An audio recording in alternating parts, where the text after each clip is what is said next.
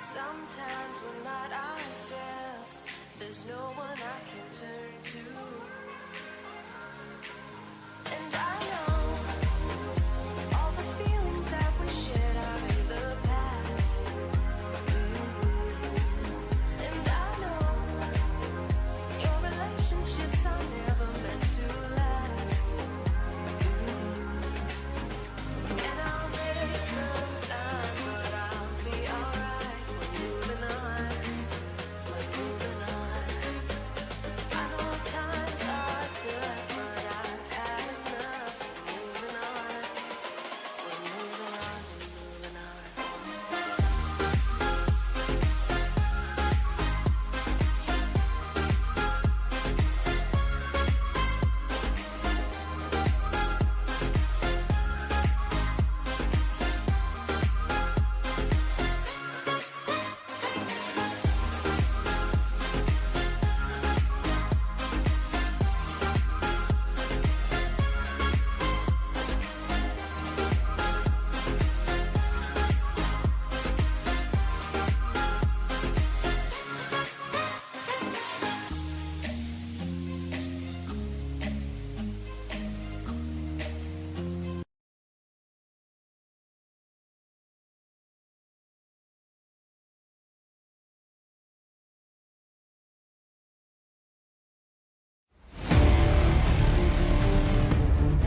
What a bowl!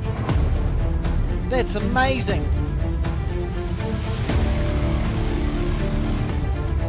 This is more on target. Got something. Close, she's got it. She's got it. Back into the ditch for 2.5. Good morning. Yes, it's still morning. Yes, good. Yeah, good morning and welcome to the Bowls New Zealand broadcast of the 2025 National Intercentre, coming to you live from the Naenae Bowling Club. My name is Alex Reid and joined in commentary today by John Macbeth, and it's been an absorbing competition so far, hasn't it, John? Absolutely, and those people who think the Intercentre is dying, absolutely incorrect, because we have had some real heart-thumping matches in which, you know, it's been down to the last bowl, and that last bowl can sometimes determine whether a team qualifies for post-section or not. So there's a lot to play for in this particular round. We'll show you a couple of games in this, and then we get into post-section. So lots to play for, some outstanding bowls from some wonderful individuals here at the Intercentre in Naenae. And the games that we are going to watch today are between Hawke's Bay and Northland. It's Hawke's Bay's Paul Harrison taking on Northland's Dean McMurchie, and the situation is this: Northland has qualified for post-section regardless how they perform in this match. Hawke's Bay, if they can win this match, preferably 3-zip, has a chance when you do the mathematics at the end of qualifying through, but I think they need Wanganui to drop a match along the way. So all that Hawke's Bay can control are the games that they're playing. If they can get 3 wins and clean sweep Northland, they'll give themselves a real opportunity of qualifying for post-section. And they've played pretty well. They've got some outstanding players here, and when you look at that Hawke's Bay against Northland, you think, well, they're not the gun provinces around. There are others who are probably more highly fancied, and yet you get a team of 7 together, and if they all work together well, then they can cause upsets without doubt. So we're looking forward to a good singles match here between Harrison and McMurchie, both highly qualified players. We've seen a bit of Harrison on our coverage in recent times, particularly from the now defunct indoor stadium in Hastings. It was both have had success in the National Champion of Champions events. Dean McMurchie won the National Champion of Champions singles, and Paul Harrison finished third equal, I think, last year, or maybe the year before. The year Jordan King won the Champion of Champions singles. So, that's right, a couple of years, yeah. They've been around. 2 different styles of game too, we'll see, so I'm really looking forward to this game. Paul Harrison not afraid to utilise the drive shot whereas Dean McMurtry he looks to smother his opposition out of the game with his draw bowls. So it should be a really interesting clash, this one. And in the top right-hand corner of your screen, you'll see the pairs match being played on the adjacent rink. You'll probably be distracted by that quite often, because involved in that is Mark Noble playing for Hawke's Bay, who sort of promised that he would be quite animated. That's not like Mark. No. Good start. And so this is Dean McMurtry here. He was involved in a thriller the previous round against the Wanganui team, where he took on Caelan Hewlett. Was 23 all. And as the timer went, Dean played a drive shot that was a bowl narrow of his target, but in the area, pinned the jack in the ditch, and resting on the lip of the ditch was an earlier bowl that Dean had played for one to win 24-23. Excellent game of bowls that was.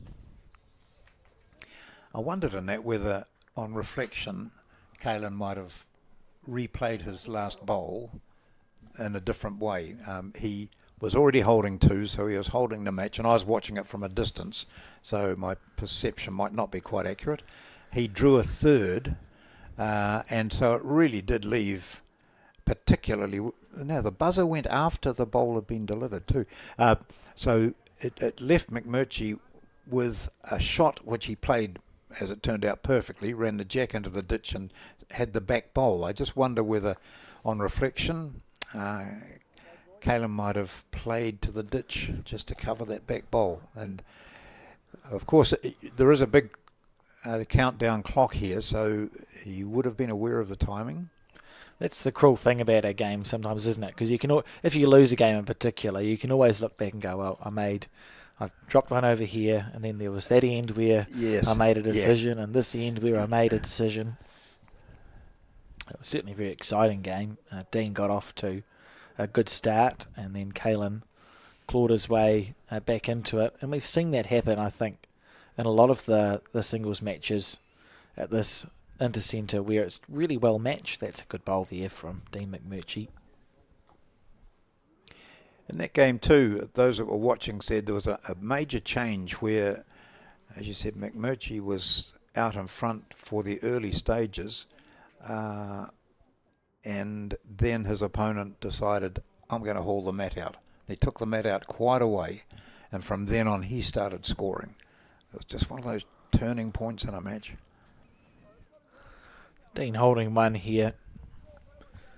Just be looking to make it two.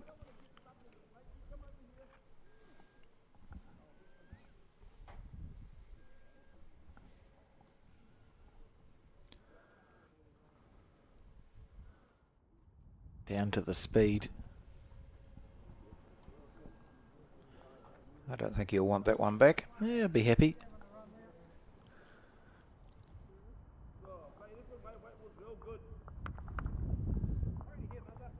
Really good support from the Naenae Bowling Club in particular.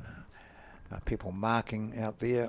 We saw Ralph Vulu marking our first game yesterday, and then when I was wandering around looking at the scores on the scoreboards, I see Ralph and his wife have sponsored one of the scoreboards. That's so impressive, isn't it, that members actually contribute a bit more than their subscription. So their names are on the scoreboard there. I see Des Coppins with card in hand, ready to mark one of the, as you see the jack go in the ditch here from McMurtry. So Des Coppins, well known in the racing fraternity, and the big screens have got horse racing going on here all the time at Naenae. So he's a very keen bowler, plays a lot with our friend Grant Nisbet. I interviewed Des once and didn't know his name because my TAB account is used occasionally for a game of darts. And I said, have you had any experience on the radio before doing interviews? And he went, yes. And I went, okay. And he spoke really well, and I thought, this guy, he must know what he's talking about. And I did a Google afterwards and went, oh, that makes a lot of sense. One of the most experienced and long-serving sports broadcasters in the country. That's why there were bells ringing when I read his name. That makes sense now. That was when there was the fire. Oh yes, yeah. It was that big Over at fundraising Foxton drive. Beach. Yeah. I went to 2 or 3 or half a dozen maybe Melbourne Cups when I was doing television stuff, and always my first port of call was Des Coppins. Can you help me out? Of all the horses still got 4 legs? You know, that was my knowledge of horses. And he was great. He just said, look, these are the horses to watch out for, John. Talk about them. Don't worry about those other ones. And unless it's raining really heavy, then bring this one into the equation. And Sounds far too complicated for me. Yeah.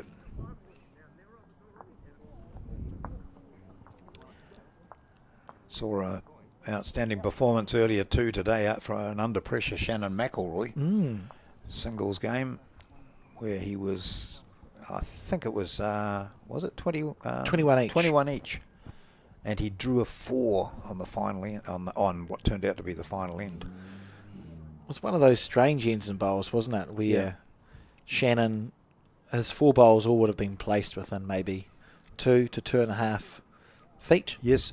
And he started off with a good bowl and then just added to it, and you could feel the pressure just snowballing on Rory Soden, who gave Shannon an excellent game, and it was with Shannon's last bowl that he just, as cool as a cucumber, got down and went, there's my 4, thank you for the game. Yep. Shook hands halfway up the rink.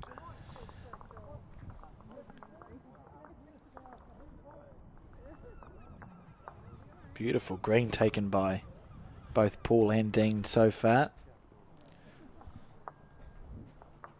Always good when you get the score correct. Dean Tours played a little bit of bowls in Australia, John. I seem to recall he may have played a couple of pennant seasons over there in the late 90s. I consider that to have been helpful for his bowls.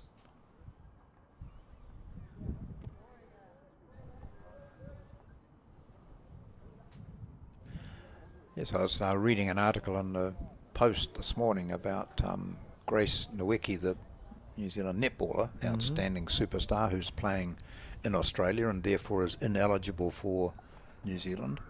No. But the same as with rugby, you know. But with bowls, it's totally different. You know, as we say, you want your best talent playing, and the players who are in Australia are enhancing their game, and it's seen to be an enhancement, a positive for New Zealand bowls, so they are eligible for selection. In fact, a lot of our teams would be only half as, the complement of players would be 50% different if we weren't able to include Absolutely players in Australia. Dean playing with some weight, looking for a split and follow through. That's a beautiful bowl from Dean McMurchie. Yeah. Absolutely perfect. And perfect weight. And interesting, watching that you'd think, oh, he's going to just promote one of the others. But in fact, he played it with such good weight that he pushed out one of the others, and his momentum carried him into shot. Yeah, the collision bowl. Yeah, that's right. You sort of forget that in your imagination of what's going to happen when a bowl comes in with a little bit of weight on. Yeah. So it's 1 and maybe 2. What's the how far advanced is that blue bowl? Well, we're not going to tell. I think thought it must be just 1. Yeah, I thought it might be a 2, but the way that bowl was kicked, I think perhaps just the 1. We'll start off with 1 and go from there. It's a long game, isn't it, when it's a race to 25 shots? Yeah.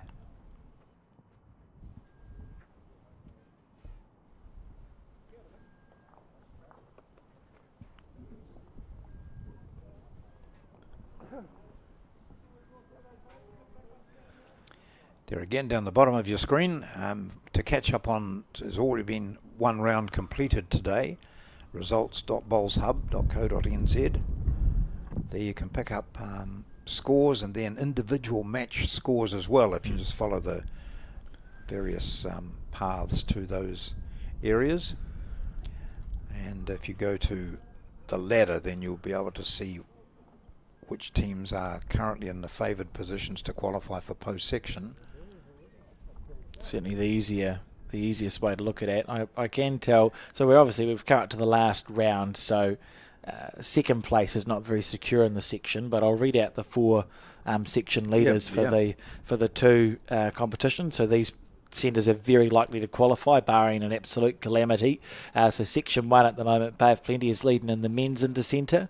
Section 2, it's Wellington, the defending champions. Section 3, this one, it's Northland who are in front. And Section 4, and this is a very interesting one, it's Far North leading. They've won four matches and they sit clear by 2 over Manawatu, who's on 2 wins, and Nelson, who are on 2 wins. So the Far North are one of the smallest centres in New Zealand, largely unheralded, unknown, they're going to top their section in Section 4. How good is that? Pretty impressive, eh? And then I think in the women's, it's also at a similar stage where, the strong teams seem to have got through. I don't think there's a Far North equivalent in the women as yet. So for the women, it's Waikato, Auckland, Bay of Plenty, and Dunedin who are in front of their respective sections. Yep. North Harbour's had a forgettable Intercentre, and that's a name that we're used to seeing feature perhaps more highly than it has on this year. Very interesting. You can find all the individual results on Bowls Hub if you want to spend some time looking to see how the separate players have gone. And while I've been looking at my screen, that's 2 excellent bowls from Paul Harrison. And here's a third coming in. Just under that will be perfect for him. And he is perfectly underneath that. Oh, that's beautiful. Great. Not quite on the jack, just past it, which is even better. He knows what McMurchie is capable of.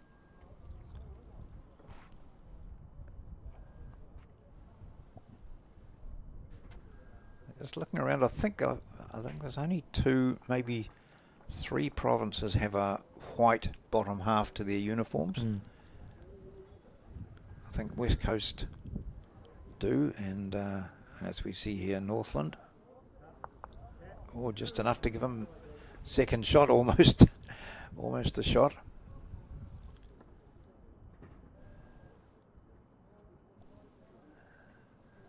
Harrison will be forced to change his hand, I think. A right-hander, so coming down the forehand side.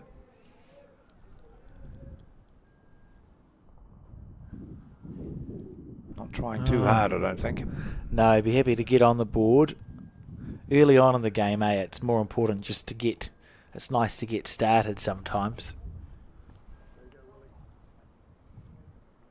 And it'll be the 1 to Paul Harrison. So 1-3 the score at this early stage. Peter Horn there, standing on the bank, just getting down. One of New Zealand's most remarkable para bowlers.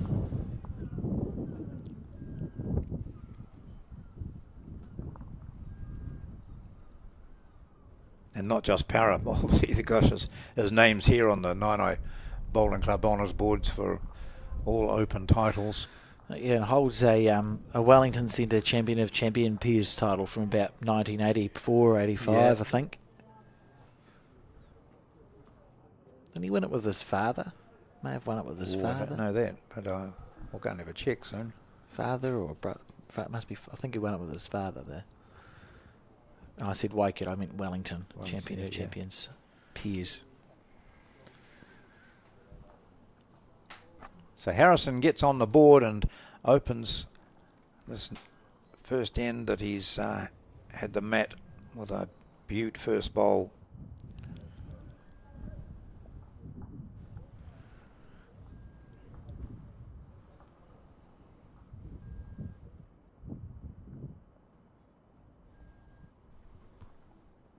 Yeah, we're in for a good battle here, you must feel. Yeah. And playing a different direction to what they were yesterday. Yeah, playing across the clubhouse instead of away from it. And the wind we expected to get right up today, and you can hear a bit of it in the ambient mic, but it's not It's not yet as challenging as I thought it might be this morning, which is good news. Was sort of prepared for some of the gusts that we've come to expect in Wellington, but they haven't eventuated so far. Solely because I spent time weighing down the cameras. You ought to do that more often. We've had movement on the rain jacket conundrum. We discovered at the Nationals that rubbish bags, the black rubbish bags, really good rain jackets. Yeah. Turn them inside out so you can't see that it's a rubbish bag, and cut a little hole for the lens, and it was maybe better than my bucket solution even. Wow, I didn't think anything would be better than your bucket. Neither did solution. I, John. No. But here we are. Oh, top bowl here. That's a lovely shot. Yeah. Gets it away very nicely, Paul, and he'll be holding one shot there. Dean, it doesn't really matter what hand he plays this on. He'll try and draw as close as he can either way.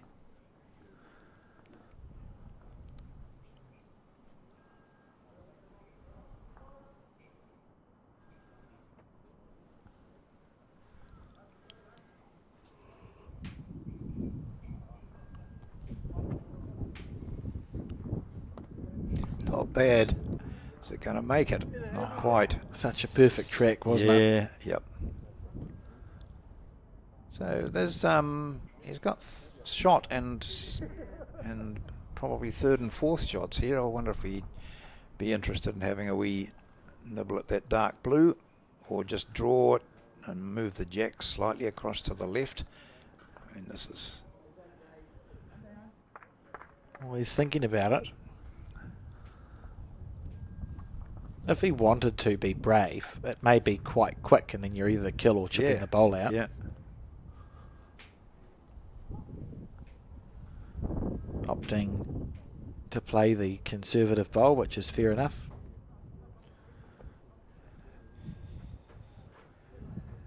Yeah, I think later in the game he might well have been a bit more adventurous. I think we will see Ding perhaps switch to his forehand now, the left of the screen as you see it. No, I'm wrong. He's going to stay on his backhand side.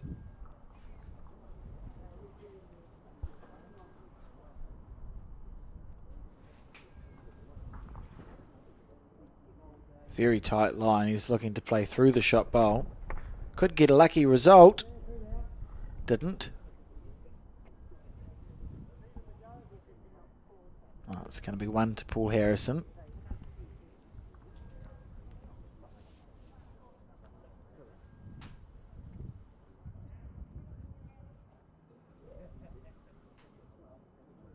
I think, yeah. Yes, yeah. No one was moving with any sort of intent there. So kick the bowls right back almost to the 2 metre. That's where the mat gets parked up.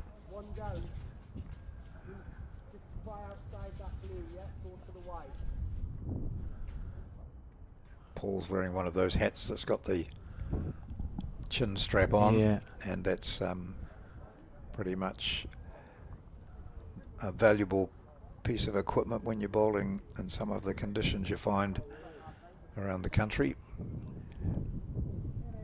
Can be very important.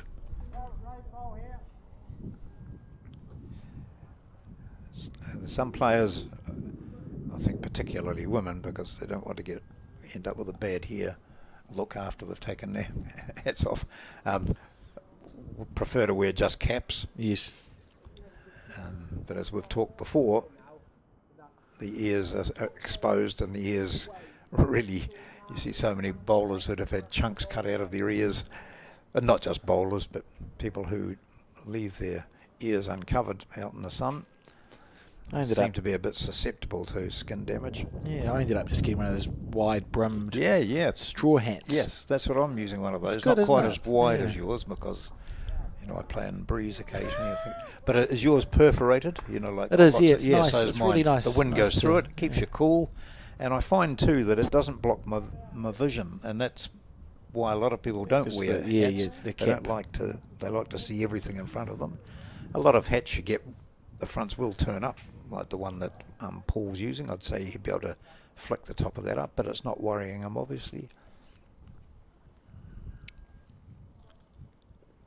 Yes, it's almost become a trademark for you, hasn't it, that hat? People say, oh, he's the guy that plays for the red shoes and the big hat. Red shoes and the big hat. It's great. What a thing to be known for. Yeah. Oh, Alex Reid. Oh, yes. Red shoes, big hat. RSBH. Red shoes, big hat. Big hat. I wonder how many times these guys have played each other. It's interesting at the Intercentre, you tend to come up against similar players if you play for long enough. So potentially quite a while. I think Paul might be from the UK, but I don't recall when it was that he moved across to New Zealand. I hadn't seen his name until the last maybe 3 or 4 seasons. He's made a real impact on the Hawke's Bay scene. Yeah. And you're right, he is from the UK. I had a good yarn to him in Hastings when he played in that Champion of Champions. And being slightly older now, I have to write things down and have them ready in front of me because I don't remember. Oh, lovely weight.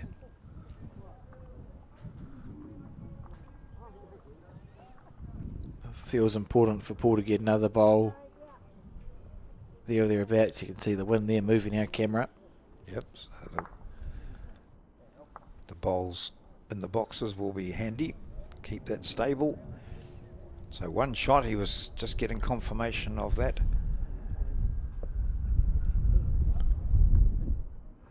Still just one. Yeah, and what he's done there is that'll stop Dean from thinking I'll just chip the ball out or go the jack, because before he drew the second or third shot there, it was quite a simple bowl for Dean to chip the ball out, you get a 3, put the jack in the ditch, it's a 2. Now it was more likely to be a draw shot. I'll wait for it to come onto screen. There it is, yep, on the right of the screen, and just trying to draw on his backhand.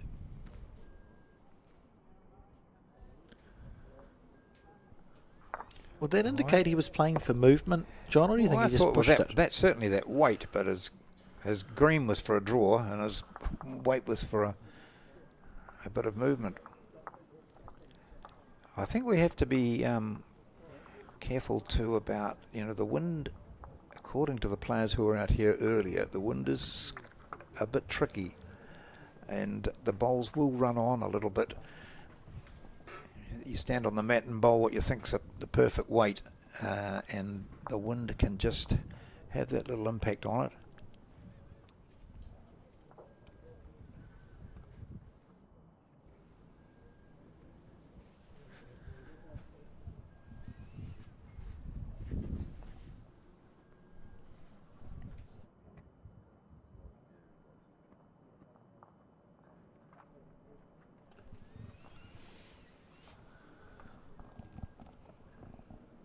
Paul leading off on the forehand.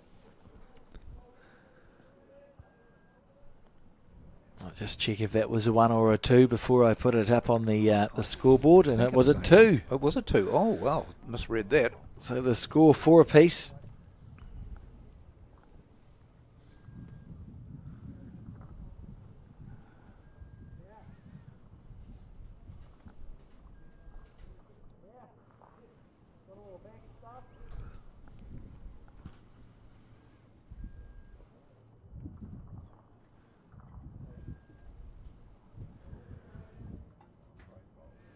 Just cutting across the head.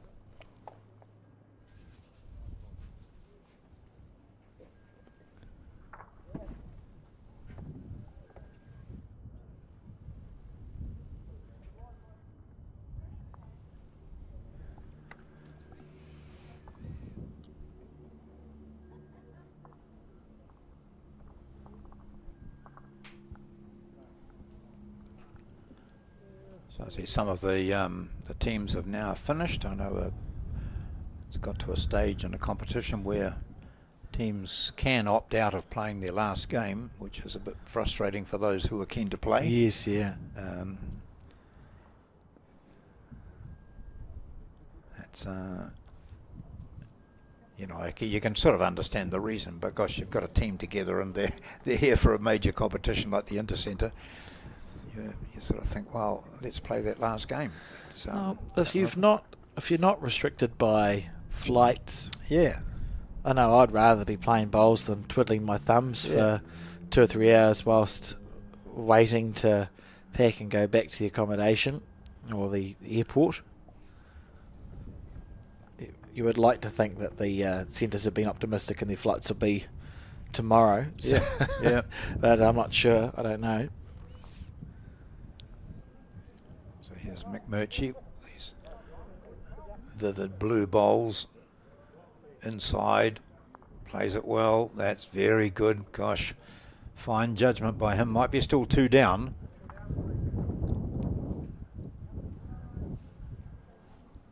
Leone Goff, the marker, steps in with the fingers. One, there's just one, so he cut out 3 there, cut out 2. Very good shot.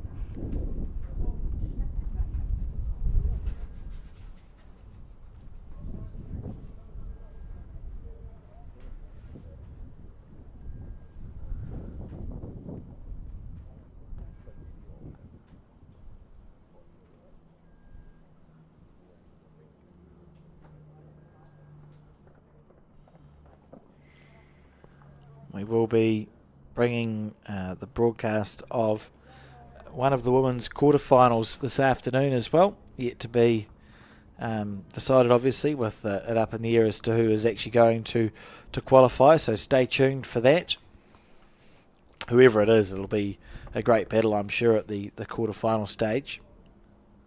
And then the women's semi-final tomorrow morning and the men's final tomorrow afternoon. We think from about 12:15, but likely potentially to be earlier than that. What a bowl from Dean McMurchie. He just sat through the shot bowl. Potentially worth 2, that shot. Can't relax against him, that's for sure. So just looking at the results in recent years. So from a men's point of view, the outstanding teams, we've talked about which ones have been prominent throughout, but Wellington won it last year with a really top quality team which included Ray Martin, Steve Ditford, Andrew Kelly, Blake Signal, Finbar McGuigan, Caleb Hope and Robbie Bird. So even if you're only slightly interested in bowls, you'll recognise those names. Auckland won it in 2022. So Mike Galloway, Tony Grantham, Nick Thompson, Jamie Hill, Marty Dixon, Aidan Takarua win that, Adam Wisnowski. And in 2021 it was Southland with Craig Tinkham, Craig Merrilees, Sheldon Baggery Harley. Prior to that, so Canterbury, Wellington, Canterbury, Auckland, Taranaki, Canterbury. So going back the last 10 years, it's really been Canterbury, Auckland who've dominated, with Wellington, with the odd appearance by Taranaki and Southland. It's interesting when you look back a little bit further. It was you get some centres that have dominant periods, don't you? So it was Dunedin and Canterbury are probably the 2 centres that have dominated the Intercentre. Well, in those early days, certainly some quite Dunedin remarkable did, runs. Yeah.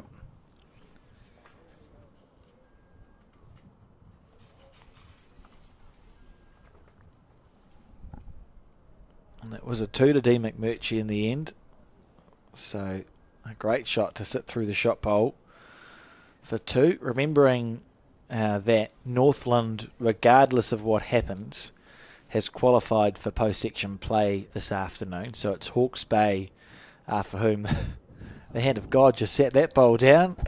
Hawke's Bay need to win essentially not only the match, but they do well to win all three games. They'll give themselves a really good opportunity of qualifying. They're still reliant then on other results going their way. Wanganui still needs to lose for them, yes, yeah.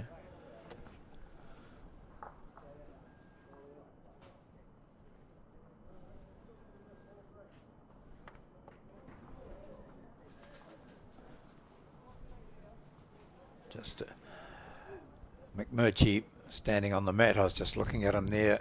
He was just so frustrated with that bowl and was sort of waving it on. Needed a good meter on that to make it an effective bowl. Now there's the breeze, quite noticeable now. Great. When someone like Paul Harrison starts to move around in the breeze, you know that it's quite strong. Gets it away so smoothly.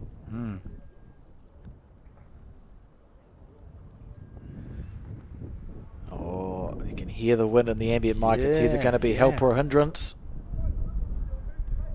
Maybe a slight help for that bowl, actually. I feel like it may have held the bowl up. But then it puts a bit of doubt in your mind.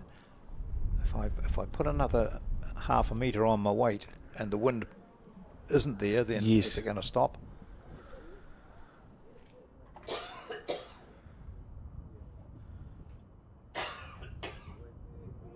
In the area from Dean, but perhaps overplayed.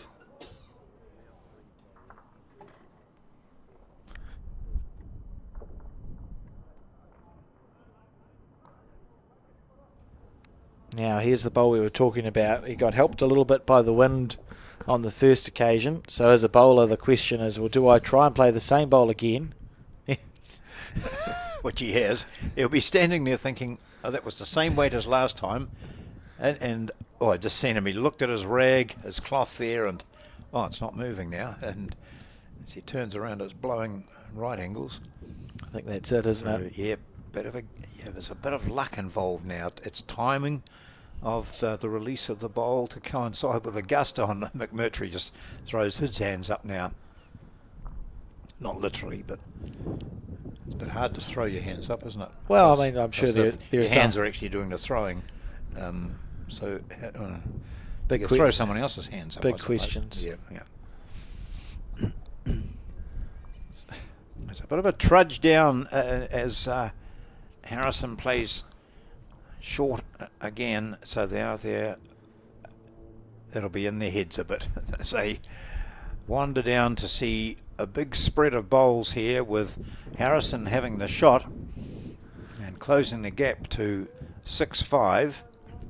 I think if you there's probably some German hands who've been thrown around before. A few little I thought it was funny. We haven't been drinking. Just that Kenya Bold tea. Yeah. The whole team went for brunch today, late breakfast, early lunch, before the need to ensure everything was set up here, so that was quite delightful. Always good to be outside of the work environment and gather together and just talk a bit of rubbish and eat some really healthy food. We're all about the health and well-being at Bowls New Zealand. Yes. And I've given them a plug before, but I must, it's the Town and Country is what it's called, isn't it? Yeah. Across the road from the Naenae Bowling Club. And look at the wind, get that bowl. It's going to take it away. But anyone who's played at the Naenae, in the Naenae region, and you've walked past the pool facility, and there's the Town and Country bakehouse or bakery. I don't know what they call themselves. Very good. And absolutely the antithesis of Auckland prices. Oh, yes. Good discussion about that. If I had that in Auckland, I'd be paying $50 for that, and it wouldn't come out as quickly as this did. And look how much I've got. Yeah, so really good. That's why the place is so busy. It's an interesting opportunity too to promote the sport. We were all sitting around in our Bowls New Zealand tops, and I was there first, and this chap just came up to me and said, you're commentating on some bowls, what's on? I'd like to try it. What do I do? Do I have to make a booking? And all those sorts of things. He was really keen. My grandmother plays, and she lives in Pataruru. That's right, Pataruru. She's 90, and she's still playing and winning stuff. So I explained to him what the story was. You just rock up to a club if there's someone there, and if they've got any sense, they will grab you and take you in and show you how it's played. And he said, how do you get better at the sport? And I said, well, obviously, practice. He said, but apart from that, I said, oh, look, there'll be coaching for you. I said, it's only the two main things are getting your line and your weight. I said, it's similar to putting. He said, I'm a really good putter. He said, I think I'll be good at bowls. And I said, okay, I'll see you there this afternoon. So he's coming down to the Naenae Club today to have a go. Oh, fantastic. Thank you for doing the that work, John. Well, it doesn't take much, does it? And some people just think about bowls. They'd like to have a go, but haven't really got the initiative or know what to do. And it's fairly straightforward for club members to do that. Big wobbly old bowl going down on the other rink. Oh, it's a four-patch. It's one of those strange ones, yeah. Not so wobbly here for McMurchie.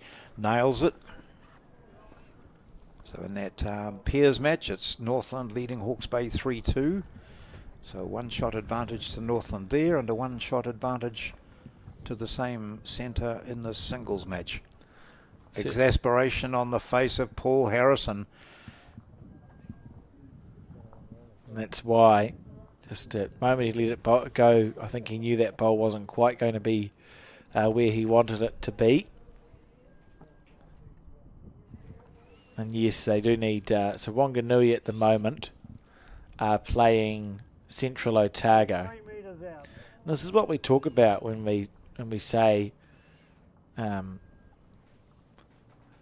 the sections in the Intercentre are quite cutthroat, because Central Otago's won 2 matches, Hawke's Bay's won 2 matches, and North Harbour's won 2 matches. Wanganui 2.5, Northland 3.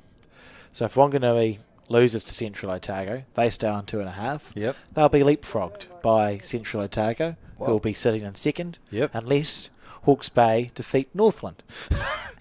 And then they would go on 3, and it comes down to game points. So there's going to be, the abacus will well and truly be out.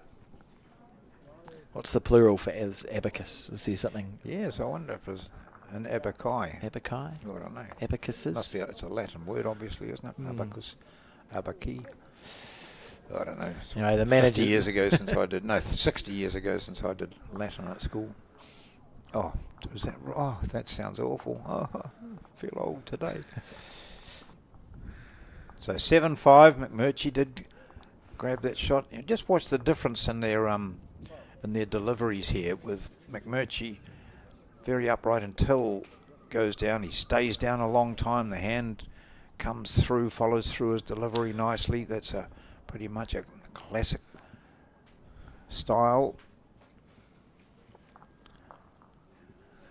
And then we look at Harrison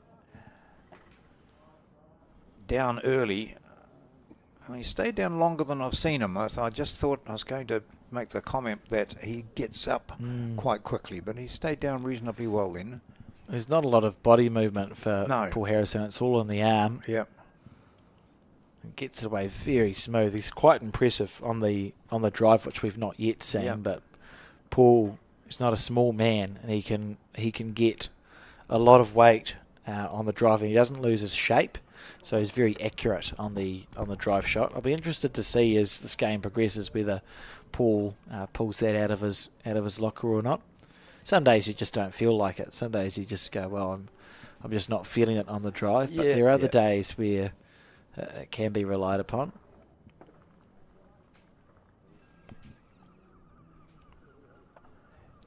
And as anyone in any sport will say, it's not so much how you do it, it's where it ends up, isn't it? If you see all sorts of swings in golf, most of them pretty much the same, but there are variations which still don't prevent someone from getting to the top on their sport.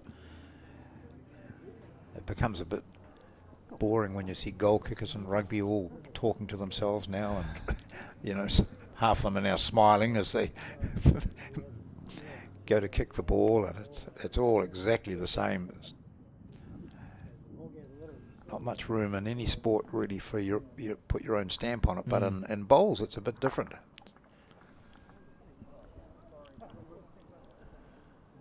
Given this a very generous line, and down to the weight now. Yeah, not bad. So that's a little bit of stillness in the air too when he delivered that.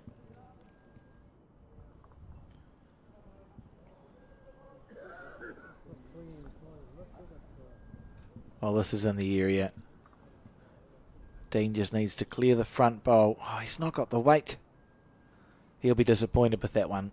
Look at the green's lovely just to sit on the shot bowl at 6 o'clock. So here's Harrison for the lead now.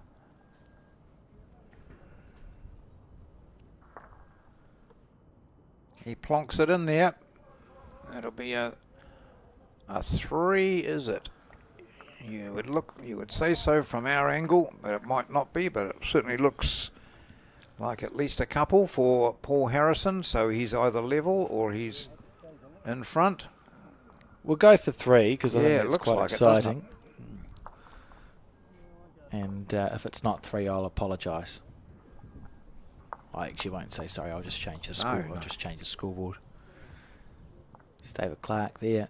That section 2 has been a very interesting one to follow with the counties team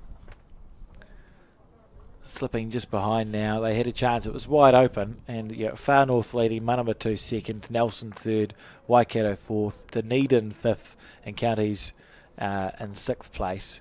But matches 1, Far North are comfortable. They are on 4 matches 1. But Manama 2, Nelson and Waikato are on 2 each. Dunedin and counties on 1. So there's been lots of every centre's been beaten. Every other centre pretty much in that section. That's what's happened here from Paul. Gee. Can't blame the weather for that one. Well, he's not wide. No.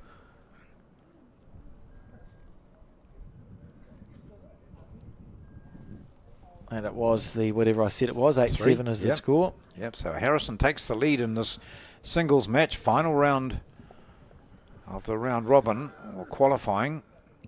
And he's saved that embarrassment by Marker picking up his first bowl. It was well out of the rink. I think he's still grinning about that.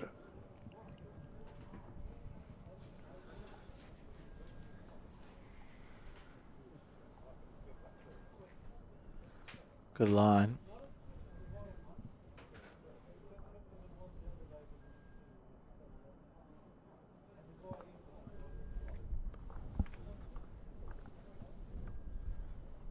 Quickly into his work, isn't he, Paul?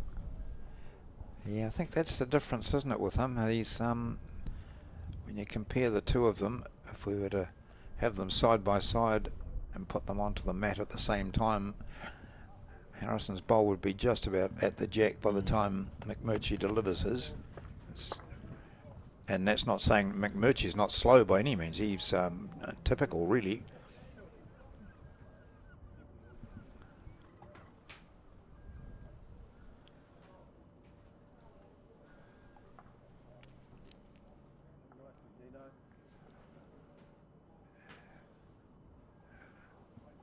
Two very consistent bowls. It goes through your mind when you pick up a number, as Harrison did previously. You're standing on the mat almost saying to yourself, right, I've got a number. I cannot drop a number now. I've got to, if I'm going to lose this end, it's by 1. And unless Harrison gets in with this one, he's in danger of dropping a number.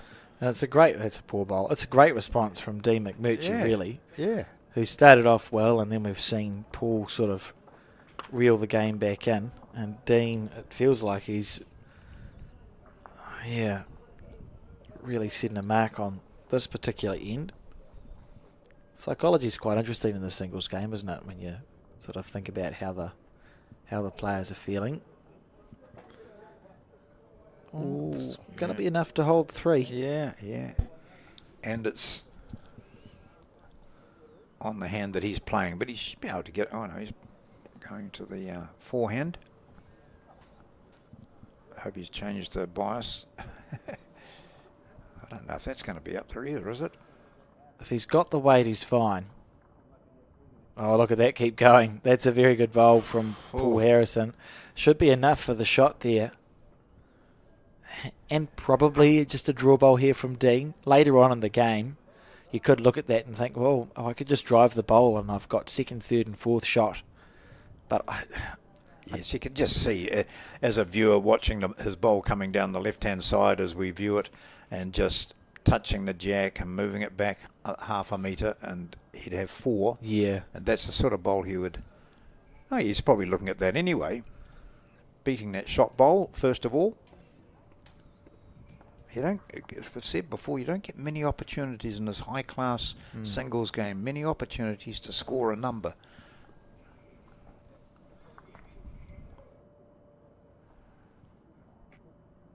Even through the shot bowl, if he holds. Yeah. Oh, that's delightful, isn't it? Not quite enough. But look at that weight. If it just slightly narrower, moved the jack, he would have been humming something, whatever his favourite song is. Bridge over the River Kwai? No? Oh, Probably Bridge over not. troubled waters. It's better. That's a better song, to be fair. Right. Well, Paul's holding on to the mat, so he's got away with that one. He played 3 poor bowls that end and sort of scrambled with his 4th shot to draw one, and Dean unable to take advantage. So the score now 9-7 to Paul Harrison.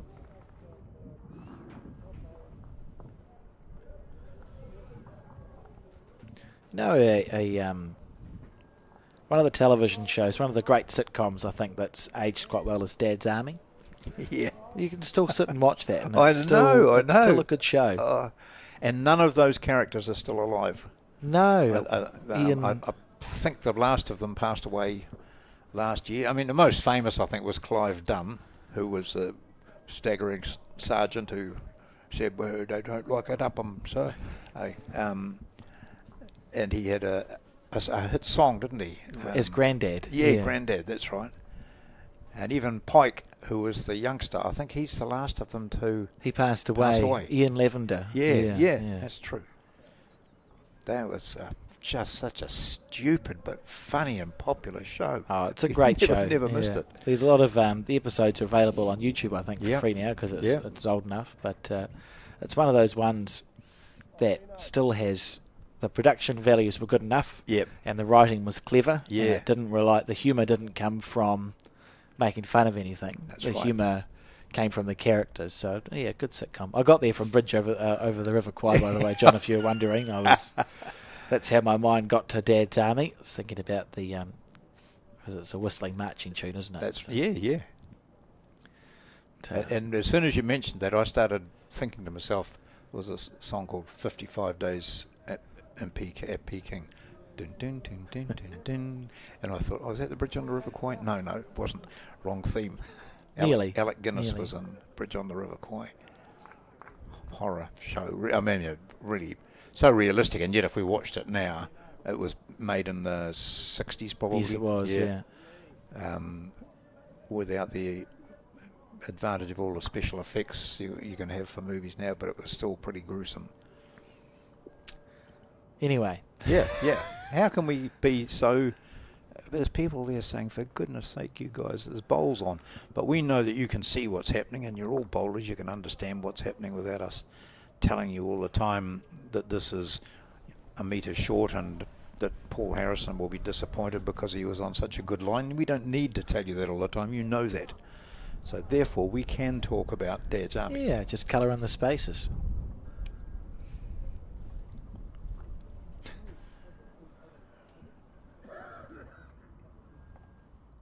I'll be interested to see if they change the length even more if the wind is having an impact.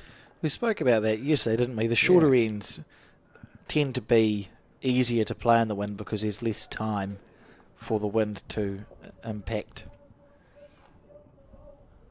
the bowls. How good's this from Paul? No.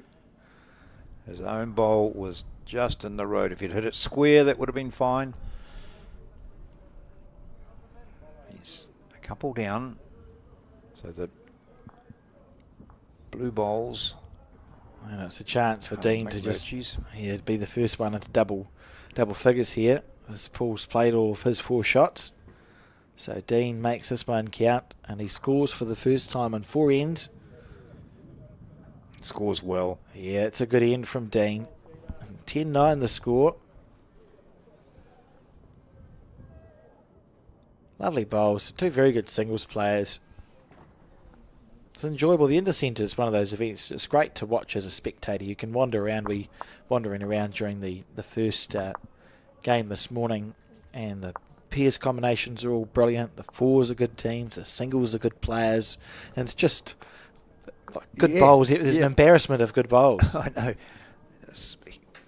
Big names scattered, and there's some big names who aren't here, such as Mike Galloway played that blinder of a shot to win the fours in Christchurch. Well, he's not here in the Auckland team, but there's still some big names there with Adam Blucher and Tony Grantham, Riker Gregory, and then a lot of the younger guys in that Auckland mob. Liam Hill, David Motu, for example. That Bay of Plenty team, which is unbeaten and therefore finishing top of their section. Paul Anderson, Nathan Arledge, Dan Dickerson, Alvin Gardner, Anthony Willey, Nick Thompson. Gosh. So there's names that if you're at all interested in bowls and have watched a little bit, you'll have seen those players in action. The Canterbury team, they did lose one of their key players in Kelvin Scott, but still have Kerry Becks, who was the skip of that losing or runner-up combination in the National Fours. Hamish Kelleher, Lance Pascoe, Hamish Wilson and Joseph van der Pennen. He's mentioned Bay of Plenty finishing top of the section, and it's interesting. Bay of Plenty, obviously it's where I started playing my bowls, and they've had I was talking to Anthony Ulay and Nick Thompson at the start, and they said it's actually been a while since we've qualified for post-section in this event. They've always felt like they're a better team than how they've performed. Yeah. I was looking back, they've won the event once in the 50-year history. It was in the year 2000. Bay of Plenty won the men's event. Clive Phillips, Lance Tasker, Sid Giddy, Merv Gibbons, Ray Noon, Morris Hickey and Wayne Phillips was the team in 2000 when Bay of Plenty won the National Intercentre. So that one win in 50 years to be special if they could go close again tomorrow. Absolutely. So Merv Gibbons is still playing bowls at the Te Puke Bowling Club. He participated in their club, maybe triples or fours, and there's a 60-year age gap between Merv and his lead, which I thought was quite impressive. Sid Giddy, he was a stunning player for a long time. And of course you mentioned there, I think Lance Tasker, did you, in that team? Yes. Yeah. He's out He's there around, he's just wandered past in front of us before. playing for Wanganui. Yeah. Of course that Bay of Plenty team today were very lucky to maintain their... Who did they play, John? They played Kapiti. They drew the peers. Can I tell you this, Alex? I mean, I haven't told you more than 3 times, have I? Go for your life. I'll pretend I've not heard it before. Right, so Kapiti against Bay of Plenty today. In the men, they were playing at Island Bay. The Kapiti team drew the peers. And then in the singles, it was 24 all playing the last. And Ule's playing singles, I think. Yes, he is. Yep. So he beat Rhys Hackins on that last end, go 25 to 24. And the 4 were one up playing the last and held on for that. So it was very close for one of the, as we talked about the teams that are down the bottom of everyone's expectations. A lot of them have really stepped up to the mark because they treat this as the high point of the season. A lot of the players don't play any of the big events, and they rock up into these events. It costs them a lot, when you think of Central Otago, South Otago, West Coast and far north and that, getting to Wellington and paying for accommodation. A lot of the players, I think, contribute, don't they, in some of the centres? Yes, yeah. The centres can't send them. But so it's their test match of the year. It's great stuff. And certainly Bay of Plenty have deserved to win the way they have against teams which included not just Kapiti Coast, of course, but Canterbury and Auckland were there, Wairarapa and South Canterbury.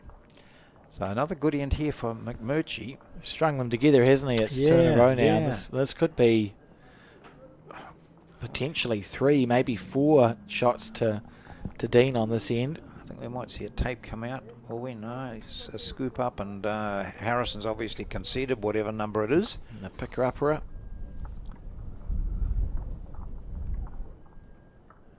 See Paul going over to the board. It was a 3. Oh, gosh. So 13-9 the score now. This is where you have to be careful in the singles game, because you can afford to have an end or two off. Paul's now had 2 ends where he's not played as well as he would like to. You can't really afford to continue that, can you? No. You keep blinking and suddenly you could go from 9-7 up to 15, 16, 17, 9 down. That's a long road back. You'll be keeping a close eye on that score that you can see in the top right-hand corner of your screen. You see his team is leading 5-4, but only 7 ends played. That's in the pairs, and the 4s are playing away over to our right as we view it. In fact, if you look, probably be behind, you'll see the 4s. There they go, and an action over there.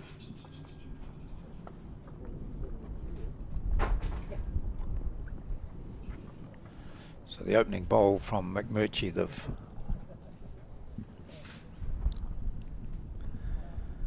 Beautiful green. yeah, we've seen a lot of that beautiful green. We've seen a lot of pretty ordinary green too, so we're going to hear from our outstanding co-commentator Peter Thorne shortly, and I'm sure he'll fill us in on what effect the breeze is having out there.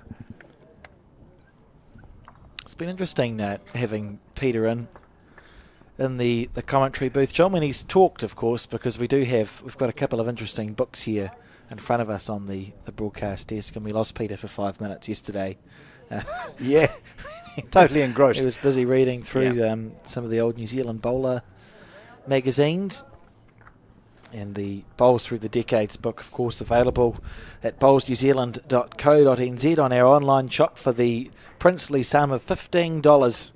And I think we have maybe 12 copies left. So if you would like to purchase a Bowls Through the Decades book, which is a celebration of 100 years of bowls in New Zealand, perhaps do it sooner rather than later, as birthdays and Father's Days, etc. come up and go. I'm sure people will be purchasing that book.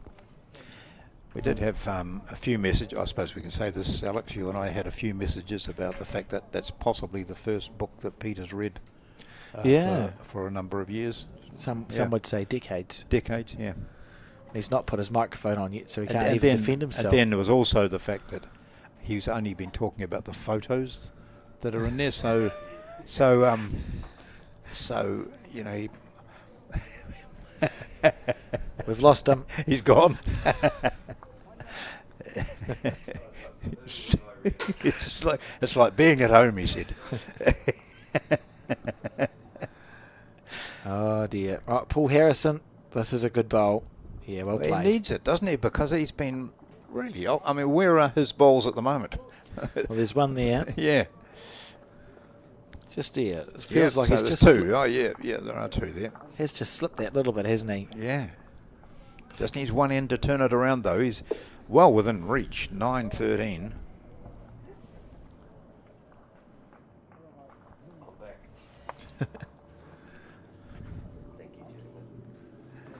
Needs it to hold. Oh, good try. Not quite to beat.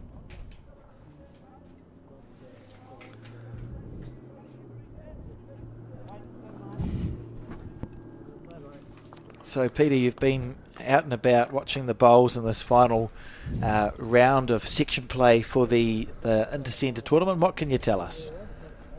Well, I don't know if I should be saying anything after the way you guys just talked about me then, but only nice definitely. things. Well, what's actually happening out there, the viewers will start to know what's more likely what you guys have been saying. The wind has actually picked up, but the pace of the green is just outstanding at the moment.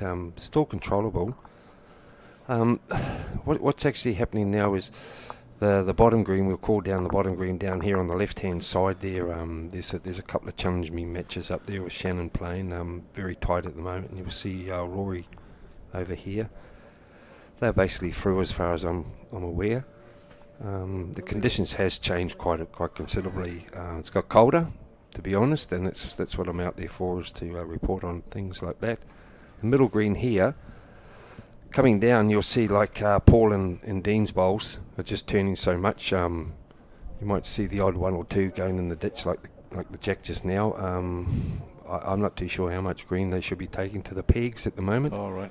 They're going out. I think Alex was saying the other day, Colin actually saying he used to use the scoreboard, and that was actually what some of the green they should be taking at the moment. They're just whooping in, and if you cut your green, you're going to be crucified. I feel the top green there, which is the one right at the right-hand side, that's actually, I feel at the moment, is being a bit more truer and kinder to the bowlers at the moment, just because of the weather conditions. So which side are you talking?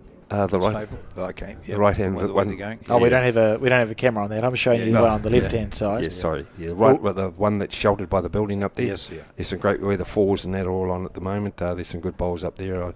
I just see Peter Bellis. He's up there. It's great to see Peter here. With the team there, and most people would think he'd be skipping, but he's actually playing 3 at the moment, directing the head with the guys there and leading well up there with his leadership. So there we are, and I've just seen a couple of the ladies come in from the other areas. I see the Waikato girls are here, so looks like they're through. I don't know if you've been talking about anything else. Must say about Dean. Dean was up in Auckland playing in the last event up there with the 7 other centres that we had, and Dean was actually playing the pairs, and he got swapped around, and he ended up taking out Tony Grantham and Jamie Hill. So he's a very good singles bowler in his own right, Dean.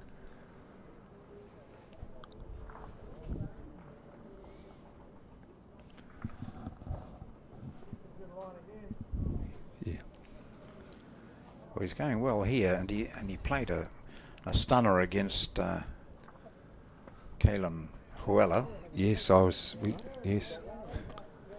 It's quite a bit. So this is what I'm saying. The green you're taking, it's brilliant. Beautiful bowl. Satisfying to watch, isn't it? Oh, it is. What do they say? Green and weight. Yeah, That's all it is. Well, they started bowling. The first couple of ends were quite long, and they've certainly shortened it up, I think, because of the wind. Well, yeah, that's what you tend to do too, there, John. It's a nice draw here again. Yeah, it's less margin. Where the other way you're fighting. You play the longer lengths if you're behind quite considerably, and then you're going to just hope you pick up your 3s and 4s. But when you got ends like this, it's more controllable.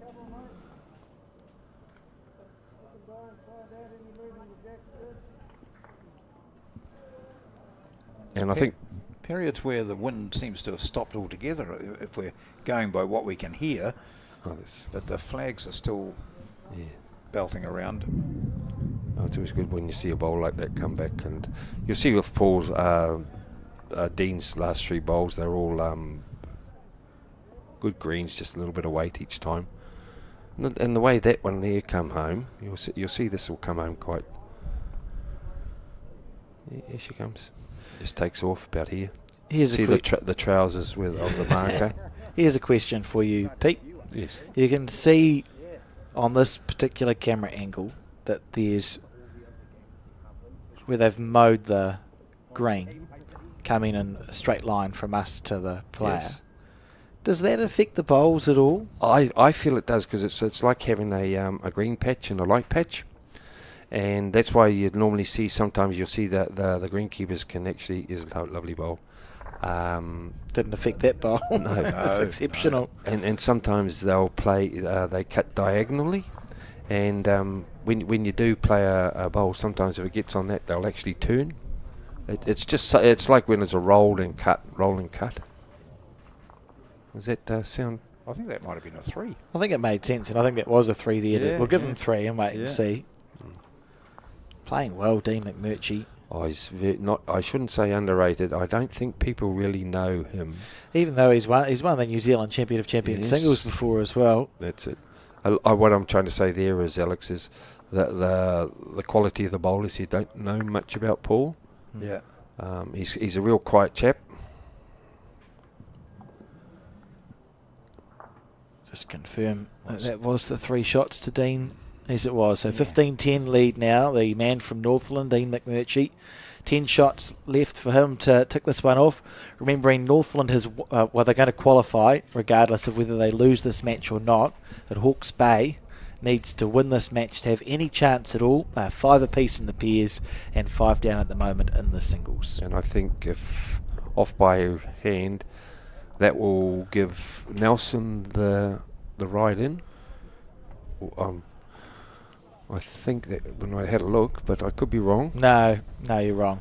Okay, so who's going to jump? Who's going to jump in ahead then? So Wanganui is at the moment half a match in front. So if Wanganui win their match at the moment against Central Otago, Wanganui and Northland will qualify in this section. And Nelson. If Wanganui, Nelson's another section.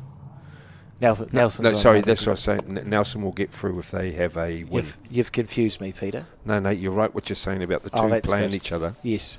Are we talking about another section? Another now? section, Oh, yes, okay, about well, Nelson. That's then, right. Then we're both right. And Dunedin's gone. Cool.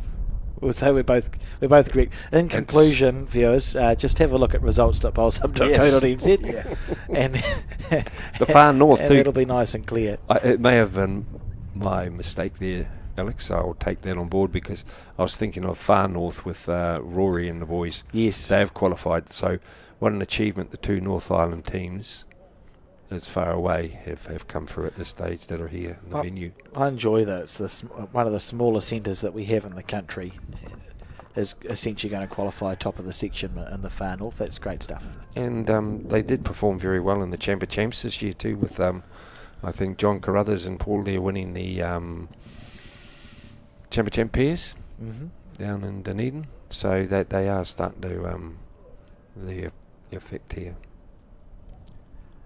I know there's been a suggestion put out by a prominent bowler who's not here, suggesting that, to truncate the tournament a little bit so that some teams aren't here playing on the Thursday and others aren't, is to maybe amalgamate, join up. Far north with Northland was one idea, and yes, West Coast with Buller and so on. Well, I don't think Northland and Far North would be interested in the way things have gone, eh? Oh, you're 100%, John. So you're always, while there's good ideas out there, well, they certainly parochialism and provincialism and everything that I don't want to play with them. I don't want to mix with them. We want our own team. I think it's important too to understand that success looks different for different people. So for some centres, success might be, success is us winning the New Zealand Intercentre. For other centres, success might be, we want to make an impact here. We will get a couple of scalps. We'll beat some centres that no one thought we could beat and make a difference to the overall result. And as you've spoken about with your Kapiti Centre, John, it's exciting for players in the lesser known centres to get close to those scalps or to take those scalps. And once you start divvying an Intercentre up or combining teams, I think you lose those little special moments where we could point at 100 times in the last 50 years where a smaller centre defeating a bigger one has made a difference in the overall outcome, regardless of whether that smaller centre goes on to win the event. Well, I think, while I bang on about Kapiti, but it's the women's team, which is in a tough draw with Nelson and Auckland as two of the teams. They're lying third going into this round, and if they win their matches and results go their way, they could end up qualifying, which would be, it's pretty impressive for small centres such as that. And then in saying that too is, if you really look back over the period of time, the major centres do come through and win it all the time. If you have a look back, I've just a short one from here is say 2012, Auckland, Dunedin, Canterbury, Taranaki, Auckland, Canterbury, Wellington, Canterbury, Southland, Auckland, Wellington. So really none of those provinces that are coming to that are playing well now are actually at the end finishing off. But this is going to give them their little rev up that maybe in the next year or so, and not saying this year, they could possibly win this the way their form is, And the point being, what is success? That's it. That's exactly what I'm just saying. Doesn't have to be winning. And it's like the other centres. Well, some of those names you've mentioned might not qualify this year. Well, that's exactly so right. Won it, but and that's where those minor unions come in and say, you know what, we put an end to Wellington women, for example, were struggling for 2 or 3 matches earlier. I don't know what their situation is now, but teams are out there hunting. They go hunting for the big names. Righto, they don't expect us to win this, but let's give them a shot. And this is no disrespect to the smaller centres like up the far north or Northland, where they got to pay their own way to get here. And don't take this wrong, Wellington. You guys are sitting here, and you haven't had to find your airfares, accommodation, and all that to get here. That's just my point, where these guys are actually trying, and what we're trying to achieve is promote the game. We don't want them not playing because they've got to have playoffs. We've got to give everyone a fair chance at this. I know you're going to have like you're trying to bring A and B and C and D or whatever, but hey, just chuck them all in the big pool, and why fix something that's not broken at the moment? I think that's why there's a bit of disappointment that some teams have decided not to play their last game. You sort of wonder why, when you're at an Intercentre like this, you've worked hard, it's your pinnacle for the year, and you say, oh, well, we can't win it, so, or we can't qualify, so let's not play this game. I can't. Anyway, each to his own. We can go on and on. I think back to the bowls. Yeah, these two here on the TV rink here, and Dean's up to play. And there's the Northland boys there, right up there. They'd be very happy with themselves at the moment. So again, we're seeing and watching this, you'd be thinking, are these guys any good? Look how far away they are from the jack. But as Peter has mentioned, it's the wind is having an effect out there. They're bowling shorter ends all the time. That would be almost, just seeing with the matters, it's almost minimum length they're on there. And I would say even like a length like this, it'd be running about 15, 16. That's because a bit of a wind assistant. That will just take off this. The jet got in the way of the I bowl. jumped out in front, but he might be holding 2 shots. I can't see my angle, but he could be two up, but he was still looking at 2 down, and that's how much the bowl was turning. And that was with the wind holding his bowl. It wasn't as if it was the other one there where they were taking a rink and a half. The only just one, I think. There's a big finger measure going on. One here. We can see that head just out in front of us, out through the commentary box window, and I'm pleased we're inside at the moment, because as you can see by leaning off the marker, it's getting a bit cool out there. It was starting to pick up when I was out there, and I think you've done very wise, Alex, by the bowls holding the camera there. You may see there on the where we've got the bungee cords, we could say, Alex. Yeah, I was pleased I bought 24 of them. Yeah, otherwise you'd be up for a bit of a please explain. I'll be very disappointed Monday if a camera falls over. Well, what have I got with you? I've got a bit of water. Needs it to hold. Yeah, you got to touch that and turn it. Goodness. It was a great effort.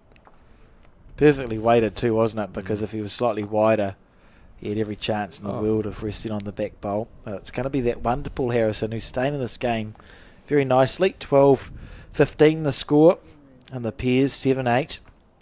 It's a credit to the green staff here, like this morning here when we were here, Alex, about 10 to 7 was still a bit dark, and they had about, 7-8 people. Brilliant to see, yeah. It's a credit to the club and the members doing this for the bowlers. It may look nasty out there, but we're not going to get any rain, I'm pretty sure of that. Better not rain.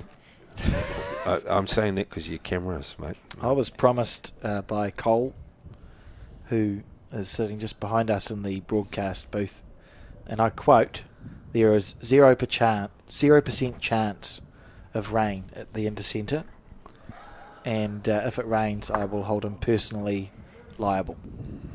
Good. Now these are the ends. You got that, Cole? Yeah, we got a thumbs up. These are the ends when you've been struggling a bit, that you want to try and jump in and get a 3. Yeah, yes. You've altered everything in the last. You've been playing those little lengths, but I've noticed with Paul here, he has favoured that narrower hand, and this is what tends to happen if your weight goes off. You can look pretty ordinary. Where the way Dean, I think he'll just continue on the big swinging hand. So Matt's about 3 mats out, maybe. That's about all. He's just might only be a couple. Yeah, he's So pretty much maximum length. Oh no, he's going on that hand as well. We'll see it come onto screen shortly. Where are you, Dean? He's going to sneak in. Well, if he hadn't got the feather, he probably would have finished very close to the jack. The weight's perfect. I just thought coming the way he's been playing the windy hand, he's finding that more of assistance for this particular bowl coming home. Trouble is playing the hand that's where the wind is. This what I was just going to say. Wind can duck, and then your bowl wind will drop, and your bowl will duck. Where if you're playing into the wind, it will just keep drawing more assistance coming home. We'll see if either of them opts for that. What is their forehand? So now you chuck it out a bit wider. That's what happens. Yeah. And where's it gone? Well, that's... See. Yep. Oh, it's working out to be a brilliant call from Paul Harrison, who's working his way back into this game. He's delivered a long end. He's played one okay bowl and one poor bowl, but Dean McMurtry at sea at the moment. And that's why I was saying, Alex, you just play to your hand that's assisting you. You know, all you're doing is fighting to win. This will come home for him here. I suppose you only have to be close, closer than the opposition as well. You don't have to play brilliant bowls. So that's holding. He's probably holding 2, maybe 3 there now, Paul. When it's windy, those bowls are very good bowls because they look so easy. And this is what I mentioned before. That if I grabbed the jack, I would have chucked the long end, and then it would have. I think He's coming out. Yeah, he's come back to his favourite hand. And spending 2 bowls on it. Yeah. That's a good time to make a decision, isn't it, on your third bowl in a game of singles? Yeah, that's your duck. I think he's still got 2.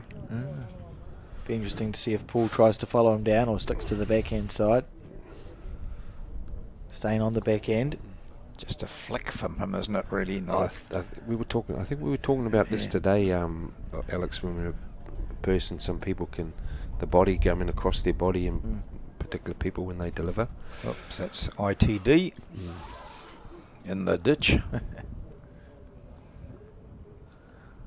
Right. Here he is. Here we go.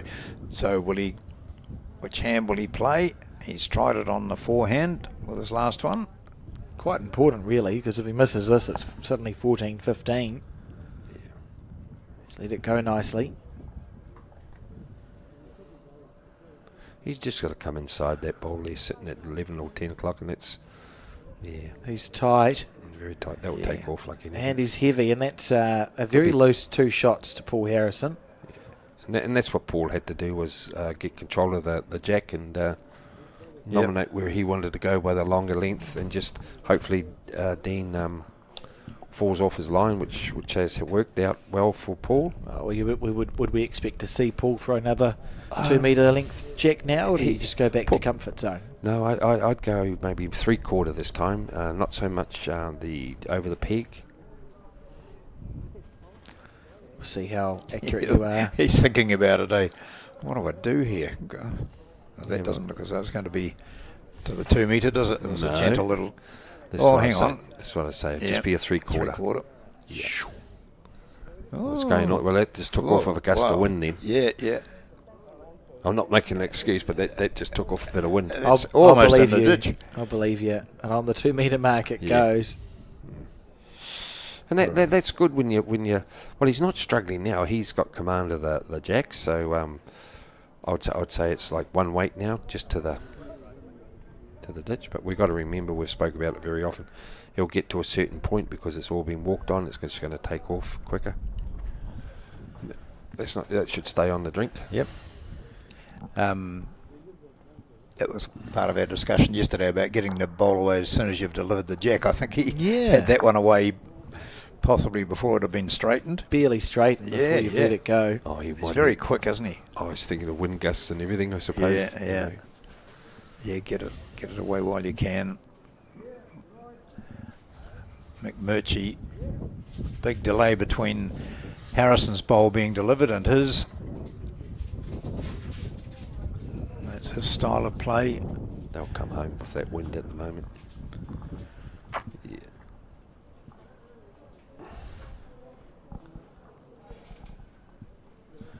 He's still a couple of metres short, you know, really. Yeah. Two mats, 3 mats.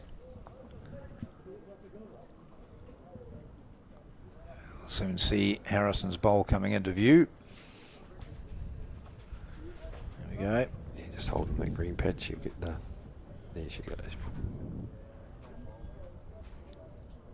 Our mark has been very good in this game. Been standing well to the side there with those 2 white lines there. That gives an indication where they stand, or They outside can't that, stand. Yeah, that's right. outside the zone. So Yeah. it's good for us. Where if it was the pairs with old Mark there, we wouldn't be seeing much at all. Wow, look Yeah, at that that's- from Dean. yeah. And that's that long length, so it's just Yeah. you know, you're hoping your opponent isn't going to get to it, and you're more mentally tough. That it's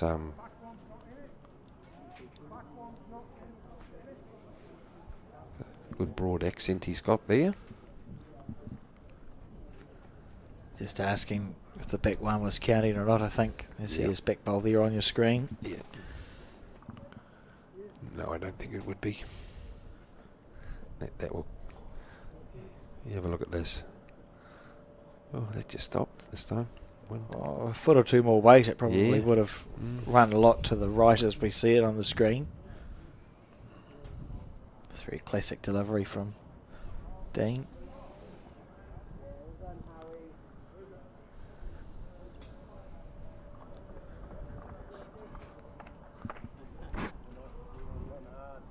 Lovely effort if he's got the weight. Oh, it should count, mate. It should count if it is. Yeah. It's actually a big bowl here by Yeah, yeah. It's on its way. Reaching those 2. You've got to get just... Oh, is that right? What did I just see it go around there? Or is that on Oh, the it other rink? Oh, here we go. he's going to get wooded, I think, mate.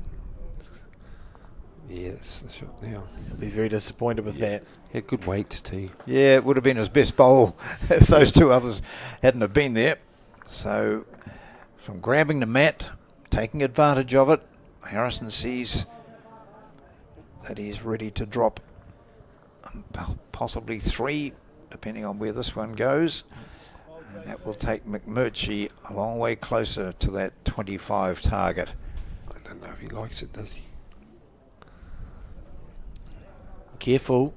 Oh, it's gonna Oh, he go- could go all the way around. It's going to Yeah. be a 2 there. Yeah. Lovely Jack bowl. Jack level. 2 or. Actually, it's actually quite cold out there when I was there. You'll see most of the spectators have all got their jackets and jackets on. There's quite a few in the clubhouse watching now. It's been a Saturday afternoon, and a few of them have played their club ties, and now they're starting to come down. And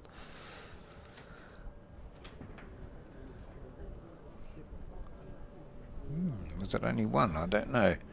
They don't give much away. They just chat to each other and kick the bowls away. And Harrison goes up to do the board, which indicates that McMurtry won that end. But whether it was 1, 2, or 3, we don't know. It was a 3. A 3. Yeah. Well, that's a huge moment in this game. And Paul will be gutted because he was just feeling like he was getting some momentum going. he'll pull the mat right up now, I'd say. Oh yeah, he is too. He's going to play a ditch.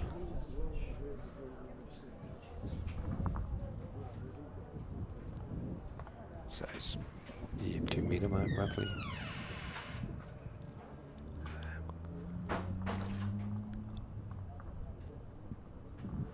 So you can see where the mat is there. It's only about 5 mats back from the minimum line. He sent the jack down to almost the 2 metre mark. I wonder if he'll stay on the windy hand, where I say the windy hand, the hand that's more of an assistance than that. He got himself a little bit into trouble with those 2 bowls on the narrow hand. I was Yeah. quite interested to know why he might have Oh, it's gone to that narrow hand for the long end when Yeah. he'd been playing it so well. Oh, gee, this is ditch weight. Yeah. The trouble is, John, too, is you see the narrow hand, you think it's left margin of error to Yeah, the jack. yeah. So your own mind thinks you have a little bit of a brain fizz, and you think it's actually easier. but you're in the laps of the god because your bowl actually waves. If you could understand what I'm saying, it's on its line, but it can actually move out half a metre to a metre. Yes. And then you can lose your weight control. But I know Paul is playing it well, but Dave isn't. That's the advantage at the moment.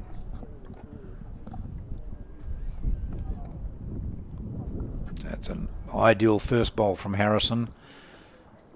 He said that's an effective bowl first up. So he's put the jack up here. He's fish out of water at the moment. So this where Paul's got to hammer another one in and just don't even think that's there. Just play the same hand, buddy.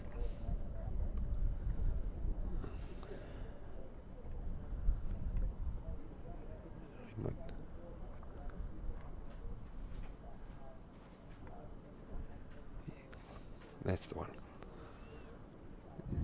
So many bowlers just think it's in your eye, but you just play as if it's not there. It's so far away. You've got to play a real ugly bowl if you're gonna. Yeah. That's what I'm saying about the wind, how it can actually hold you up. So he actually played the line inside that. Inside that blue one. Yeah, just inside. that was it. Yeah. While it was inside, it Yeah. just suddenly zipped across, didn't it? Yeah. And that's what happens when the weight does come off with a tighter hand. But you haven't got time to he's- experiment, have you? You know, That you've will just run gotta off with the players all stepped on. You Have know. faith in your bowl, yeah. Yeah. So he's looking quite ugly here. He could actually might drop a 4 here. This is a big bowl from Paul to just whack that other one in there, and then put the heat red on Dean. Yeah, that's the same track, so he'll be right. It's hanging around. Yeah, good bowl. Not too much to sit on.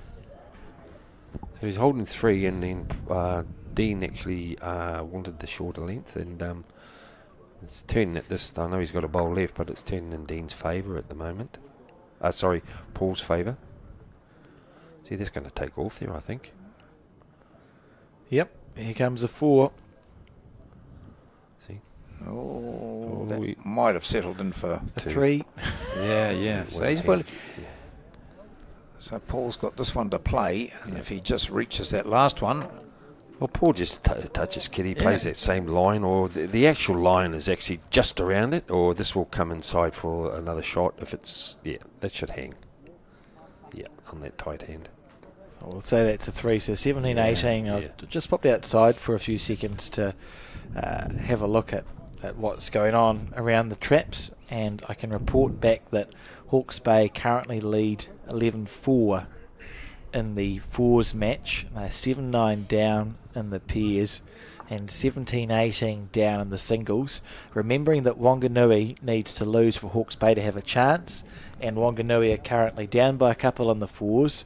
There's 2 the difference in the singles, and I think 7 up in the pairs. Wow. So right on a knife edge, Yeah. this is balanced. Yeah. Could be a very exciting finish. You've done my job. Yeah, in 5 minutes. Yeah. you've done very well. And I made myself a cup of tea. It was just, Cup of tea off the coffee. and and I'm sure our listeners and viewers would have heard that I made myself a cup of tea. I mean, where's the there's no I in this team? team. That's There- right. There's a lot of I's in this team. there's no iron team, but there are 3 eyes and individual excellence. Mind-boggling, you say? You're a rocket scientist. And one unselfish. You're a rocket scientist, Alex. That decision by Dean to win the end and take the mat right up and shorten the end, done instantly because his opponent had gone for long ends, and yet he'd won that long end. So, and on the previous end, while he wasn't all that accurate, it's sometimes I feel that you just change it for the sake of changing it. Well, he actually, by pulling the mat up about 3-4 metre, well, more Yeah, than yeah, he put long way that up. metre up about 6, Yeah. and it actually put him off guard. And this is where I'm saying with Dean, he's more controlled when he's playing these little shorter lengths, and he's playing that windy hand, the one that's going to help him draw. Yeah, but he didn't. He didn't, and No, that was just a bit of a brain freeze, as Yeah. I call it. Yeah. Bounced back nicely on this end, though, hasn't he? of With his course. first bowl. Now, yeah. And here's a good bowl coming home too, if that's over. And yeah, and that's what we're saying. You need a pinch at a tick and you're gone. But it's a good cover bowl there, he touches the jack, he could end up with 2, and he's got a good second there, so he's got shots in mind he can play than trying to dead draw if he's in trouble. He's actually got the advantage. It's Dean at the moment that's in a bit of trouble if this doesn't come home. See, there it comes. Lovely, isn't it? That's great.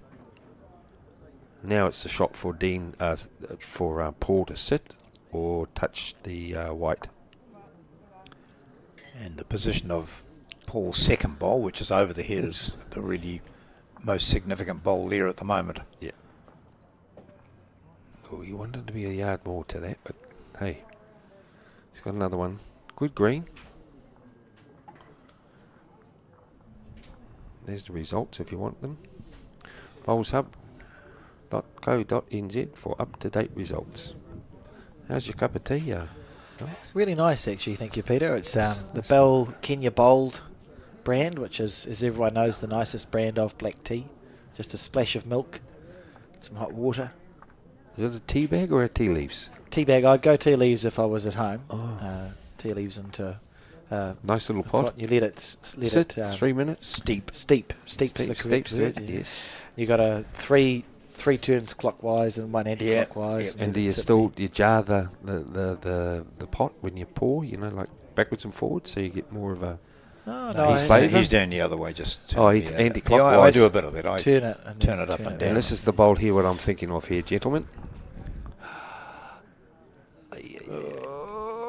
Oh, lovely effort. He's played it with conviction. Yeah, that's great. How'd it go? Well, he's thinking about how the head was built up then. And that bowl actually stayed on the rink too. So it's his but last bowl, fourth, unfortunately. Yeah. He's not yet been in front at any point in this match, Paul Harrison. He's clawed back to be within one shot twice now, and every time it's Dean who is able just to wrest himself back away. So single there. It's McMurchie of Northland leading by 19 to 17. Looks close to finishing, but remember, it's first to 25.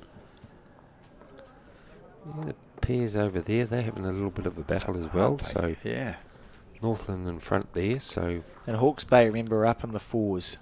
So they just need to get up in either the singles or the pairs to win the match, and then cross all of their fingers that Wanganui lose to Central Otago. Or perhaps even if they drew, that would be of benefit. The managers will be doing all the mathematics, I'm sure. yeah. It can be quite stressful, can't it, Peter, at this stage as a manager or a coach, when players are looking to you for information as to who's doing what and by how many. correct. And you have to be on top of how the lads are all sitting. Yeah, you're 100% there, Alex.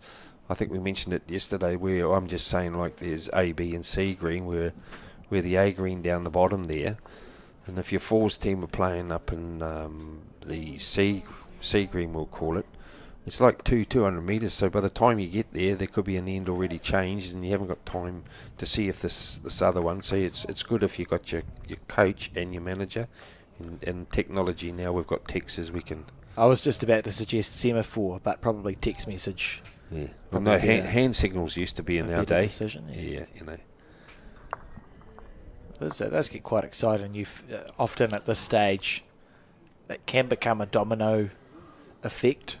What your singles player wins, and then the pairs or the fours go, oh, the singles players won their game, we'll try and get back up, and you can see the wins domino through. Yeah.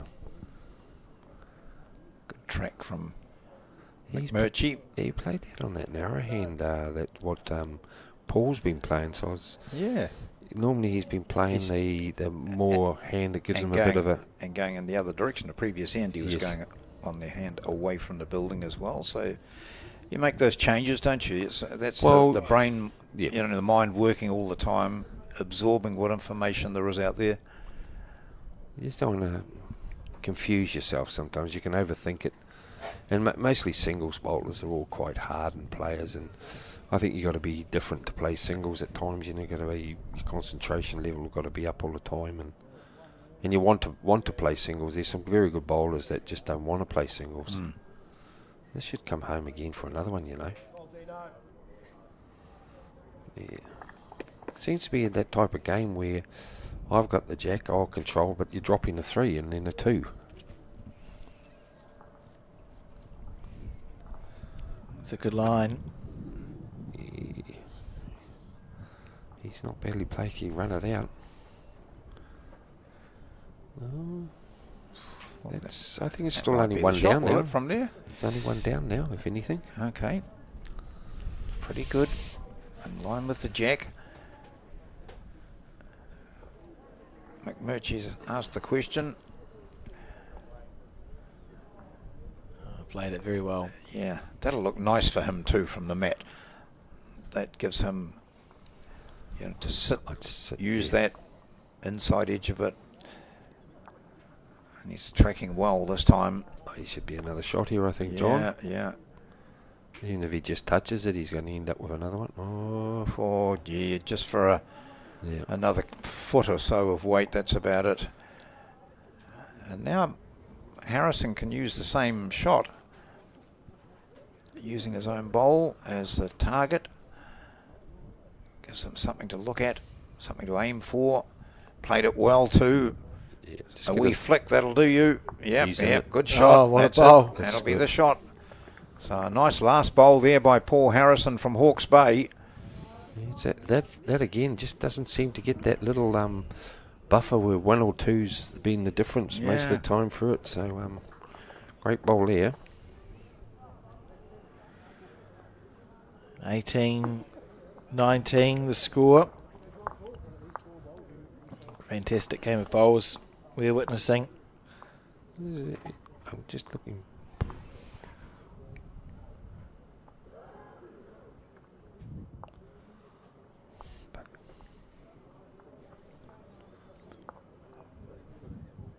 It's all very tense here at the Naenae Bowling Club, as it will be at the other host clubs around the place. The pinnacle of the domestic bowling season. This could be all over sometimes if you look at it, Alex. Sometimes 2 ends, you know, grab a 3 and a 2, the game's all over. Mm-hmm. I'm trying to find a result. What would you like to know, Peter? How the other sections that are away, but I'm going to go on my results.bowlsub.co.nz. That's it. You've got it. There it is. You've got it. I'm right onto it now. Technology. I was just looking at it on my phone. You could have asked me. Well, just what's your one there for the Capity? And ladder is the easiest place to look for the overall standings, and you can go through matches for the individual results. That's a good bowl from Dean McMurchie. That last round there for Bay of Plenty, Auckland and Canterbury is very vital. And the means. Yep. Bay of Plenty through between Auckland and Canterbury.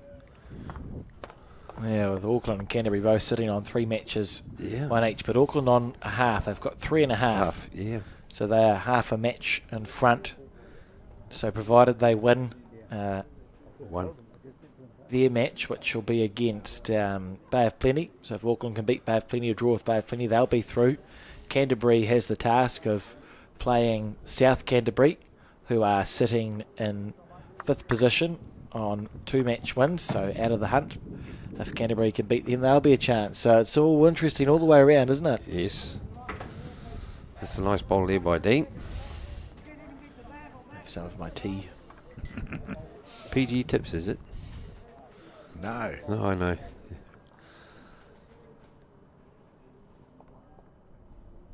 There's a good tea called Denby, isn't it? You're right there. A loose leaf tea.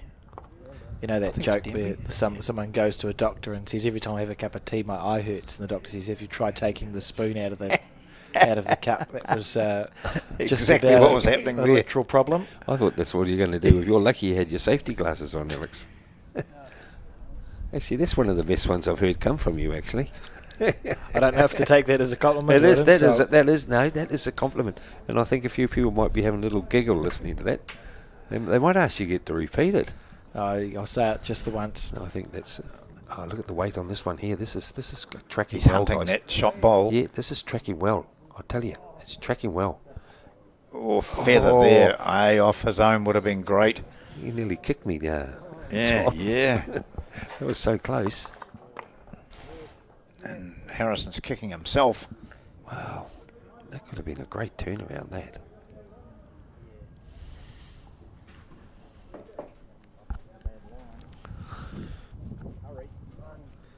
This is where you really want to make it hurt more from Dean's point of view. You know your opposition's just been very close to playing a very good bowl, so you want to go, I'll rub some salt into the wound and draw a second shot.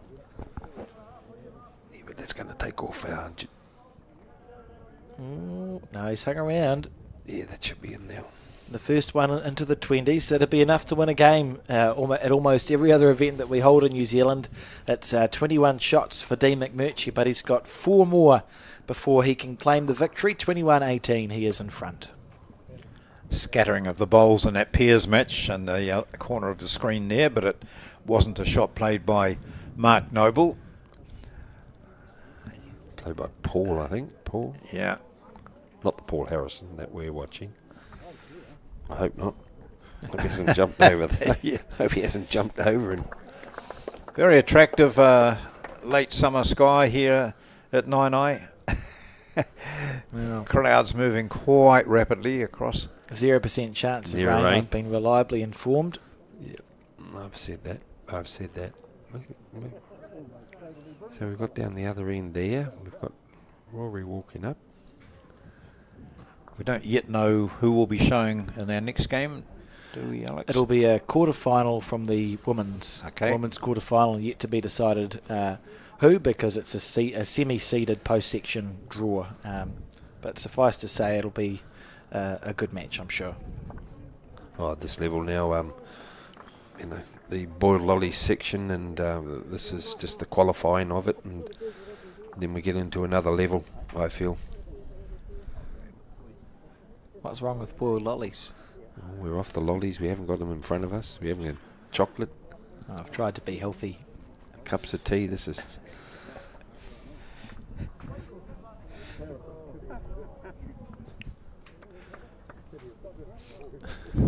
John drinking water. I'm drinking water.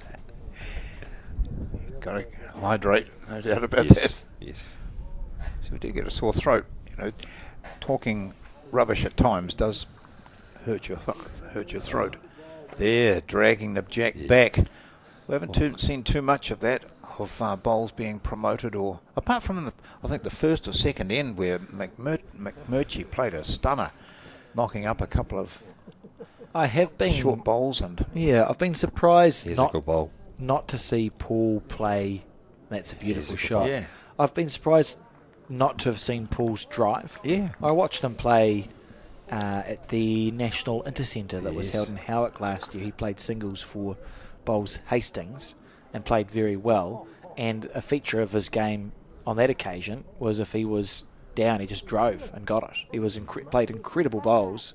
I sort of expected to see that a similar aggression come through in this game, but we've not seen it from Paul. He's been content to play shots like this where he's just drawing beautifully I to the suppose jack. too that the heads haven't been very compact, have they? So that he hasn't been Yeah, true. sitting with 3 or 4 shots down and there's a target. Everything seems to have been, because of the wind effect, quite spread around. Well, this would be good if he can reach. He'll be around it. Yeah. He'll come on this dry stuff I keep saying about where the guys have been walking. And that's good. the That's different nice. lines. That's the different lines in the wind, guys. The last one, he was actually inside that front bowl up there. That's at 1 o'clock, roughly 2ish. He came inside it. This time to draw the backer bowl, he actually came around it. it's got McMurtry thinking. Oh, I just go it. You might reduce and take one out, you know. That's how I'd be playing with the wind. It's very hard to dead draw it. On which hand, Peter? Mate, with the way you were talking before, I would just smack it as long as I can hit it. Yeah, he's got It wouldn't really forehand. worry. He's not express weight. Well, when the weight comes off, it'll duck. Yeah. Coming Where into is he? view here. Willing that to two. He's not going to. That was Half and half. yeah, that was a merry shot. See Well, an opportunity to take the lead here for Paul Harrison. Doesn't mess around, just fires it and starts walking. Is he around it again this time? He's under it, but this will be still with his weight. Well, might just be enough to give him a third shot and He's the three. He's equal. He's got three. Yeah. Well, that's the tidiest we've seen for a while. There's 21 all in this first to 25. Hawke's Bay against Northland. And that's what I say. That was 2 different lines getting to that. Yeah. 3 actually, because he had to go around the bowl last time. The second shot.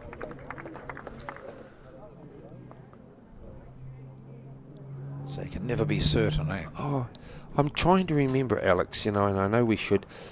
I'm not too sure if Paul has played a lot of bowls in Scotland. I'm just chucking. It's not wild. He's from the UK. Yeah, I can remember when he was playing. He may have represented something over there. One of his, you know, like we've got an Auckland Centre, County Centre. He's been around the traps. I'm confident on that, but I'm just not too sure where. And this is what I'm saying. Some of the people don't know how good these bowlers really are. You know, like we've talked about Dean, what he's done, and Paul, he's been around the traps, and he's got a little sniff in here now. He's been a very good bowler. Yeah. Have you noticed he's playing the swinging hand and a narrow hand? Up, down, up, down. Coming down, he's playing that tighter hand. No, but coming. Oh yeah, the other way he was coming. Yeah, that's the narrow right. hand. Yeah. And this, you know, like Paul's got to make sure this runs out because it's giving. See, that's a great bowl.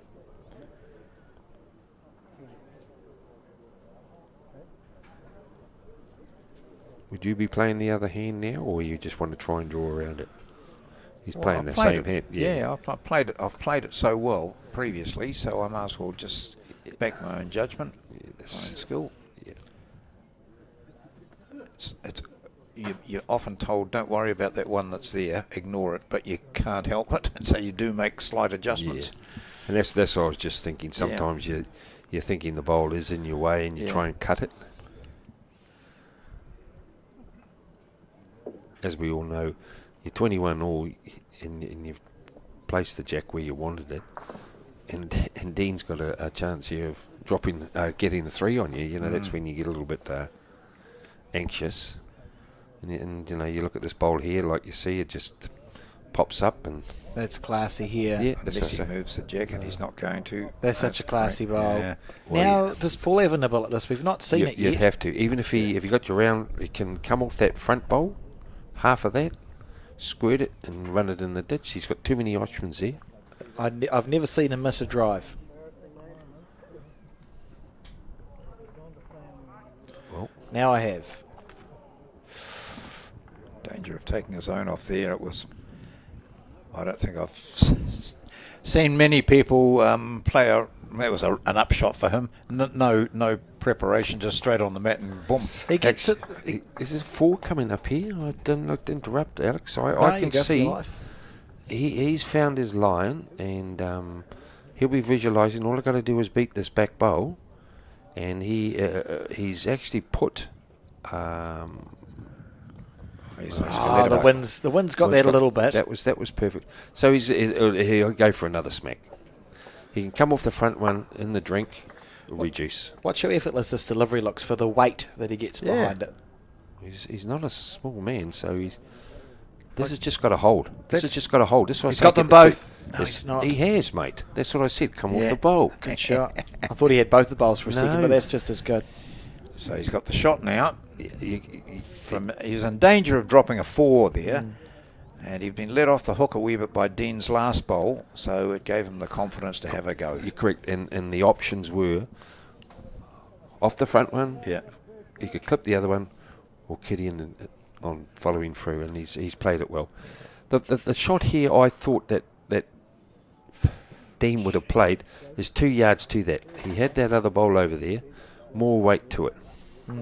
You know, nothing to lose. You had a Surprised to toucher, see him fall short, to be fair. and your front bowl's a toucher. Maybe still on a bit of shell shock after Paul's bowl. So it's going to be one more to the Hawke's Bay representative. And for the first time in this match, after 43 shots have been scored, it is Paul Harrison who finds himself in front here, 22 shots to 21. Well, now you can say you've only seen him miss once. Yeah. Because he hit it that time. It was a beautiful bowl. It just amazes me. I watched him play, like I said, at the Inter Club. It appears as though there's no effort. It's not a huge amount of effort. He doesn't lose his shape. It's just a little movement of the arm, and the bowl comes rocketing out of his hand at 100 miles an hour. Very, very effective. I think he's put the jack in the ditch, has he? He has. And maybe a bit of adrenaline there from Paul just over delivering the jack. So Dean can place it Dean's very taking well. the mat back. Not up. Yeah. So will he go for short end with the mat back? Let's see.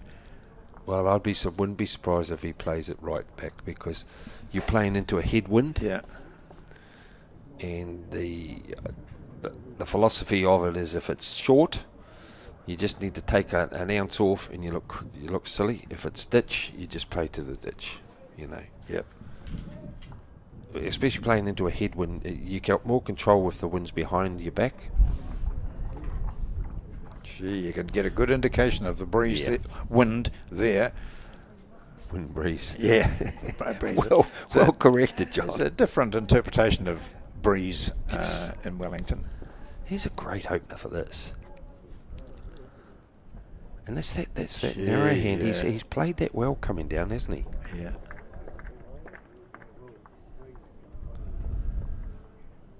That's always a great bowl when you fought your way back into the game. You're one in front. You only need 3 to go out, and you got landed one right on it, and you've got your opponents following you down. And Hawke's Bay, your teammates are ahead in the pairs. Yeah. And probably were ahead in the fours, weren't they, when you had a look last, Alex? That's correct. So it's like a clean sweep. The three games. And that's all they can control to Hawke's Bay to give themselves that chance, as they knew they needed to try and clean sweep Northland, who've already qualified. Northland can't be knocked out of the qualifying position. And Wanganui having a close battle against Central Otago. I think Wanganui might be up now in 2 of the 3 disciplines. And if Wanganui can beat Central Otago, they'll qualify in second position, because they are one half of a match in front of Hawke's Bay and the other 2 centres on 3 match wins. Or something like that. Yes, I was just looking at that other match, the pairs match there, and Mark Noble often just looking across at the scoreboards alongside of him, which is Wanganui Central Otago singles game, and Piers a couple of boards down, so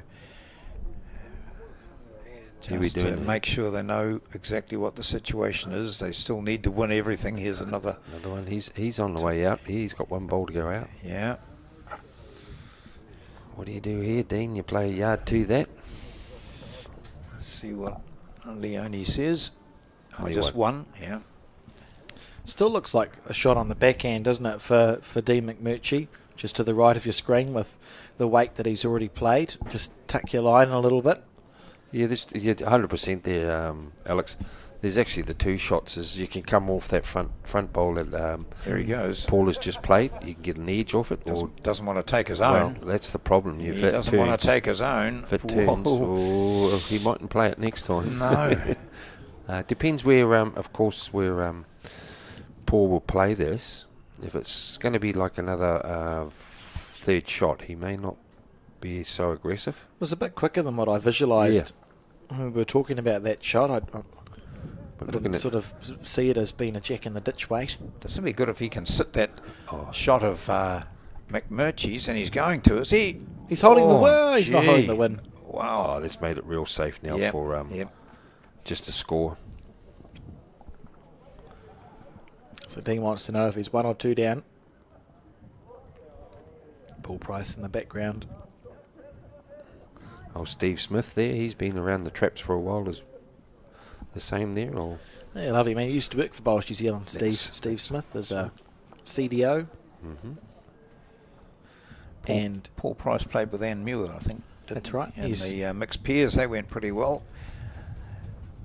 got to the quarterfinals at Yeah. Central Otago in the last 16 this year. And Dean, having a look at this, what's he looking at, Peter? I'd play that same shot that he played before. There's more options. You can come off the short bowl there at we'll say 2 o'clock. If he is a bit wide, or he's got the actual shot bowl of Paul's there. And if he just drags it back nice and quietly, he gets 3 shots. So everything's on as long as Got options. He's got options, yes. Sounds nice and simple.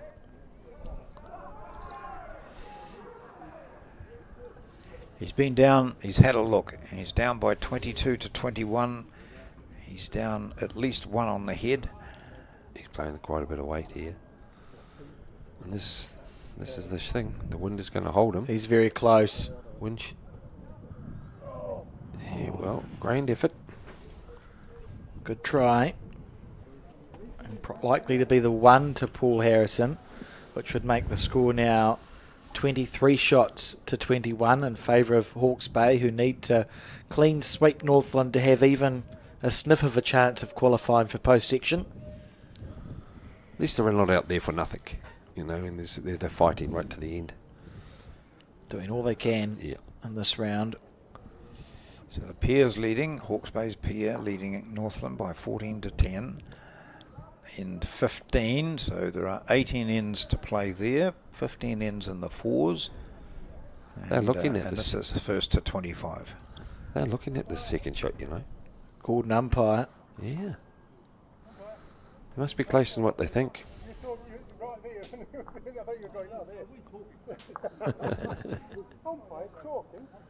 Umpire's talking.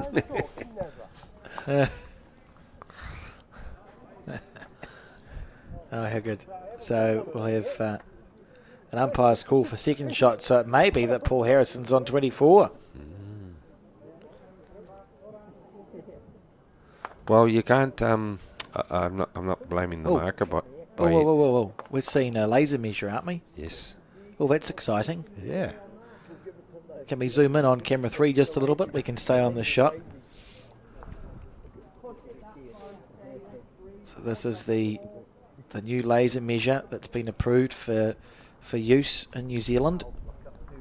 So what happens is you place those wedges on the bowls that you want to measure, and then you point the laser at the little white circle that you see, and it can record a number of measurements. It's not just the 2 measurements. It can record a number in its memory, and you can see which is closer.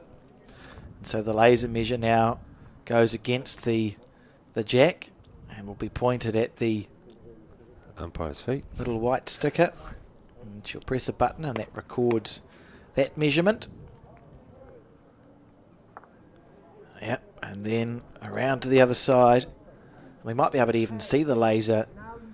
I probably can't show up on the little white Might do, dot. yeah. Who would ever have thought there'd be people at home watching that has come to this in lawn bowls? I love it. It is. It's great. Technology is here for us, guys. Oh, look what you do. Move the jack.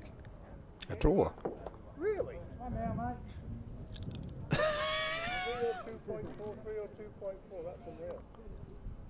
It was a drawn end. Yeah.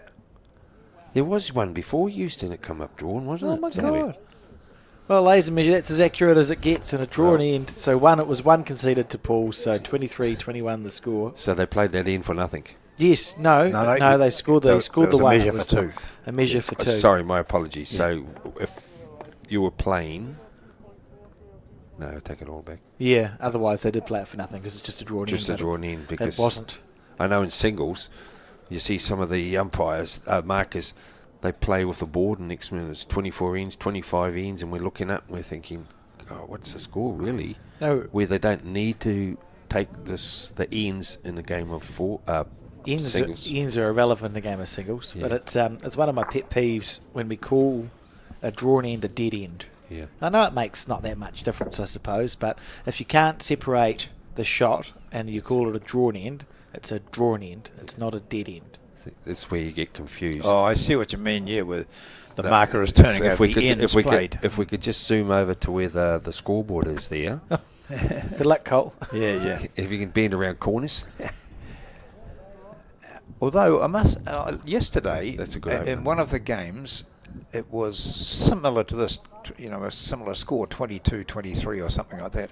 And I asked the marker, how many ends have they played? Because I wanted to know how many ends had played, not because it was relevant to the game, but you can get an indication of how tight the ends have been, can't you? Like, we've played 27 ends and we've only scored 35 points. Wow, it's been a tight match. Well, normally what will happen now, the marker will ask for another card because there's not 25 ends on it. But you can see how confusing it is if you were up at, just say, on that C green, and you're looking over at your player.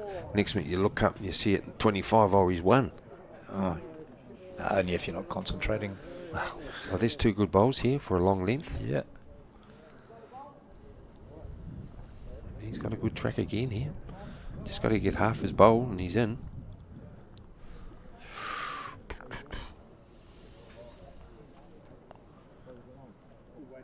What do you reckon there, boys? I think he's got two. I would say, holding 2 for the win there.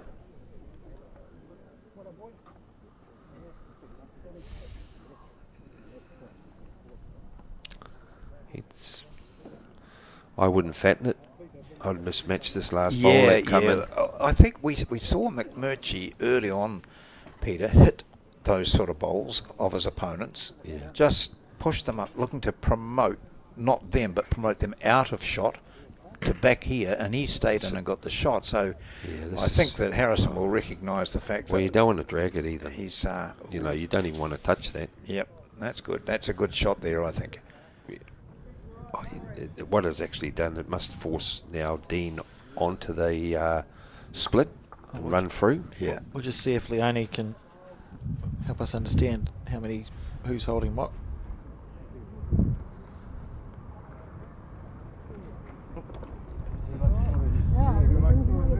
Good luck. Get some help from Oh, Noble. Noble. And if you wanted help from anyone. 2 and a look. Yeah, 2 and a look. Wow. I'd play a little runner down to those two. Yeah. Try and follow through, get the squirt. And, if you play it right, that bowl there will come back onto this back bowl and you'll come through with the kitty. A drive would be ineffective, so he's got to play more of a yardage to it than just like a clunk shot and follow through.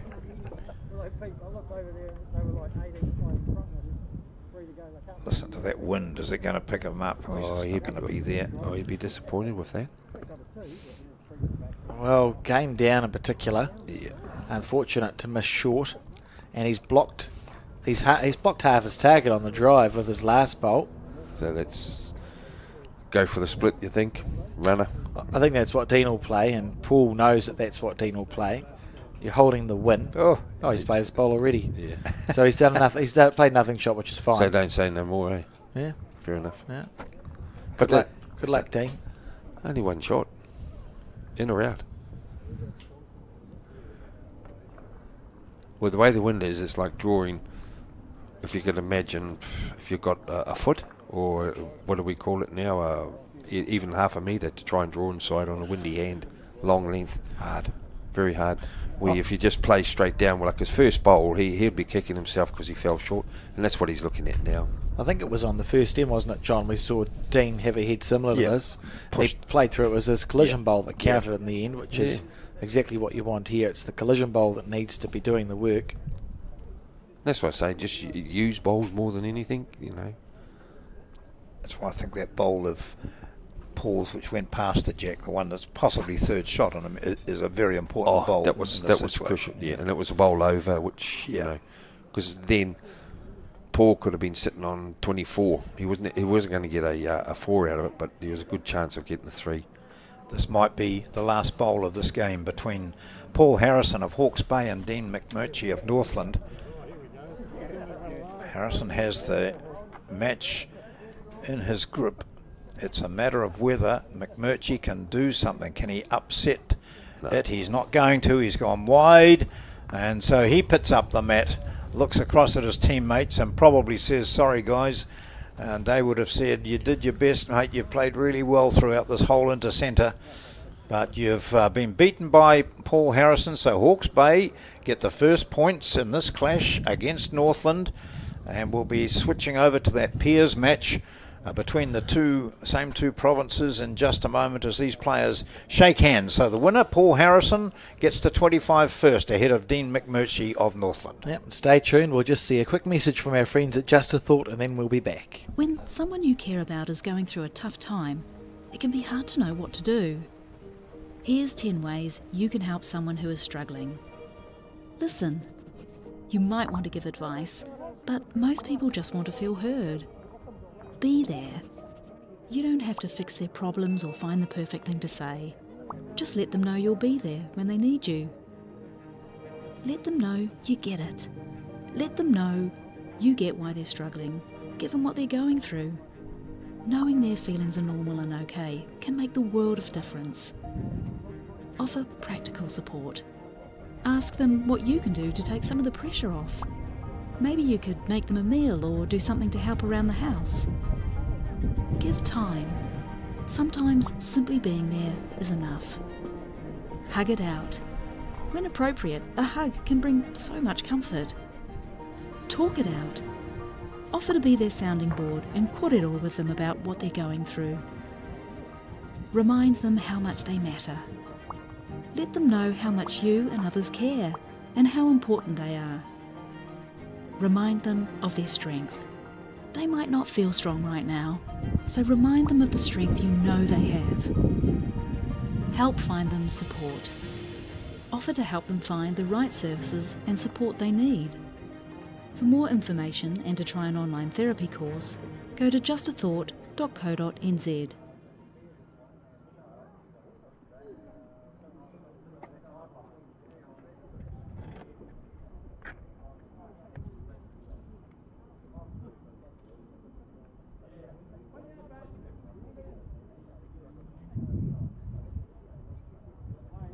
And we're back here with coverage of the 2025 National Intercentre live from the Naenae Bowling Club, and we're watching a game between the Hawke's Bay and the Northland pair. And you were saying, Peter, it's John Carruthers and his skip who are the current champion of champion peers holders, aren't they? Yes, correct. They were down in Dunedin and they collected the title down there. And well, as we all know, with John Carruthers, he's been around the traps for a while now, and he's won numerous titles up in Northland plus in Auckland here. He plays everyone would notice with John, he would play the narrowest bowl that you could imagine, and being a left-hander and how he brings it down, you'll notice he is playing the windy hand, and you'll notice his green, you would think it was the narrow hand.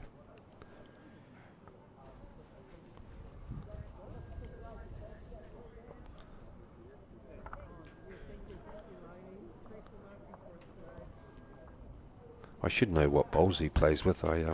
You will see them enough. I've seen them enough, but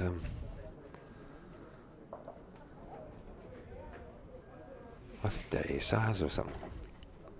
John's, God, I can't be thinking. This is a good one coming down that narrow hand. It depends on his weight now. Yeah. Yeah, good bowl. Oh, Paul there, he might just follow him down on that and just try play back to John's bowl sitting over the head there at 7 o'clock, I'd say, Alex. There's a bit of blue sky up there now, matey. Oh, thanks, John. Always a chance. So, what are we? We've got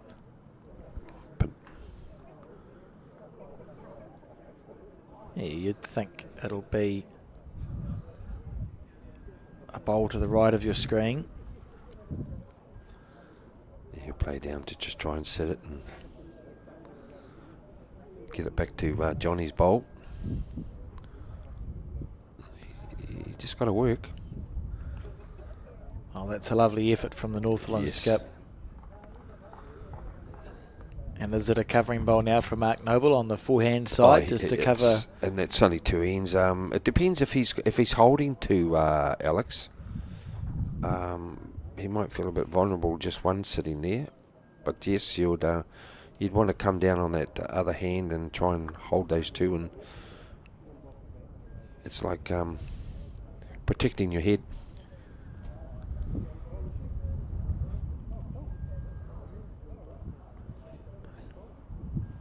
Mark with his very unique delivery on the backhand, so making the two as you suggested.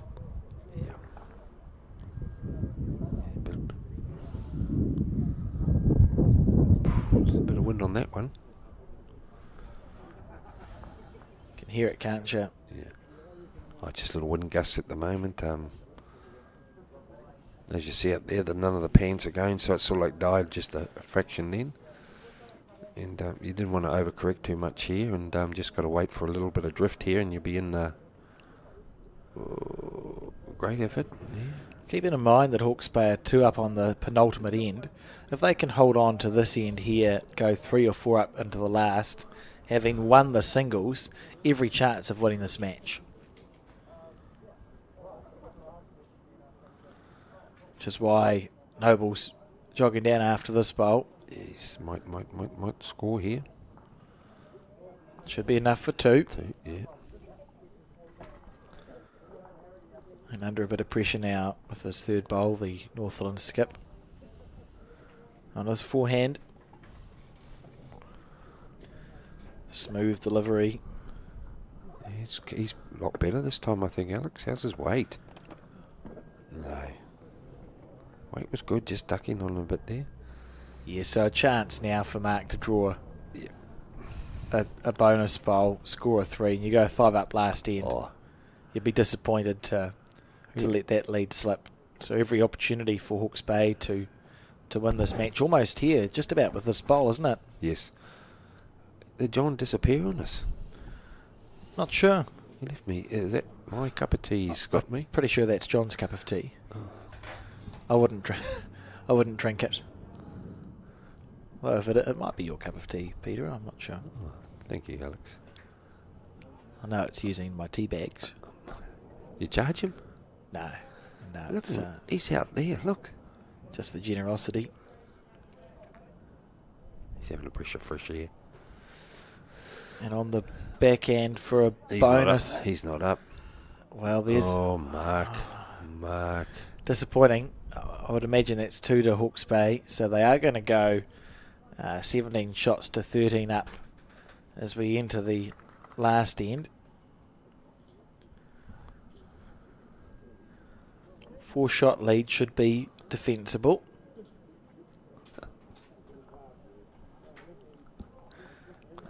Macbeth to the left of your screen, Oh, I think he's... having a great chat, isn't he? I didn't know why Capity were playing here. No, they didn't play their last round, so they've come back. What do you think of these bowls, Pete? They're quite unusual, aren't they, with Well, the splice in that direction? looks like someone's put an axe to it. Like a beach ball. Yeah. Well, it doesn't really matter as long as it gets to the jack, I suppose. Yeah, look quite different. Well, Almost makes it look like there's a wobble on the bowl. trying to say he's got a smooth delivery or something, Alex. Well, he probably does have a smooth delivery. Yes. It just doesn't look like it. I mean, that's an exceptional shot, isn't it? Well, that hurts when you're chasing. When you fall down in particular. Yeah. So it means that for John, he'll make sure his next 3 bowls are past the head, won't he? Oh, of course. Anywhere. And then your skip has opportunities to make numbers happen, as long as you're past. I played with Roscoe Hairsnap, and in a situation like this, He's a great man of sort of like talking you out of it, and John will be spearing with this one. He'd actually play to the 2 metre mark, and say, gee, I'm heavy. And there's the next one, he'll drag it back to that. He's sort of like talk you out of shots at times, old Roscoe, in a gamesmanship. Like you sort of like known where you're not going to get 4 inside it, but my opportunity is if I'm over.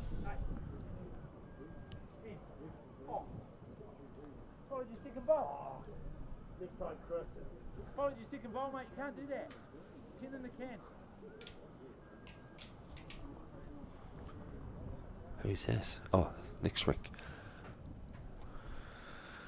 Not sure, someone sounds a bit anxious. You do get the tempers, was the stress, isn't it, of the Intercentre, Peter? Yes. You're not up, John? This is Paul from John Carruthers. When you're trying to create a number, it's very hard to do if you've got nothing past the head, because the jack usually moves backwards and bowls. And this is Mark going, well, the only danger area I have is to the left of the head as we see it. Yeah, something level. Left. You're correct. Ooh. Looked like John may have pushed him. That's one way to get someone to miss a bowl. Yeah, that's fine there. That just... Well, John actually needs to play the skip shot now and just sit that shot bowl with a bit of weight, and if it's over, yeah. How many goes do you have before you're looking to kill the head? You know, how long do you try and find a 4? I would wait to see. You are right. I'd wait to see what my lead was going to do. If it's handy, he may play the shot and sit it out, and it's giving me a chance to draw 2. So this is brilliant. Yeah. But if he may have had, that's just really ugly. Yeah. I suppose it means you... Well, your skip's got to draw 3 shots. Within the jack and the furthest away bowl of Hawke's Bay. And hopefully Mark is nowhere near it at all.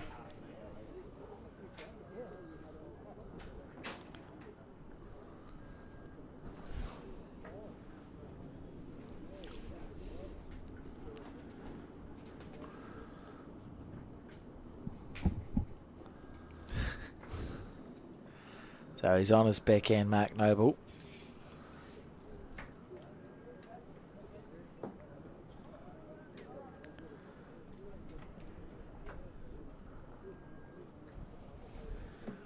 What can you tell us, John? So you'll be thinking I've been out there doing some prep, hey? No, we saw you talking. Oh, did you? Yeah, I do we a lot did, of that. The clapping. Yeah. And your Paul. Well, I did check with Paul.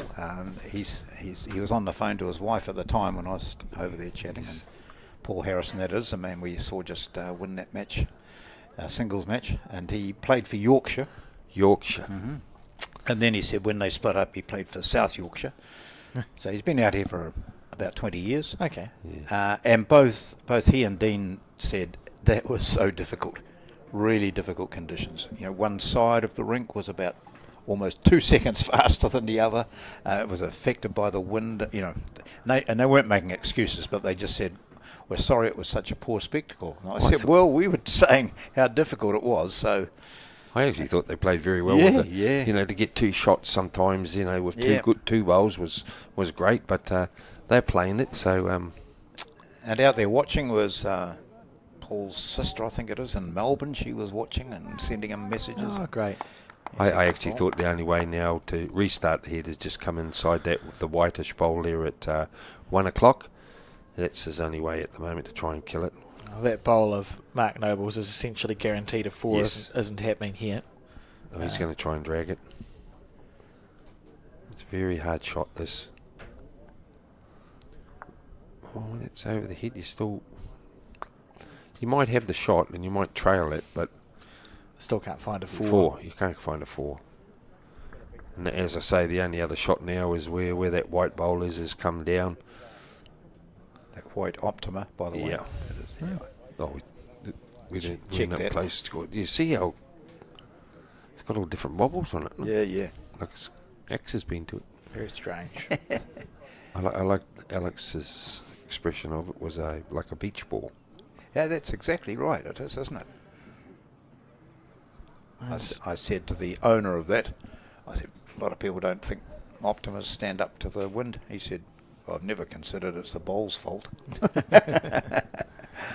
He's been playing the bowls a while, eh? Good bloke. So here we have North Hawke's Bay. He doesn't want to push this one up. Oh, mate, he's given him a chance here by playing this blue one through. Is that the opposition bowl? Yes. Well, that's a nightmare for Mark Noble. Went from having a very safe head to one where you go through the second shot bowl, one that sits at 3 o'clock to the jack. Yeah. The only other way, I'm not too sure the back bowl here of John's with the white one in front. I would say the white bowl at 12 o'clock is further away than John's playing to it now. Yeah. This is a bit like that, Ian, where we saw with the Auckland boys here a few days ago, where punching bowls through the head and you can actually lose a game and playing the safer hand.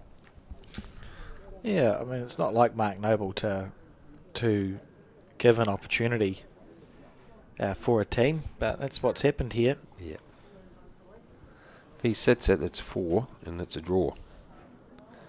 It's not an extra end, is it? Because it's draws. Yeah. So, viewers at home, Paul plays a top shot here. Well, maybe they might say this is the best way that the game should have been, as a draw. Well, he's got a lot of weight to it, but Needs to get it square. he's pretty close, He's pretty close. I'll give you this. I'll give you the tip. He is. He's Wick. Oh, great geez, effort, great effort. That wasn't far away. So the players shake hands, and Hawke's Bay have hung on to win this match by 17 to whatever it was. What they get on that? A couple, was it? 17 to something. Yeah, 17 to something. So it's 2 Hawke's Bay wins we've seen there in the pairs and the singles. Probably won't affect their chances of qualifying for the next round. However, we will have more facts on that for you soon when we come back to show you our next singles game. Yet to be determined, but it will be up on the screen for you to view and get some information on soon. Remember, the results are available there, results.bowlshub.co.nz. We'll see you very soon here from Naenae.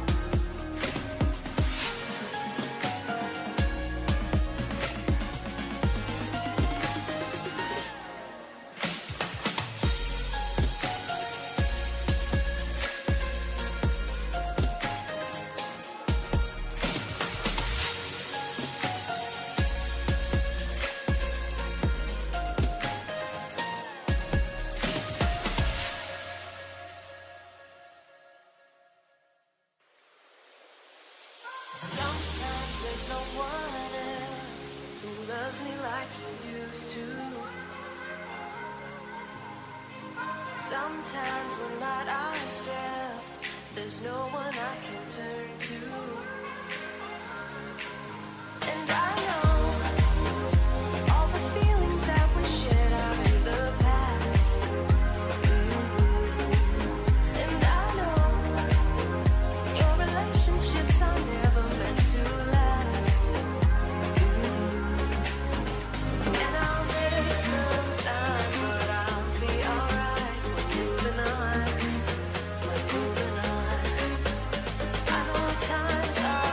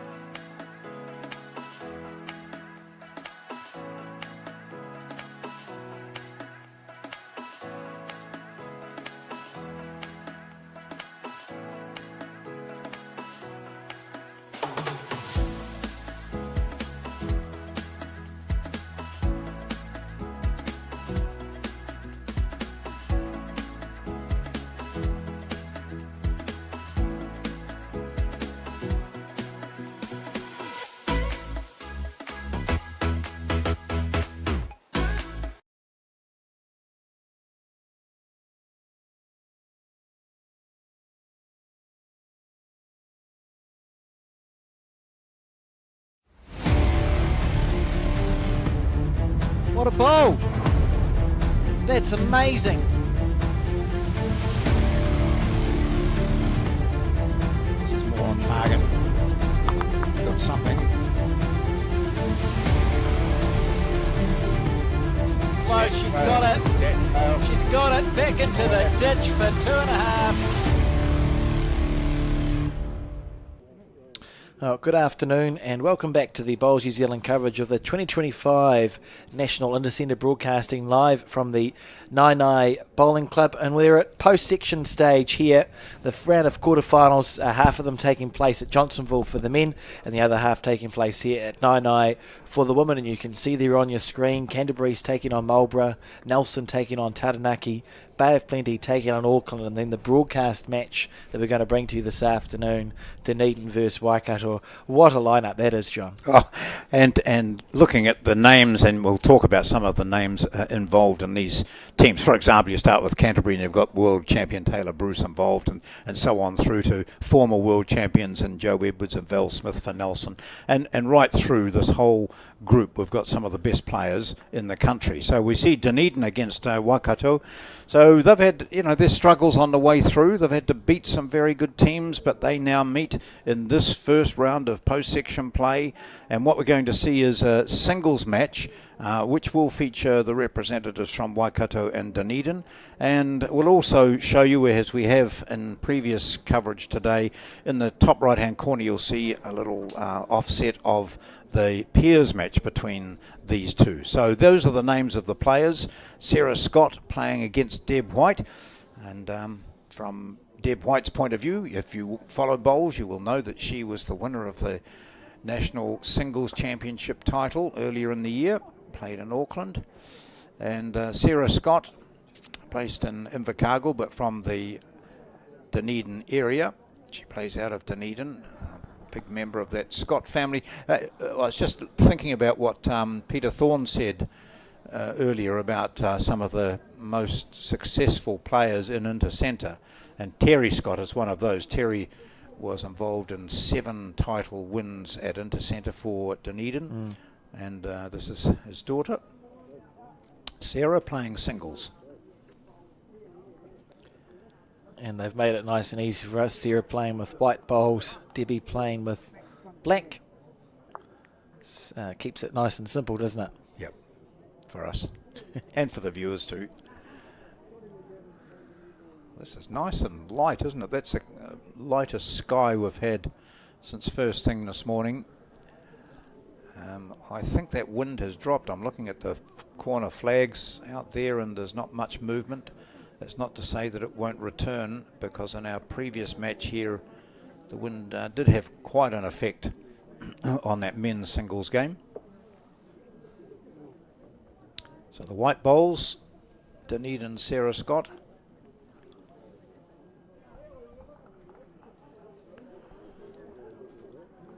She's decided to play a forehand in this direction. That's towards the clubhouse on that side of the rink. And chatting to the players in the men's singles match earlier, they both agreed that one side of the rink was quite a bit faster than the other, or slower than the other.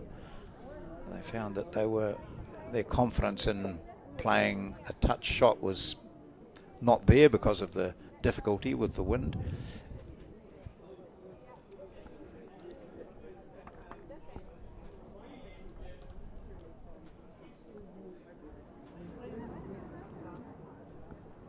White looking to make the adjustment and looks to have done so, or is she going to fall a bit short? Well, it's just fallen short on that. So it may well be that Scott keeps the mat, or does she? She kicks them back, and there's a bit of a finger measure here to see who's got it.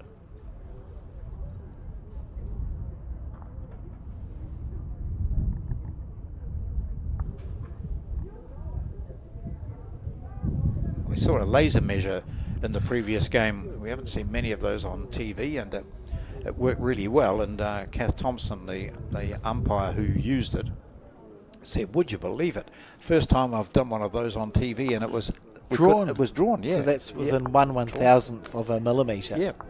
Quite incredible. And when she said someone did a finger measure and thought there was sort of a couple of millimetres in it, but what finger measuring does not account for accurately is the edge of a bowl. So when you put the disc against the bowl, it's flat against its nearest edge. So there's no doubting where it is. Yes, So, yeah. a finger measure is accurate to a certain extent, and even putting a tape down, might well not have brought the same result either. It doesn't get much more accurate than a laser. No. And they were good because Kathy used it for slightly more than arm's length. That's where I think the laser measures are excellent. Yeah. Anything longer than what you're able to go, I'll put a measure down and reach it out within an arm's length. Mm-hmm. Anything longer than that laser measure is brilliant. Yep. So what we want now is for the manufacturers of the laser measures to come to Bowls New Zealand and say, we're going to donate one of these to every club in the country.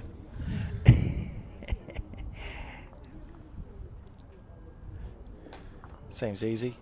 Yeah. Or one to every centre, that's not so bad. Because I shouldn't think they'd be all that cheap. No, they're a few $100s for a laser measure at the moment. They're like any technology. Yeah. They'll start off at that higher price point, and over time it will go down as they become cheaper to make. And it was 2 to Sarah Scott on that first end.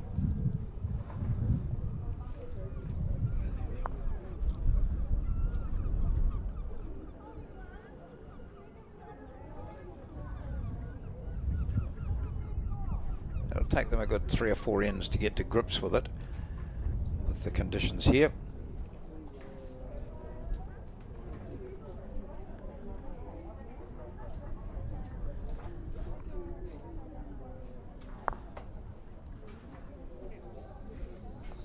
You noticed there that Deb White was taking quite a bit more green on that hand, which we thought was the drawing hand previously.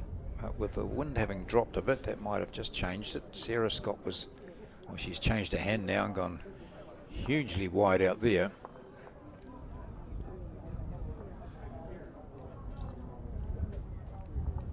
Interesting. Maybe that's the quicker hand, based on how far past that went. Yeah. It's sort of difficult to believe that when you're playing either side of a white line that one side is a little bit slower than the other. So Deb White's made a big adjustment here.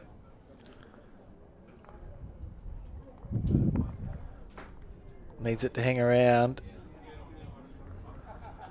Oh, hasn't done so. So still too light. This is a loose end from Debbie, but with the amount of room between the jack and the bowl, you'd think she still has room to draw the shot.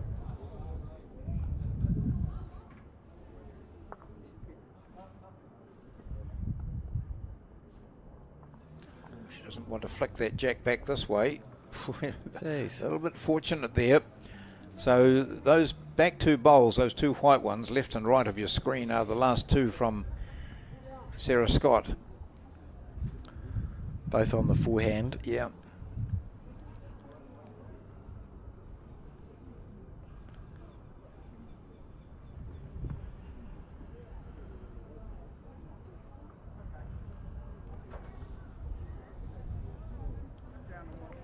Here we go.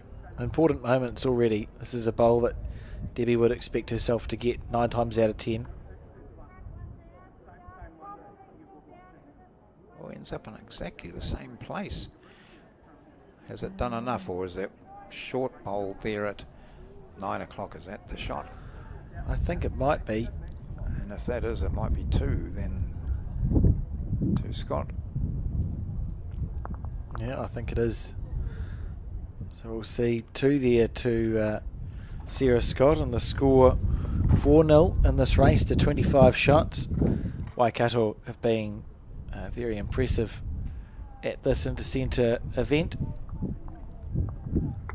Out of the blocks very well. I never looked back. They ended up finishing second in their section behind Canterbury. with 5 matches won and 1 match lost. Their path through in the first round, they defeated Wellington, and they defeated the West Coast, and they defeated South Canterbury, and they defeated Hawke's Bay, then they defeated Gisborne East Coast, and then they lost to Canterbury in that last round to decide who was going to finish top of the section. So an interesting run for the Waikato team. For Dunedin, it was a slightly different story. They won 5 matches and topped the section. It keeps it nice and simple, Well, defeating yeah. Marlborough, Wairarapa, Manawatu, the Far North, and North Harbour. So Dunedin on fire. And that's the order they finished in that section too, wasn't it? You said North Harbour at the bottom. Yes, yes. Something we haven't seen for quite some time from the North Harbour Centre. So Marlborough get up to qualify in second place in this section that Dunedin were in.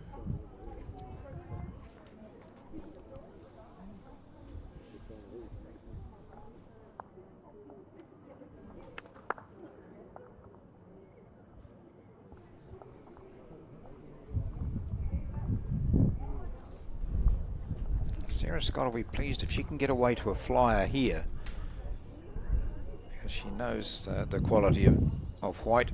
I think you want to make as much hay while the sun shines as possible, particularly in this 25 end game. There's never really, you're never too far in front until you've got to 25 shot game, sorry, because there is so much time. So in the corner there we see the pair. It is Beth Brown and Lindy O'Callaghan for Dunedin, and Lisa Mundell and Galen Kanawa for Waikato.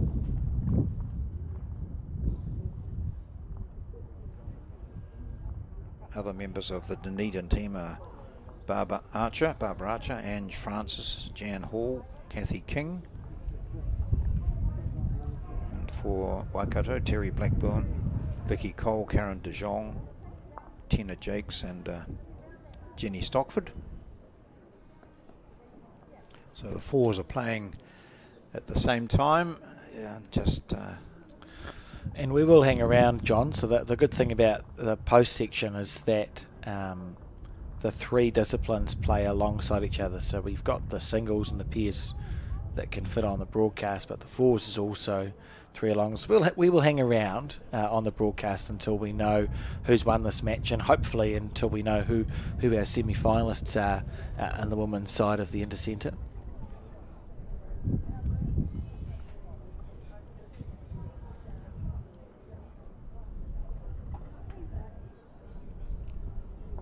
It's getting slightly tighter here. We'll see them tighten up probably from the next end onwards. So as you cast your eye around the scoreboards, you'll notice that it's the Dunedin team on top of the scoreboard, so you can work out who's in front. Didn't even talk about Abbott and Costello before, did we, John? No, we didn't. How could I neglect that? We'll get there.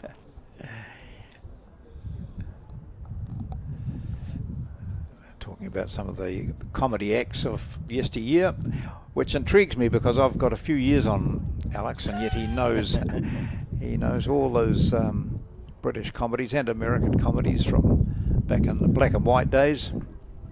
I've got nothing to defend myself with there, John.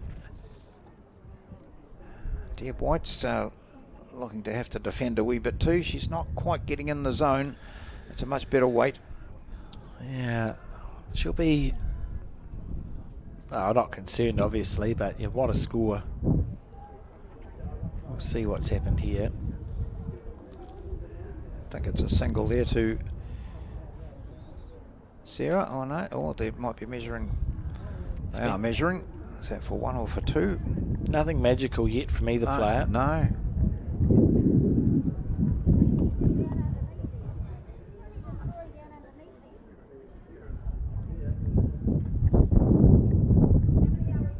Oh, I might have a go at it too, thank you. bring out the laser measure. Call it a draw.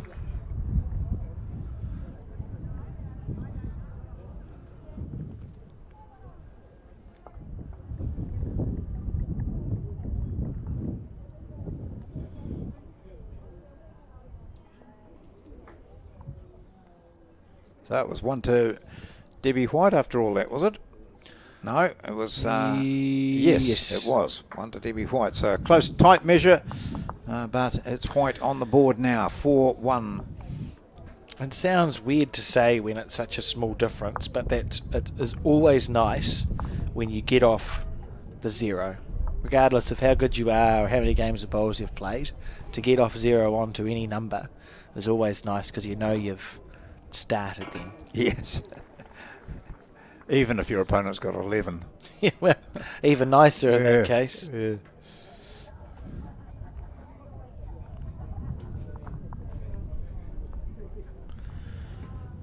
And you can see there was a measure in the corner there as well in that pairs match. And that measure went the way of Waikato. So they've played 2 ends now.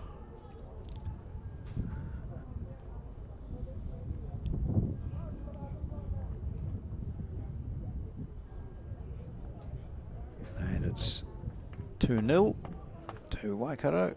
First bowl comes in a good couple of metres almost short of where she wanted it. A fair bit of that as the players get to grips with this, and they might never get to grips with it. But we'll still see some high-class bowls more often than not. Good line from both of these players. It's just that little bit shy. And correction time now for Debbie White. She's had an exceptional season. Oh.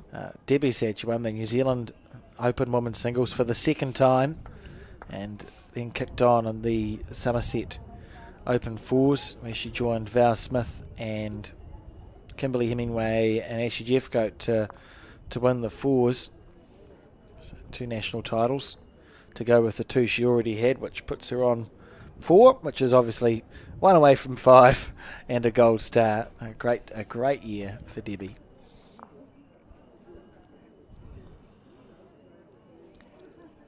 I think just letting the New Zealand selectors know that she should still be considered, you know, when you win those sort of titles and play consistent bowls, and it's form that counts.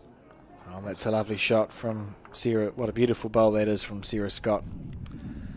Let's hope the marker's got something other than chalk. He has. Oh, and a good dark coloured spray too, which hopefully will also show out on White's bowls.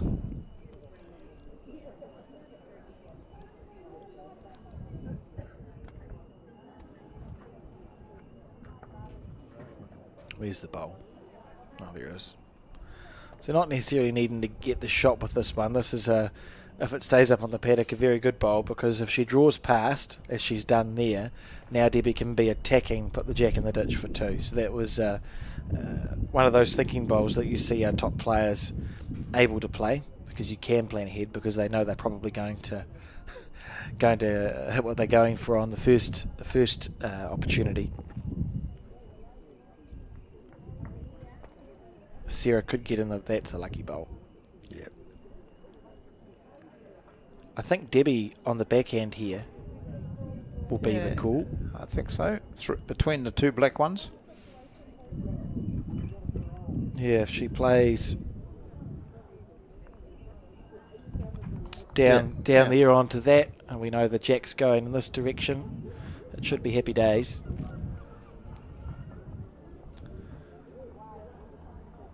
There's 2 down, so it just needs to try and find the gate, and we can see. Oh dear, that was lovely weight for it too. But just a foot underneath the line. So Scott still has a 4th bowl to play here. It's an opportunity, as we say, bonus time if you can get it in there. She delivers. White picks up the mat, and they together walk down. She's done well too, because her second shot sort of protects her from doing this. Oh, yeah. I was going to suggest it makes it a bit safer, because you try at a bonus, you're unlikely to accidentally cannon the jack back, but Sarah overplayed that bowl quite dramatically and is going to score 2. So it's a good start here from Sarah Scott. She's leading 6-1 against the Waikato representative. And next door to them, Waikato leading 2-0, and in the fours, Waikato leading 2-0. Been quite good seeing a lot of bowlers from. A lot of these bowlers had to come from another rink, another green, another club, and some of the men who've finished have come in here to watch their women's teams play. And the best conditions we've had in the day. That's great. So Cole, you were right with your prediction. I never doubted him. Well, you can be honest. There was some doubt actually, John. But that's okay. I've learnt my lesson. And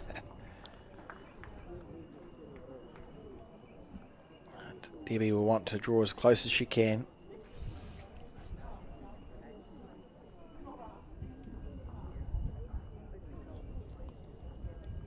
Was it about the same time yesterday we had that alarm going off? Probably that. I would say it's almost definitely that alarm. Yeah.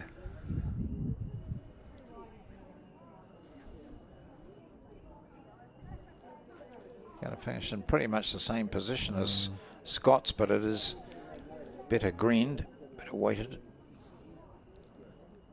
Yeah, handy position.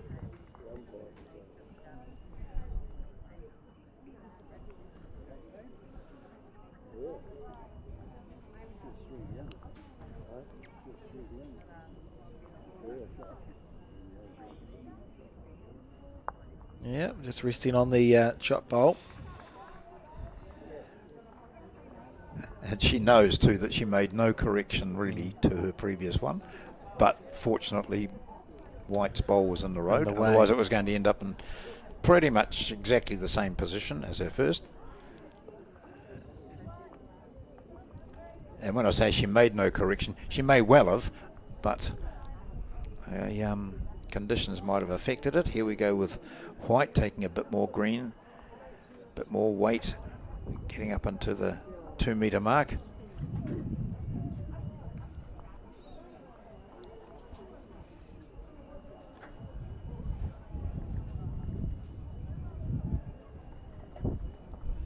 Gets it away nicely, doesn't she? Yeah. Sarah Scott. It's Jim who crouched down, wasn't it? Yeah. It's quite an unusual delivery. And her family, very tall, extremely tall man. He used to crouch down. I always thought that would hurt my back. Oh, yeah. Oh, Jim, yeah, he was exactly. He would be down on his haunches, almost bum touching the ground, hey? He's down so low. Well, he's tall enough that that's quite a lot of bending had to go on. He's probably 6'5", I would say. Big supporter too. Beautiful bowl. Well, Sarah switching to her forehand here for reasons. So you look at the head. Yeah, I can't see the reason that she would. And that's why she's gone back to the back. Yeah. She might hit this, though. Look at the way she's winding up. Oh, Jack. There we go. Changed around again. Right. Deb White looks on with interest to see what she was looking at here. She's not far away from nutting this shot bowl. Oh, well, that would have, I would say, the way she looked at that, it might have been, if she'd stayed with that, it might have been 3 shots for her. Yeah. Yeah. So it was interesting. worth a go. Was probably the difference between trying to play weight to sit and stay on the shot bowl and just getting rid of the shot bowl. So it's the difference between scoring a 2 because you've got rid of the shot bowl, or a 3 because you've sat and stayed there. And of course Debbie had a bowl to come as well, which is you can't discount. I think the 1 now to Debbie White. and it's going to be 2 shots to 6 in the race to 25.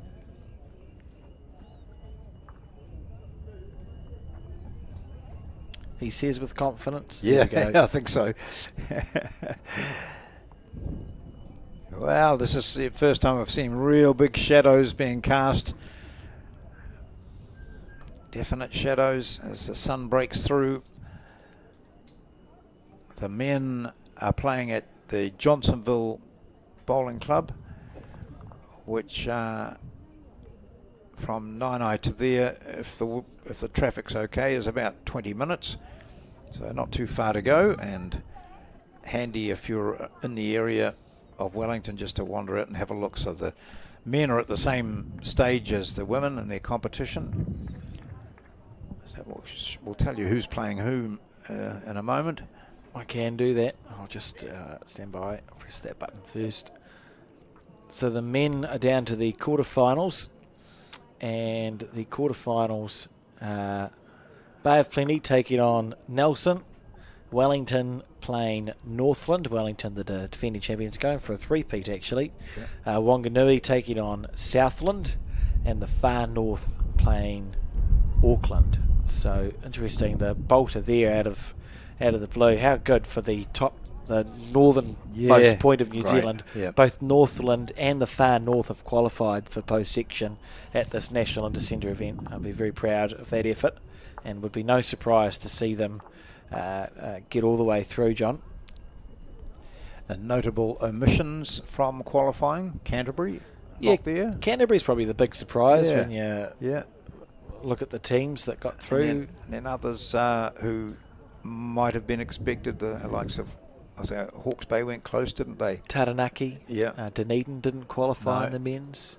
Manawatu's there. Manawatu, no, they're not there. They didn't qualify. Yeah.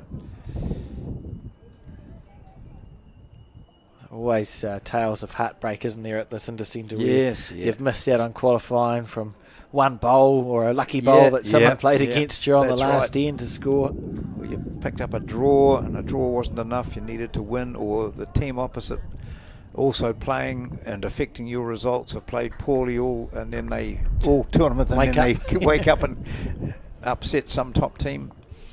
So this is looking much better here for Deb White, and a fairly ordinary end for Sarah.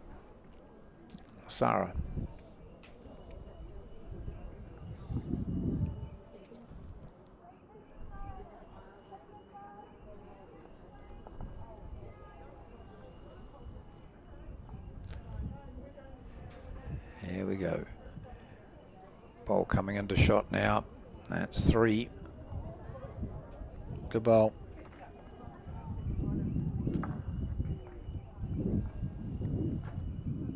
And big pressure on Sarah Scott, who's worked hard to eke out the 6-2 lead.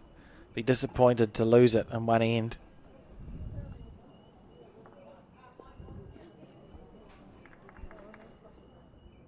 She's got bowls to rest on here or use, or she might too. A wee inside edge there. That'd be good for you, Sarah. Not enough. Oh, lovely effort. Might be second shot though.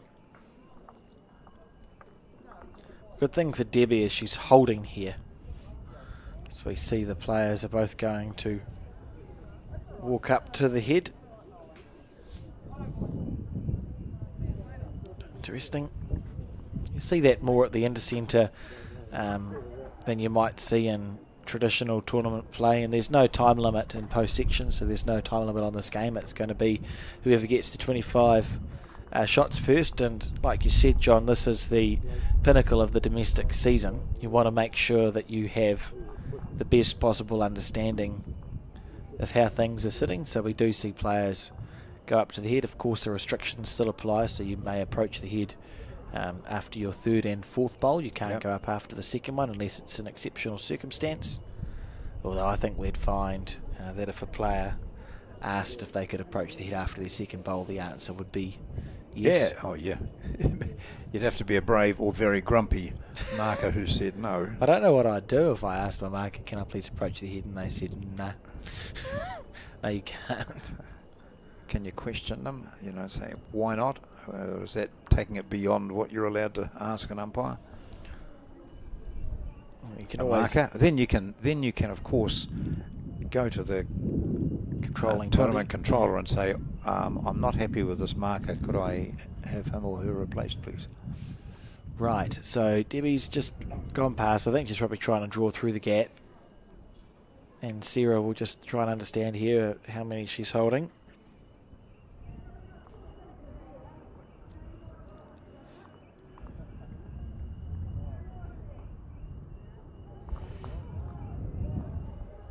Not that it really changes Sarah Scott's shot. I wouldn't have thought so. Yeah, looking just to be 2 or 3 feet over on either hand, forehand or backhand. Yeah. Look, she's played the forehand, so you would think she'd just stay with that. She's not going to be with enough weight to turn her own over, I wouldn't have thought. So it's just coming in between her bowl and that bowl to the left. He says she's going backhand. Okay, so don't take any notice of what I say. It's a similar sort of gap, but she must feel more confident with that. Oh, yep. So played with more weight than what we thought. She was Yeah. looking to go jack into the ditch there pretty much, and it's an interesting decision. just one. 3-6 in the race to 25.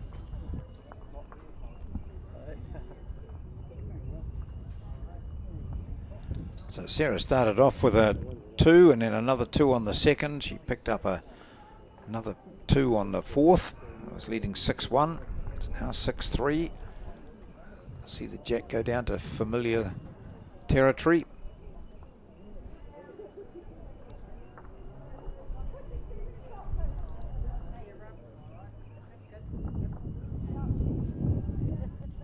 So Dunedin have scored in the third end of the pairs,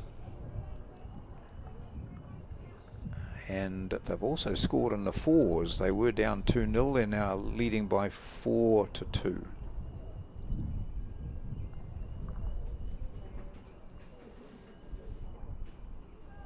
Can be very interesting as the day continues on.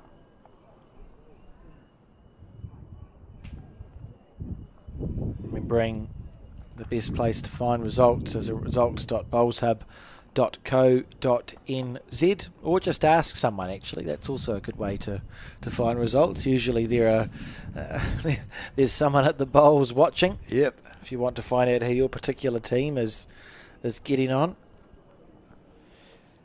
I've just seen your hat out there too. Rolf is marking a singles match about 4 rinks in from the Naenae club here. He's got the big wide-brimmed straw hat on. Magnificent sense of style. Yeah, yeah. What colour are his shoes? Oh, they're not the same colour as my shoes. Okay. I need to get. I've been struggling to find a pair of the Puma shoes. I get on special usually, the red ones, and they seem to have stopped making them. Oh, Which is gonna but be you've a got challenge. 6 pairs, haven't you? 4 4. pairs, yeah. But they're all starting to get a bit tatty now, so I need to get a new pair of red shoes for the bowls. Here's a good bowl. Oh, that's brilliant! What a shot! Yeah, nice. Drags out some applause from a group of people sitting in front of the clubhouse.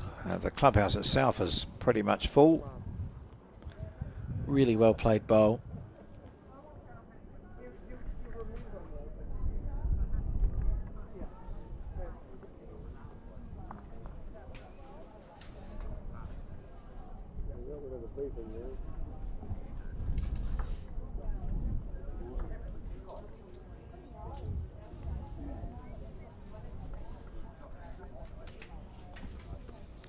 And Sarah will stay on the forehand. She's just played a bomb on the forehand side.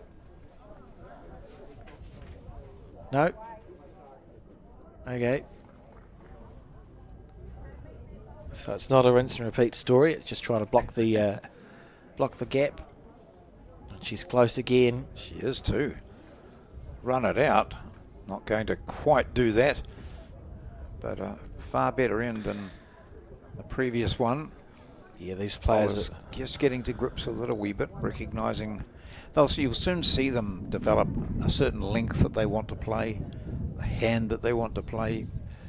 mat placement that they think is beneficial to them. Warming to their task nicely. So we've talked previously about the Intercentre and its history, 1970, but it wasn't until 1982 that it was decided a women's Intercentre should be played, and that was played in 1983. Won by Wellington. They won it the first 2 years, in fact, with the famous Judy Howard playing, Daphne Le Breton, Jean Porter, others in that team. As we see, the jack moved, so from 1 up to 1 up for Sarah Scott. They bring the mat down, or was it 2? It's the one. It's a pretty dramatic bonus bowl, isn't it? Yeah. Just Yeah. trial the jack and meet her way after drawing within 3 inches. But Otago won it in year 3, so 1985, so is that 40 years ago? Yes. Otago won it with Olive Foster, Jean Coulter, Zona Fleury, Marcella Foster, Phyllis Reynolds, Lenore Webber and Thora Telfer. That was their team, and there'll be people nodding their heads around there saying, oh, I played a lot with her, oh, she was so steady, lovely draw player. That's a familiar theme, isn't it? But Judy Howard, she was just such a great player. Not many harsh words said about her from the Wellington region. Plays lovely bowls. And I'm just looking down to see when the Dunedin or Otago Centre won it. Central Otago certainly did. No, that must be it. I think One time. Yeah, once and 40 years ago. Waikato's had a slightly more Yes, successful time, yeah. I suppose. Was Matamata part of the Waikato Centre, John, or not? I think so. If they were, Yeah, that would yeah. explain it, because that was a Yeah. huge, very strong club, wasn't it, in the women's game? So Waikato won it in a shortened version, just the 4s. Adrian Lambert, gosh, Doris Langley, Betty Fitzell, Jenny Simpson, gosh, Deb White, Mother. exactly, yeah. So that's some big names there. Always interesting looking through, isn't it? at Oh, the I think so history of too. these things. So I used to cover bowls quite a bit in my radio days, and when I see the likes of Rhoda Ryan, who was huge name at the time, and that was in 1992, but even back in the 70s and early 80s, there were some fabulous bowlers who just, a bit like now where you've got the Bells and Joes and Taylors and so on, they're the big names of the moment, but we've always had those big names, superstars of the sport.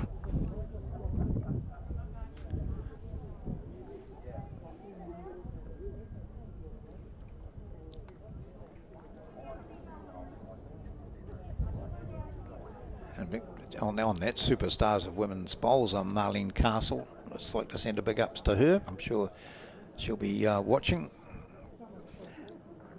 One of the most outstanding players. Yeah, fantastic bowler for New Zealand over a number of years as well, and I think still the only Kiwi who went over to the UK and played what is now the WBT Tour, the Indoor World Championships, and won that event. This is a good bowl from Debbie White. Yeah, she was 3 down. Scattered 3 though from Sarah, but still got to beat them. We'll see with this. White's still got 1 to play.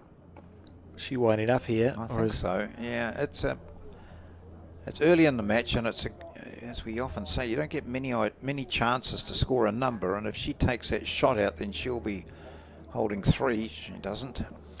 That's a good sign of intent, isn't it, though? Yeah. To show your opposition. You go, look, I'm not afraid to be aggressive. Yeah. So it means Debbie is likely to be wary when she's building her heads. If Sarah's shown that she's happy to have a drive if it's on, or maybe Debbie, instead of playing position bowls and leaving the bowl isolated, will be forced to draw to the head. underneath there. So just the one. That's a loose end. Yeah, that's not, and it's so the fact that Sarah Scott had, knowing her opponent still had one to play, had a go at that shot. That's good. It was an ideal opportunity. Well, as it turns out, she would have scored. Yep. You know, if all things remain equal, you remove the shot pole. Debbie's fourth shot was maybe a metre underneath the head, so Sarah would have scored the shot there. It's now the third end in a row, I think, for Debbie White. Oh, good. I'm pleased you're keeping a card. I couldn't find a card, so I've been scribbling notes down here. But Yeah, I've just scribbled it on the back of yeah, mine. you've seen me hand drafting my own cards, and I'll have a card for us tomorrow, John, although my card says 6-4 Yeah. and it's 7-4, so I've missed an end somewhere. yeah. We'll be having lollipops tomorrow as well when the umpires move in to mark the singles games. It's been great to have markers supplied by the Naenae bowling club for Yep. section play in the first round of post section.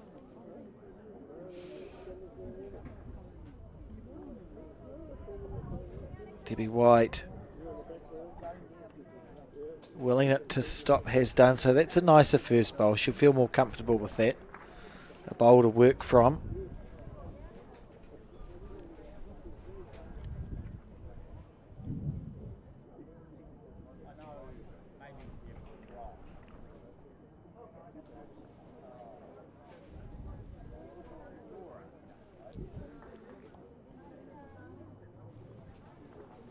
And a good response from Sarah.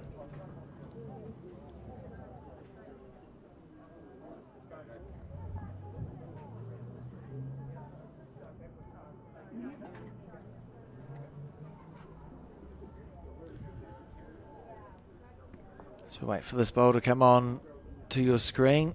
There we are. Yeah, that's nice. It sort of feels like it's because of that. It's just fallen short. That first bowl's more comfortable though, isn't it? Because Debbie would have gone, I know I've got my line perfect and my weight isn't that far over, so it's a nice easy correction to make rather than searching all around the place to find the right line and length. I was going to say, you almost feel as though they've got to grips with it now. Ooh, that might be picked up, I think. Yes, so famous last words. Well, I hope they're not my last words, but It'd be disappointing last words to have. yeah. So Waikato and Dunedin 3-all in the pairs, and it's 4-3 to Dunedin in the fours.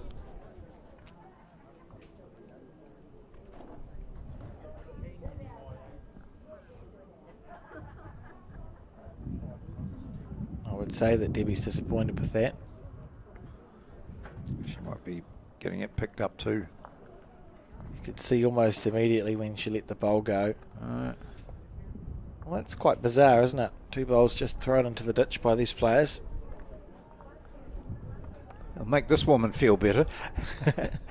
And that's the vagaries of the green, I think, aren't they? You know, they both would have felt that their weight was fine, and they've seen it.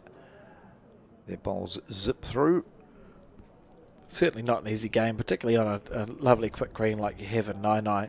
We try and make that point if you're tuning in from overseas, Australia or the Northern Hemisphere, and looking at some of the heads, and you might think, oh goodness, that's not, the bowls aren't that close. Well, I would ask if you want to come over here and play on a 17 to 20 second Yes. Maniatoto green and a bit of wind, and see how close you can get. It is far more difficult in New Zealand to pack a tight head than it is anywhere else in the world, and it's part of the challenge of playing the game down here, is that it is hard. Your bowl just needs a little gust of wind or anything, and on a quick green it can make a difference, 3, 4, 5, 6 feet difference as to where it finishes. Whereas And when you said a 17 to 20 second green, sometimes it's 17 seconds on one side and 20 seconds on the other side of the rink. it's not easy. So do we see the mat handed over here, or it will be after a measure? It's a measure all round of the looks. I sort of think maybe that white bowl at the 8 o'clock on your screen might be the shot. So Debbie's handing the mat over, and that means that Sarah has broken that 3-end run from Debbie White. Has scored at least one. We'll call it 8-4 until proven otherwise. You make little goals in games of singles, don't you? I suspect Sarah at the moment will be looking to get to 10. It's always nice. You go, cool, I'm the first one of us who's got to 10 shots, and then you can just sort of pick your milestones from there.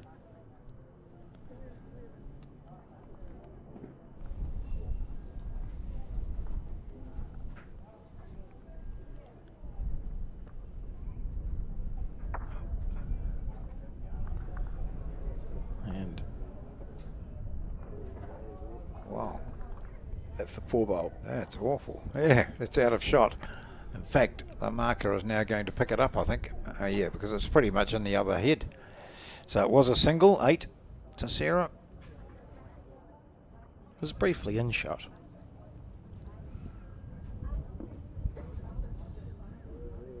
Yeah, see if Debbie can do any better. For Debbie, she'd feel like the doors have been thrown wide open. She scored 3 ends in a row.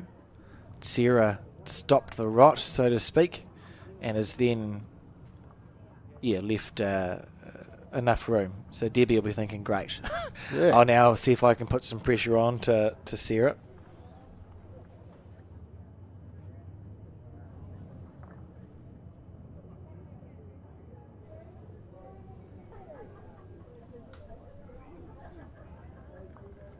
She's certainly not narrow this time. If her weight's okay, she'll come inside. No, she's taken up too much. But lovely weight, so only one thing to be corrected now as White gets ready to put another one in near the jack. Make it 2.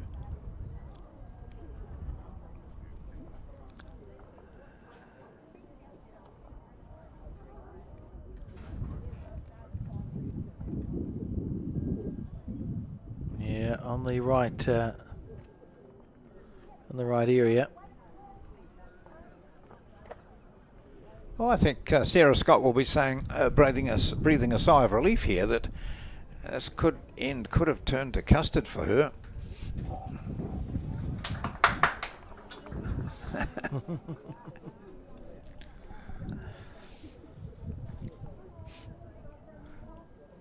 And it hasn't, and she's given Scott. Scott has given herself a chance of retrieving the situation. Oh dear. Oh, how you feel about this end sort of comes down to this bowl from Debbie, because if she could draw close, it feels like Debbie could score a 3. If she can't draw close, Sarah will think, worst case scenario is going to be 2 down, which isn't the end of the world. So this is the important bowl to watch. It's on the right track. Yeah, so the pressures are slightly different now because you're 2 down already. Yep. If you miss, you're going to drop a 3. So big pressure on Sarah Scott. Just looking to draw. Wasn't far away with that previous one. Out of the hand nicely. Oh, head goes down, and and now hands on top of the head, and wow. So it's 2, unusually bad bowls for Sarah Scott. It's just the pressure, I think, John, of the situation. And now Debbie, to really turn the screw, needs to draw a 3rd shot here. And she'll draw just about level at 7-8. Debbie's turn to miss, perhaps. Yeah, it is 2. Oops, the sun was out for a while and now it's gone. Oh, that was Peter Thorne standing in front of us. The eclipse. Yeah, Oh, well, I dear. do think, as I said earlier, it could have been a really disastrous end for Sarah Scott, and it might not be that. It's a couple. So she still holds the lead.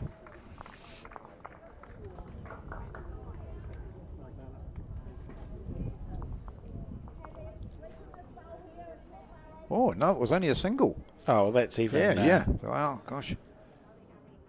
That's A really fortunate result there. So we've got to make it count. Isn't it a funny game that we play, John? We've seen some good ends in this game of singles.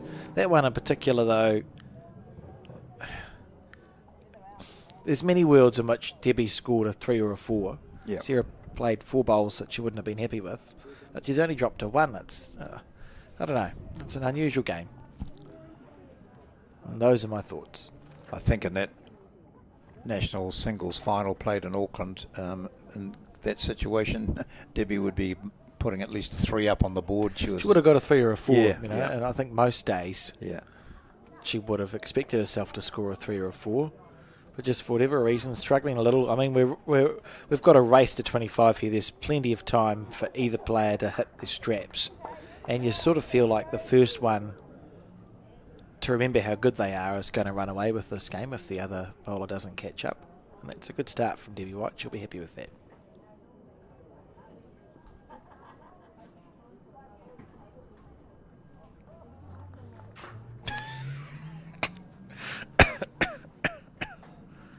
Oh.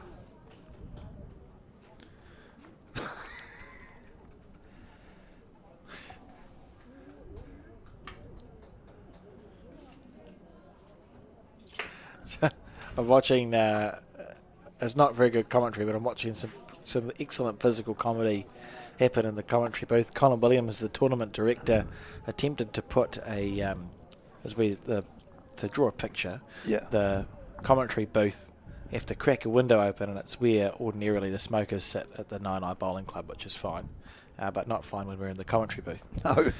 So Colin attempted to put a no smoking sign up. He initially put it halfway up the window, fell off. Yeah.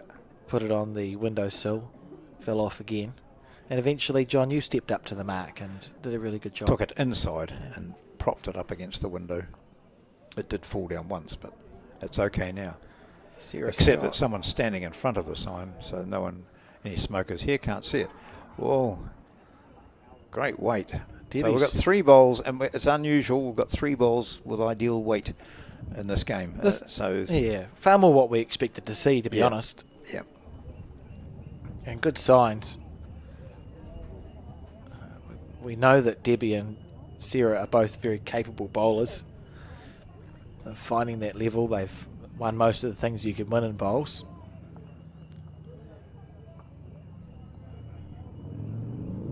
It's going to be 3.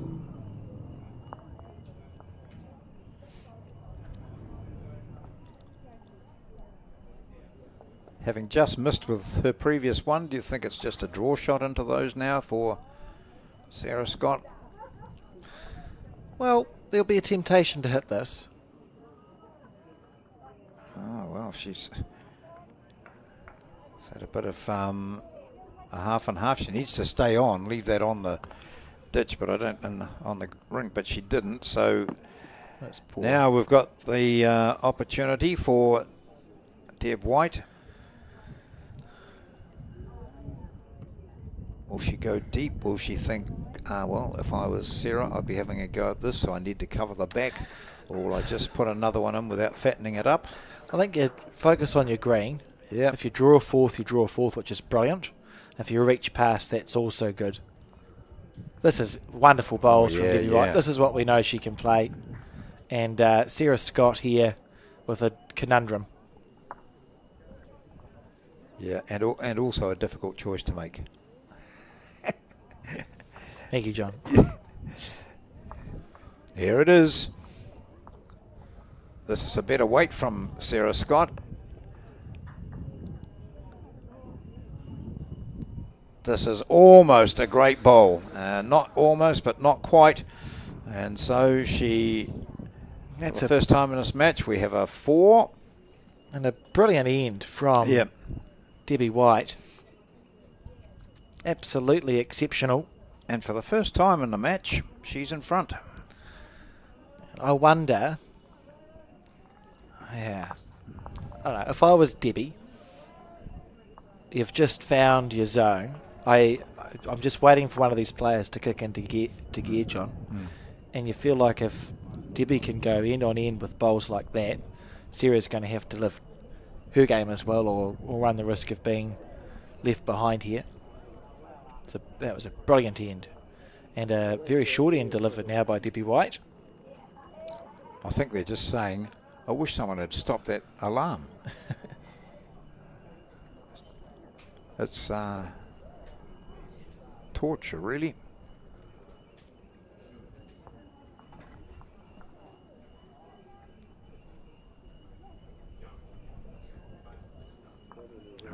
Pretty good opener coming in too on this end.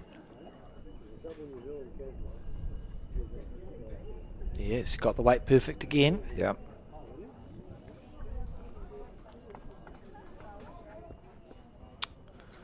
Forgot I had a cup of tea and it's gone cold on me now. Oh,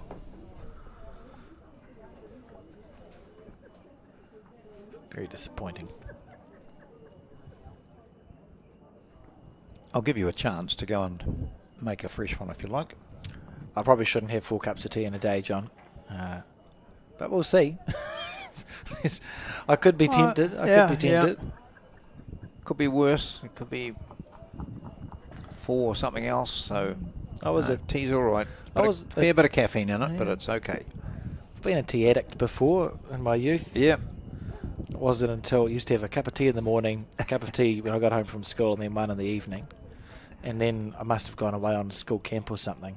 I had like this just a blinder of a headache and started shaking. I thought, that's probably not very good. And it must have been, I had quite strong tea. But better than the alternative, you're right. And that's a great bowl. You feel like Debbie White's woken up here. Yep.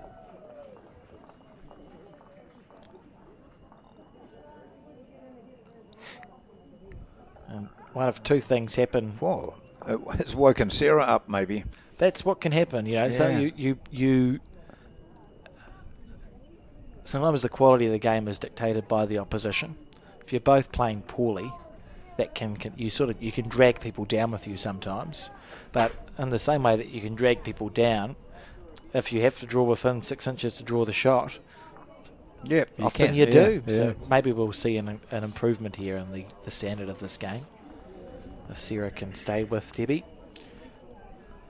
Waikato just stealing a little bit of an advantage in the pairs match at 7-3.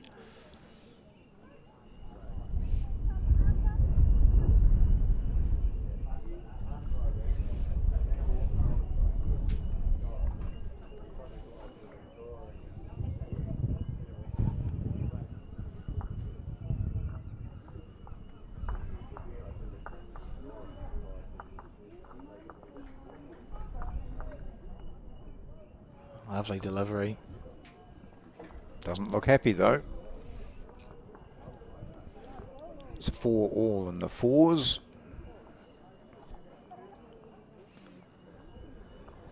Well, I suppose the positive for that bowl is there's now a bigger space where Sarah might be able to score. Like we would say that the scoring area now sort of anywhere in there. If the jack moved, Sarah would hold 2 or 3. So you've increased the scoring circle.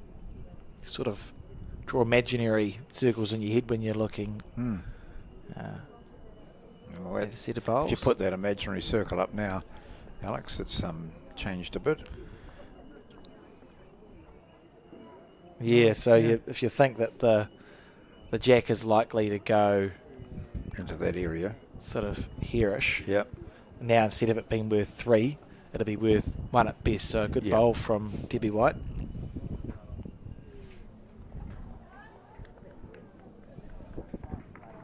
I wonder if she'll just go the shot clean. Yeah, I don't mind that. She's shown an intention. Yeah.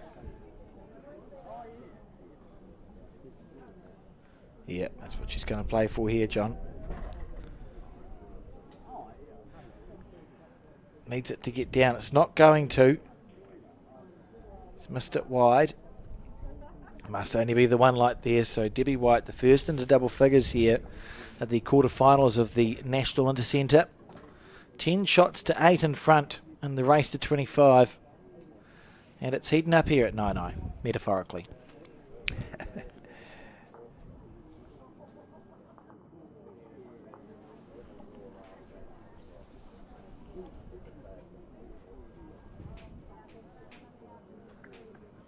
So Debbie White's gone from 8-4 down to 10-8 ahead.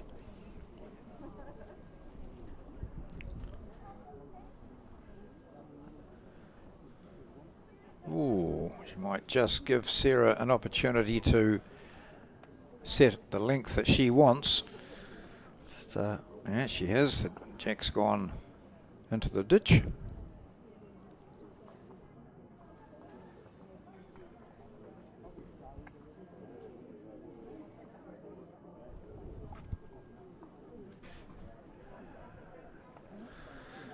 Background there, you see Joe Edwards playing for Nelson, just wandering up onto the left there, just out of view in the blue. So they're playing Taranaki, that's Nelson playing Taranaki over there. Chris Kimone, yes, we had on the broadcast. That's right. On day one. And the Canterbury 4 there, just alongside. Wow, Debbie has decided, Sarah has decided to go really short.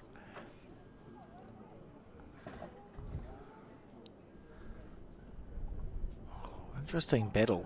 What intrigues me about Bat is that on the previous end, the one we just watched, Debbie delivered a short jack on purpose, played well,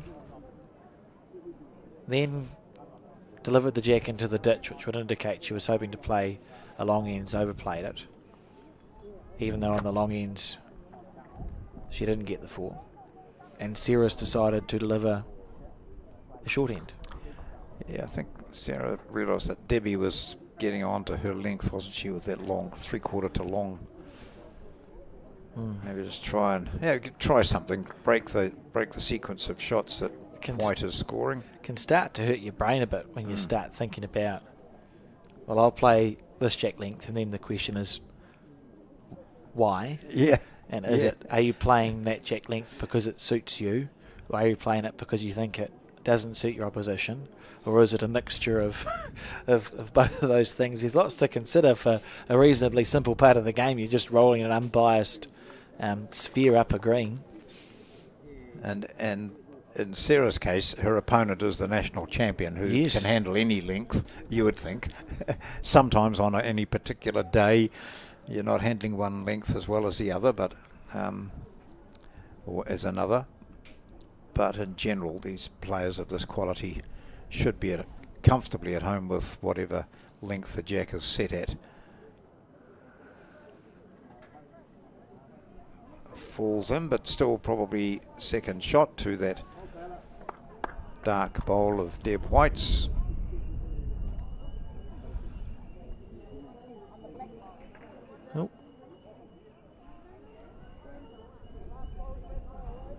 Just asking to remove the chalk.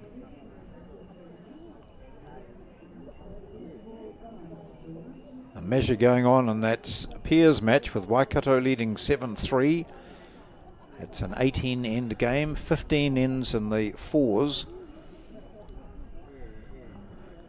And that's, I think, all tied up at 4-all. Exciting. It's a lovely bowl from Debbie White. She's settling in now, isn't she? Yeah.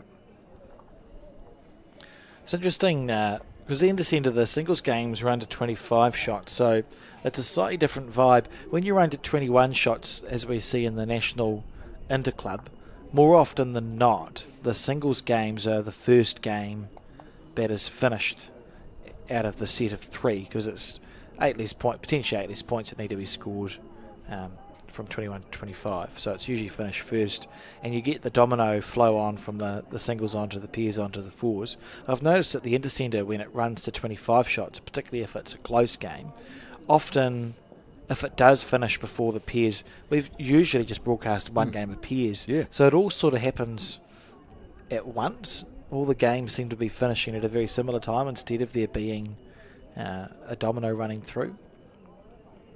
Look at this from Debbie White. How's the weight? Awful. She tried to help it on.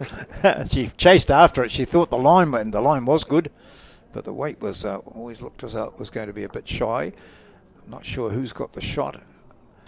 I'll just stand up and have a look out the window, and I think it might be Scott.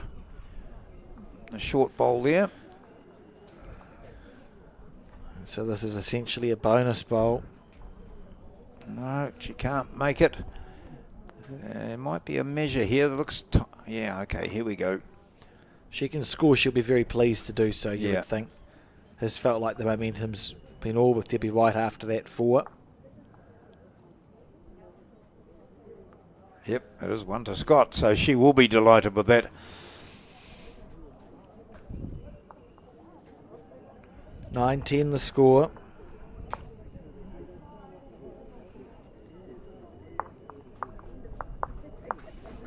She'd gone 4 or 5 ends without scoring at that stage, so she'll be relieved to be able to put the mat down and just be trailing by the 1 shot. So from here, obviously it's not just the singles that count. We've got singles, pairs and fours. The team, or the centre, which wins 2 of those at least, goes through to the next stage. That is correct. Hence the decision to place the singles, pairs and fours alongside each other, so all the players in both teams can keep an eye on what's happening. And it does, as the game goes on, the games go on, create a great atmosphere. And you'll find that, you know, the singles will finish first normally, but if not the pairs, and those players will get off and immediately just calm down and go and watch and support their fours team. And the exciting thing, John, about the post-section rounds is that unlike section play and post-section, a draw is played out. Yeah. So you do win. You have to win 2 or 3. Yep. Pretty much. You play a draw out. So if the pairs were to be drawn, they would play another end to decide a winner. So 8-7, that's a tight pairs game. It's 5-4 to Dunedin and the fours. And Sarah Scott's had her best start for a few ends here. She's really focusing on these short ends, isn't she? Yeah.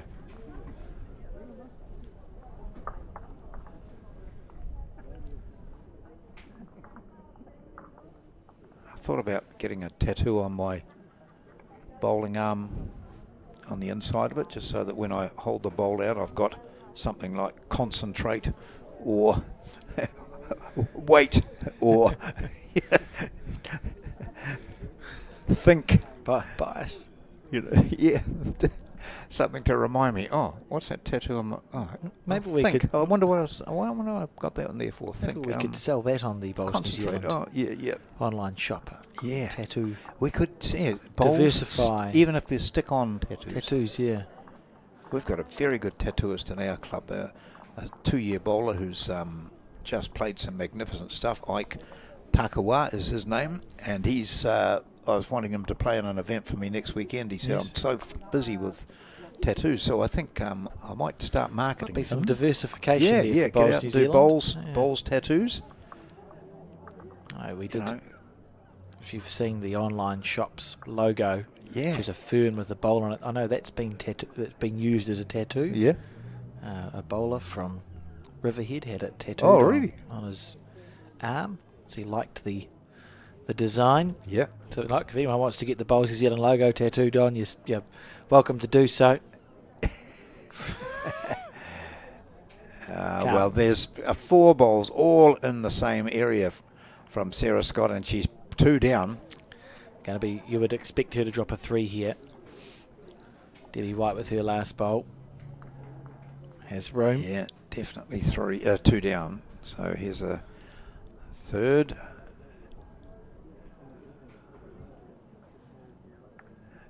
And on this, the fast green, for Sarah, each one of those would have felt like she was just slightly pushing the bowl, and that was all to get it down to there, and it's sailed on a metre past in each case. Oh, and Debbie White might well have overcooked this as well. Yeah. Well, it's not a bonus, but if you look at the green... Oh, good green. Yeah. So we should have focused on her green there. All you're thinking to yourself is, I just want to push the ball out and let it come back to the centre line. I don't want to go narrow and risk pushing the jack back and dropping a 4. Absolutely. Which is potential. So playing it safe, but it is another couple of points for her. A couple of shots at 12-9 she leads.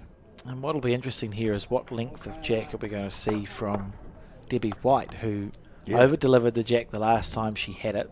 We had 2 short ends from Sarah Scott. Is she going to go back to that 2 metre mark length? Maybe. Yeah, I think so. Yeah, and that's well executed from Debbie.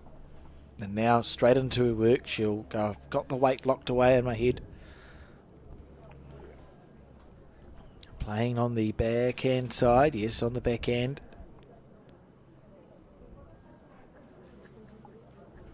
I don't think the no smoking signs work, does it? Can you see? So Just drifting in through our open window here, but eked in. yep. Here we go. First one from White. Oh, is it coming to shot? Yes, there it goes now. Marker had to wander off and just see if it was going to impinge on another area.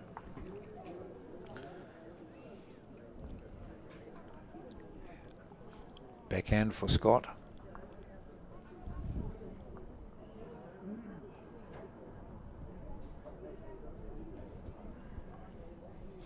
Good track for her. I find it quite just a public service announcement. If you do see us commentating, you don't have to run past the commentary window. We don't have cameras looking from the commentary booth out to the rink. You're not going to get on television. The only way you could get on TV is if you were to stand directly in front of a camera that we've got on the rink side, which does happen. We haven't had a streaker for a while. No, Central Otago's the last time we had Yeah. streaker. That made news all around the world. It was did, great for the sport. Yeah. Not that I'm encouraging that sort of behaviour. I think we made it onto the BBC. Yes, yeah. It went viral. Viral, yeah.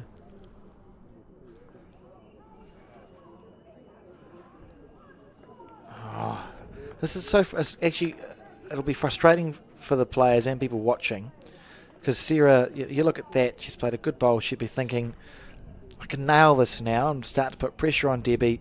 Falls a little bit short. Still holding 1.5. It's been quite an unusual game. We've seen some brilliant bowls and then some quite scattered ones. How's this for the weight?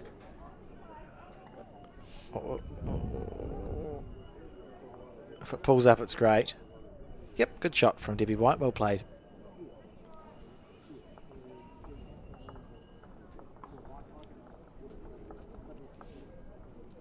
So her dad, Terry, watching from Cromwell, where he's these days based, having been in Dunedin for many years, and the steward of the North East Valley Club will be watching closely as Sarah brings in the shot now. Terry with his 7 Intercentre titles, and a good mate of Peter Thorne's, who's about to step in and tell us what he's learned out there in the sunshine at Naenae.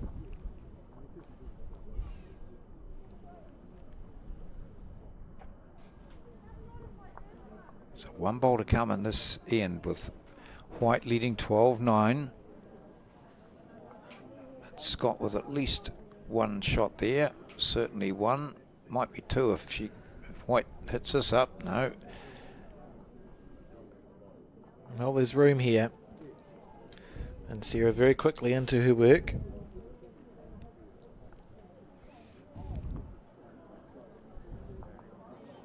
It'd be a big boost to her if she could score with this one. Just needs to beat that one of White's, and she's not going to. Sits down. If she sits... Oh, that may have been enough. We'll see if Debbie hands the mat over, or whether they measure it. It certainly wasn't the shot, but it did sit down. Usually that does the trick. So she didn't waste any weight if she's got the shot.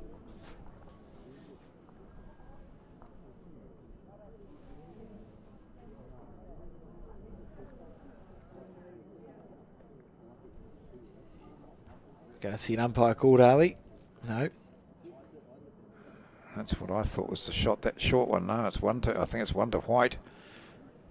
No, one to Sarah. So there it is, 9, 11, 12, 10. Be pleased with that. And the mat up. And we'll see a short jack again, I suspect. I'd say so.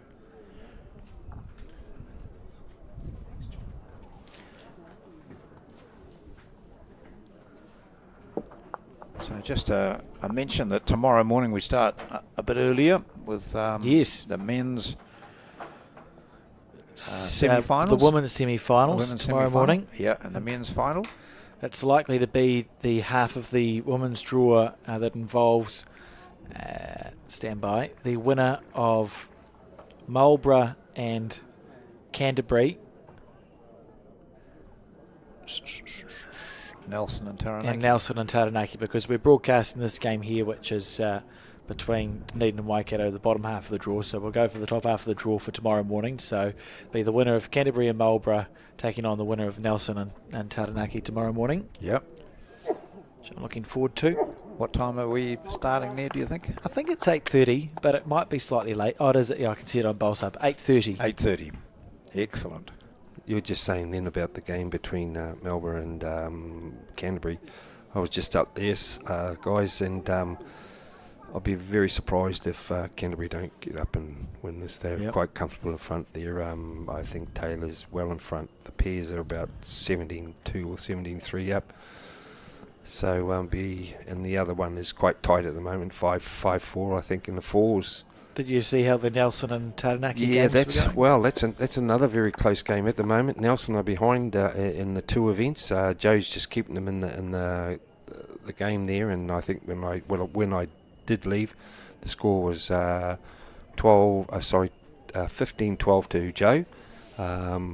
So anything can happen there, but at this stage, Taranaki are in the front in that particular one.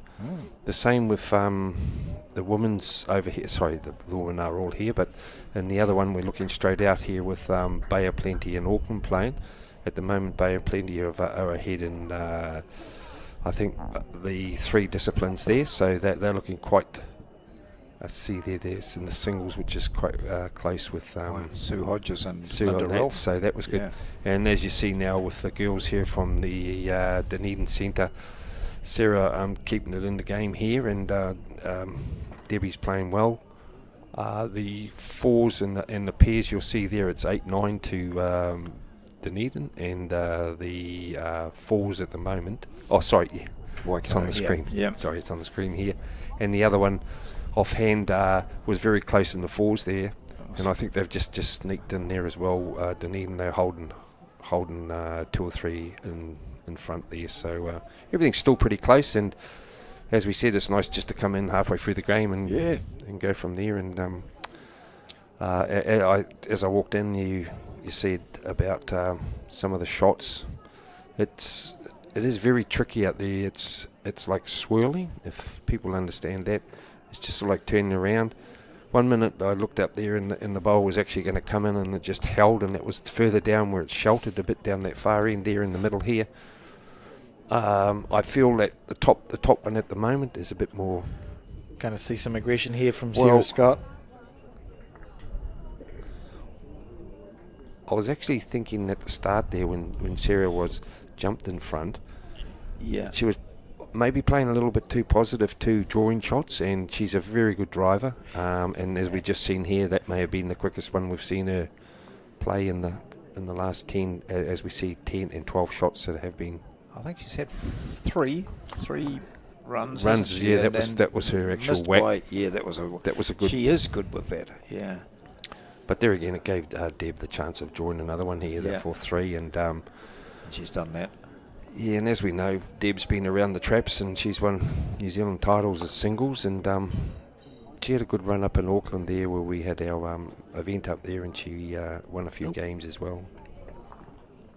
So that's was that a 3? Yeah, so I think 15-10 the score now. Yeah. And the Pairs has just jumped over there from another score as well. Waikato jumped in front, so it's all quite exciting at the moment. Yeah. And that's what we're expecting at this level. You'd be surprised, you can't see it from here.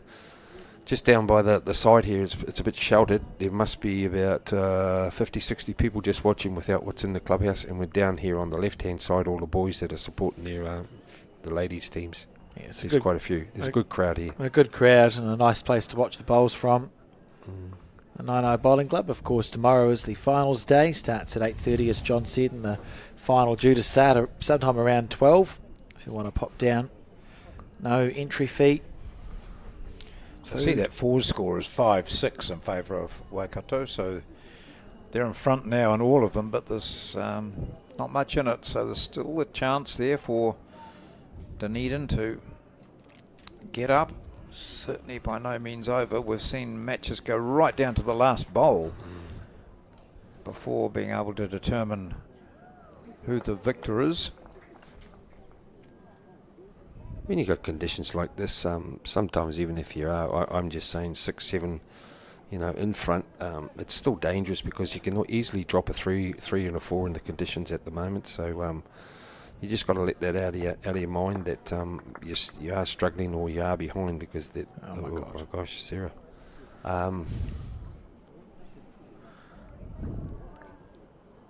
She's had a couple of whoopsies today.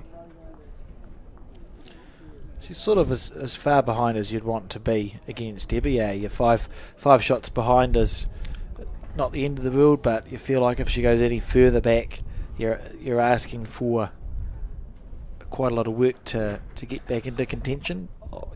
I feel with the 25 shot, this is just sort of like nothing at the moment. I'd be more worried if maybe the 17 she grabs a 2 or 3 here, but if Sarah can just score on this particular end, it's still in the game. You get 4 and you're back on the ball game.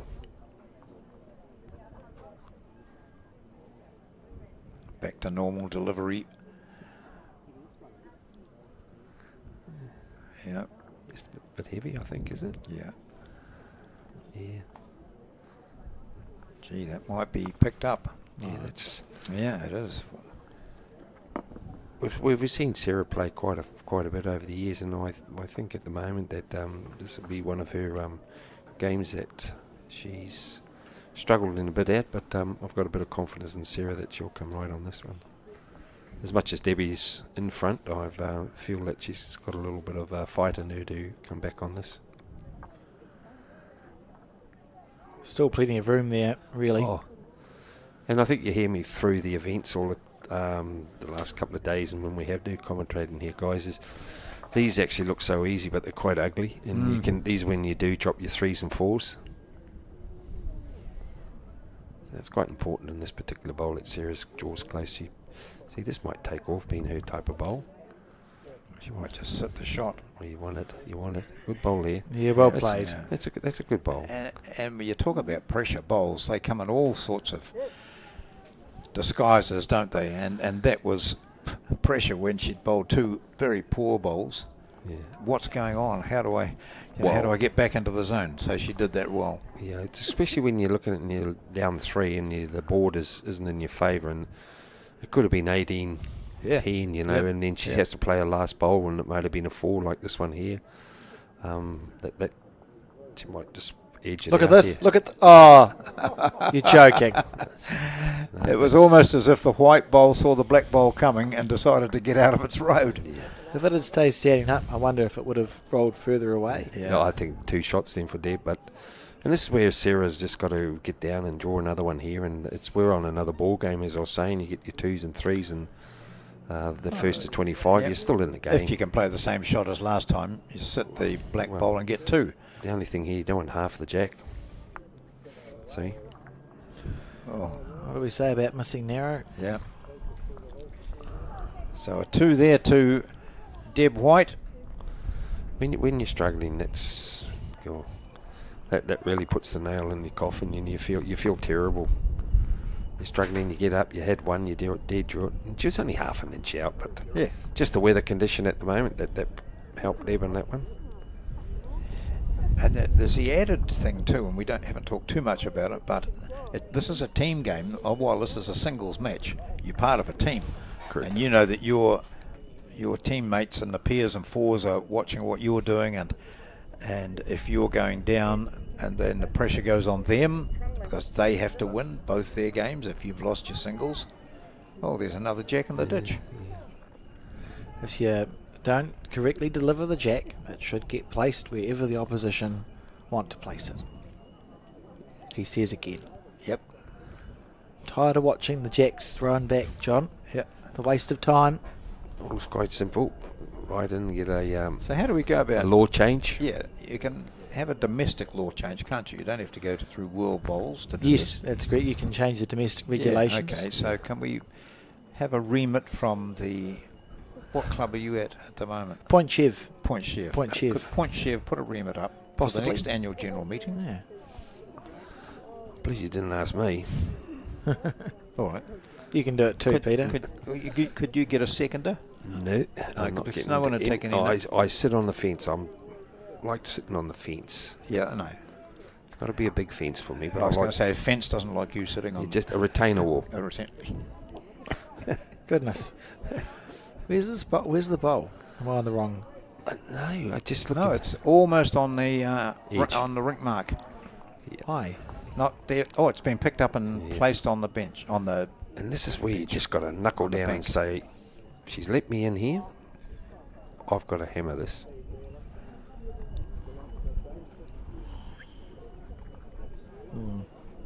I think the pairs are just going to collect maybe one or two. Oh, just the one there. So, Peter, how does that happen at this in this class? Yeah. Well, it is a little bit, but it is. I'm trying to be really nice, but the wind is playing a big factor Yeah. out there at the moment. It's not so much the bowlers. I know Debbie is playing some great shots there, draw shots, but Yeah. when you're under pressure and you've got to try and dead draw and reach, you've got all these different shots in your mind. And as we know that the she wind can changed. make you look very ordinary. Changed the hand. Well, and this is what happens, mate. Yeah. You know, you put one dead. Yeah, and then good next bowl. I can do it. Maybe it's the time you start changing your hand. I would myself.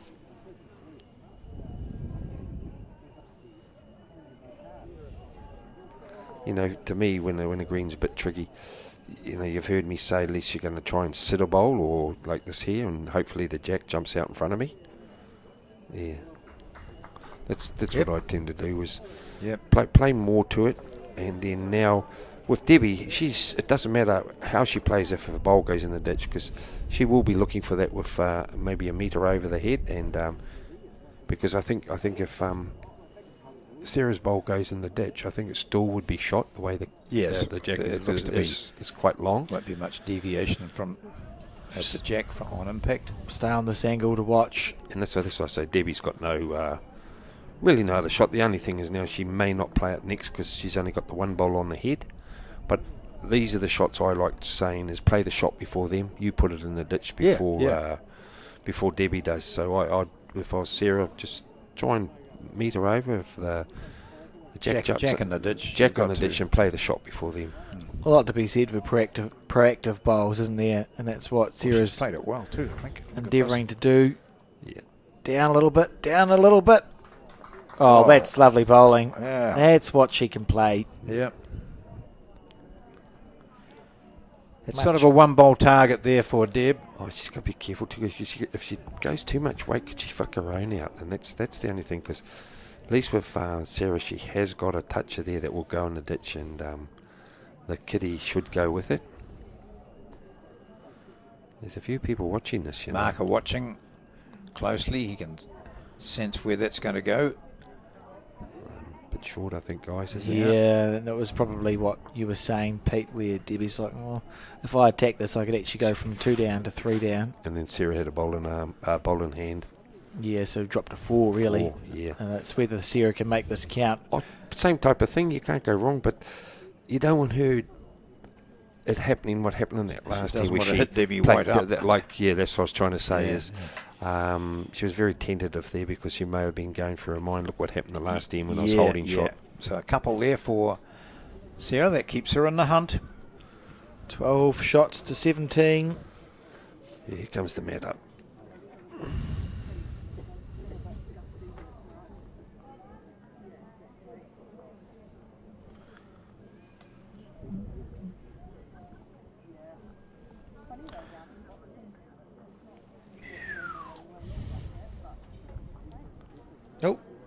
Oh, it stayed up, team.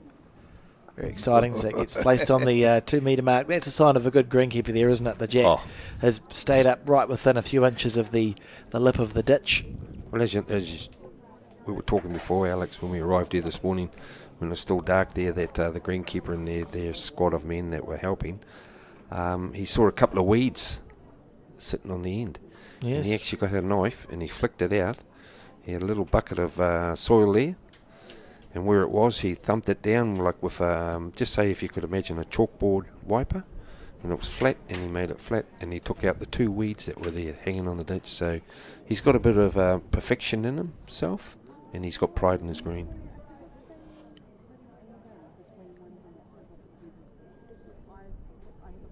That's a good opener for Sarah at the moment. She was struggling a bit with her first bowl, and this has actually come on board well.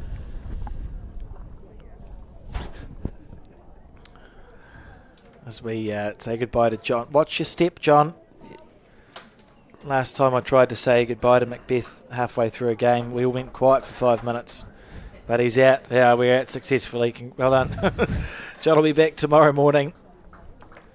We bring coverage of the finals day of the Intercentre starting from 8:30.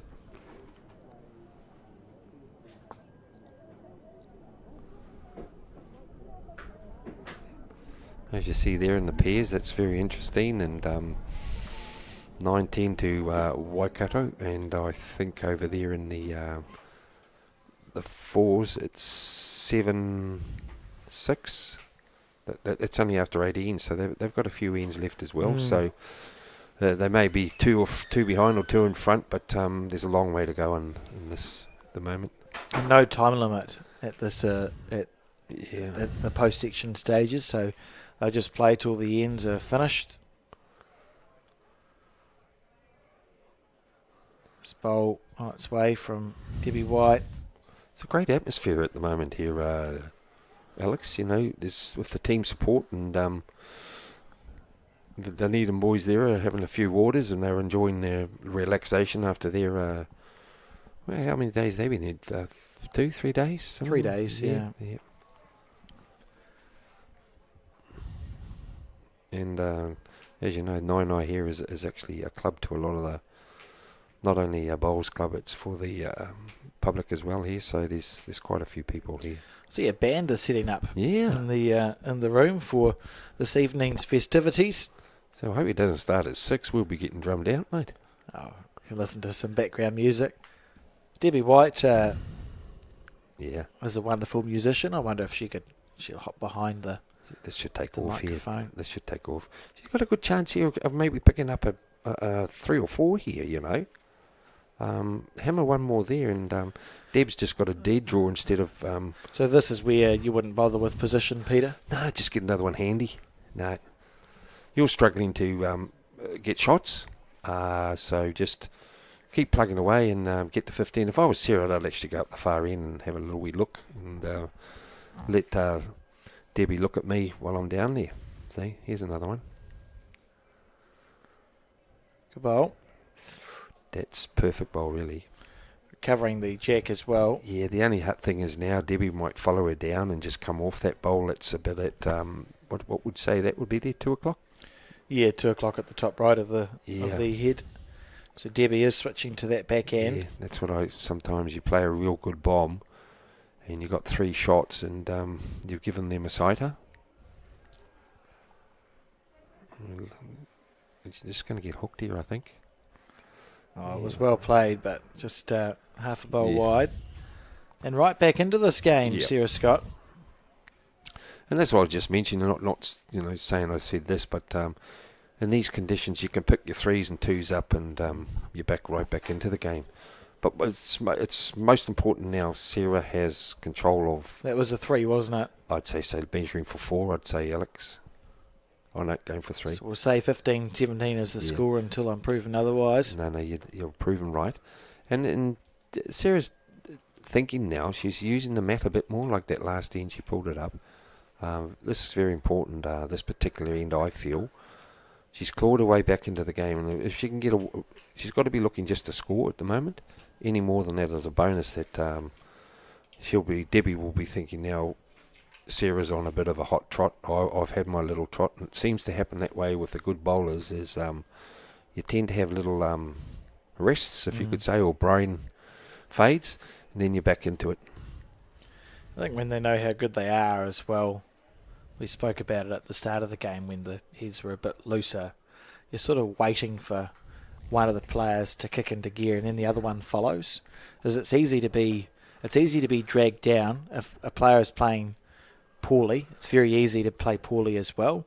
And then the converse thing is true, where if you start playing really good bowls and suddenly I'm playing you and you're drawing within 3 inches and I have to draw within an inch, or I've lost the end, you can see you can spur each other on sometimes. Correct. And I was hoping that would happen in this game. I think it has a little bit. We saw Debbie step up a bit and Sarah follow. They're both having little patches, I know Debbie was playing the bowls, but it was a big turnaround, Maybe Sarah just gave herself a little bit of a kick. What she did there was trailing that jack back and dropping 2. Yeah. And that was a prime example where someone's having a little sleep, as we were just saying. That's what Sarah was doing, what Deb's doing now. Yeah, I agree with you, Peter, as we watch this bowl. And Debbie's bowl's hidden behind that thumbnail at the top right. So there's still all the room in the world here. The shot has not yet been played.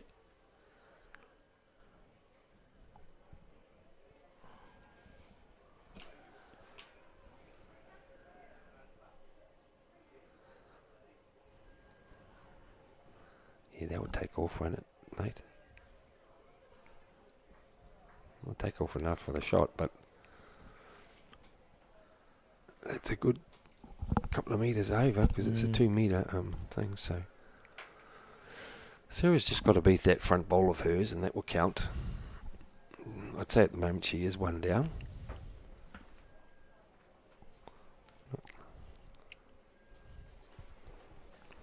Here we go. It's a better bowl.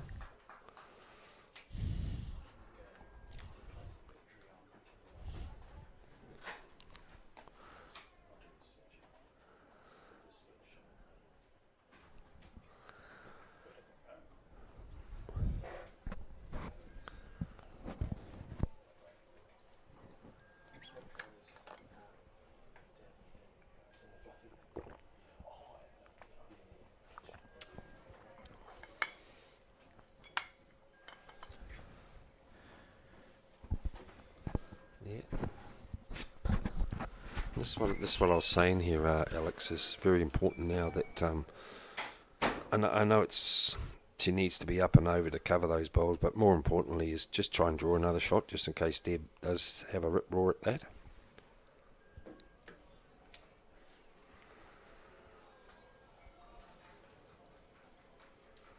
I'd be using just more of the back bowl as my jack, and then it's a good cover bowl as well, like this here, and just try and sit it.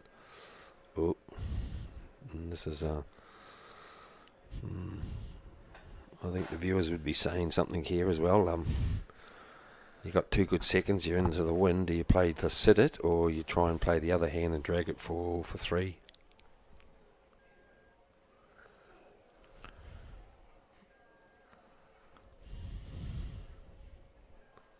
Oh, on the forehand. Just don't want to hit that front one.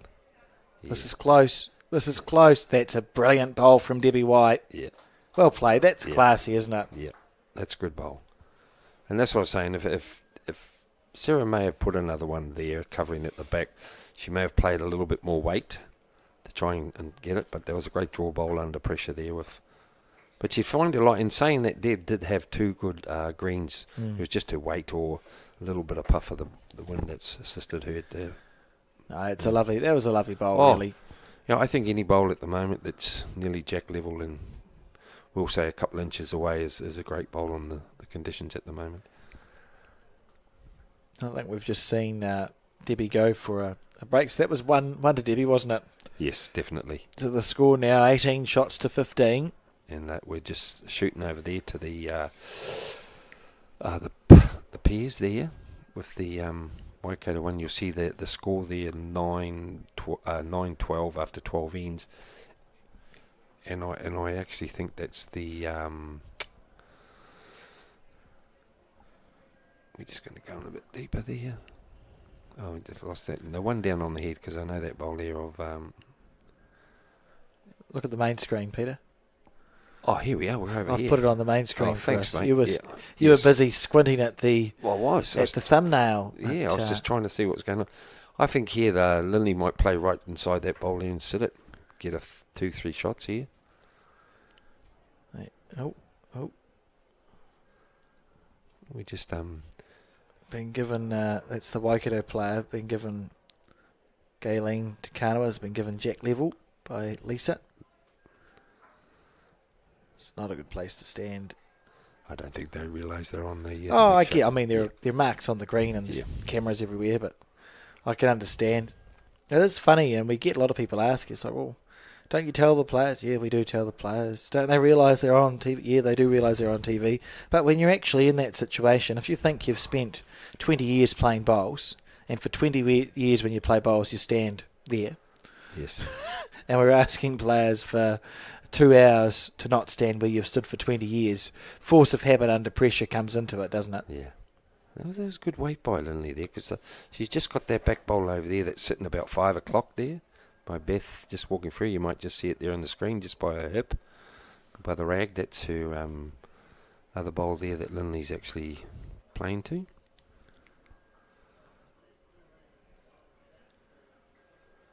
Let's wait for Debbie to make her return.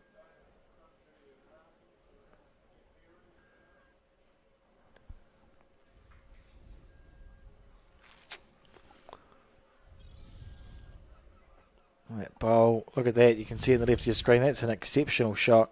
Yeah. He's got to play right through to that. Yeah.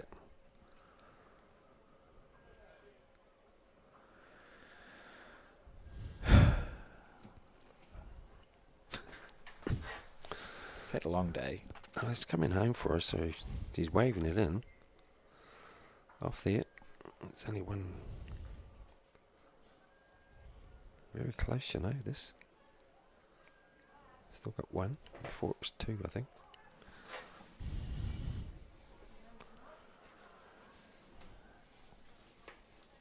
So we're going back to the singles now, Alex. I think Debbie's back, so Yeah, there we go. here we go.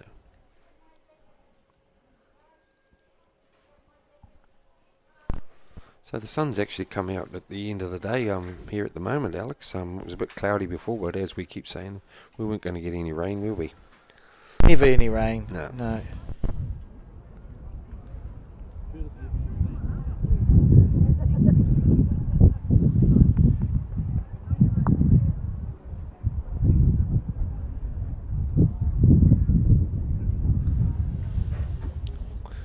We need our little runners out there. We're just asking a few things, but you can get that on the bowls result there, guys.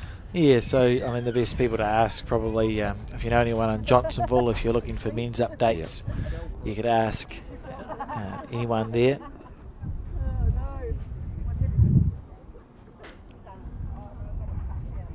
Where are the people?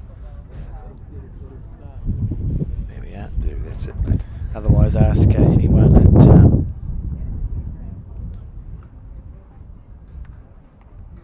Any of the venues. the Naenae Bowling Club. There's only two Yes. venues going to Yes. Naenae and There must be some friends there up there. Johnsonville. And just get hold of us. There's a good bowl coming. And that's that hand, Alex, that's a narrow hand. It's not the windy hand that we call that can give you some assistance. It's actually a very good bowl, but that she's played, but it can give Deb an opportunity just to reach it and sit it and turn her own bowl through. That's she on the back door here, no.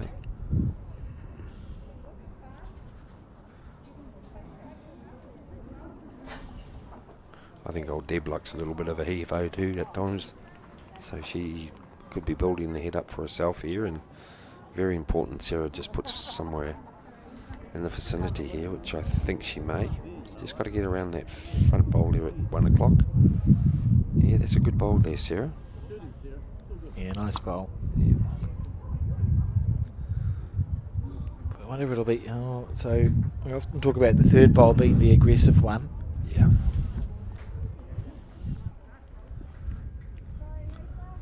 Not going to on this occasion. She's a bit wide, I think, this time, mate, isn't she?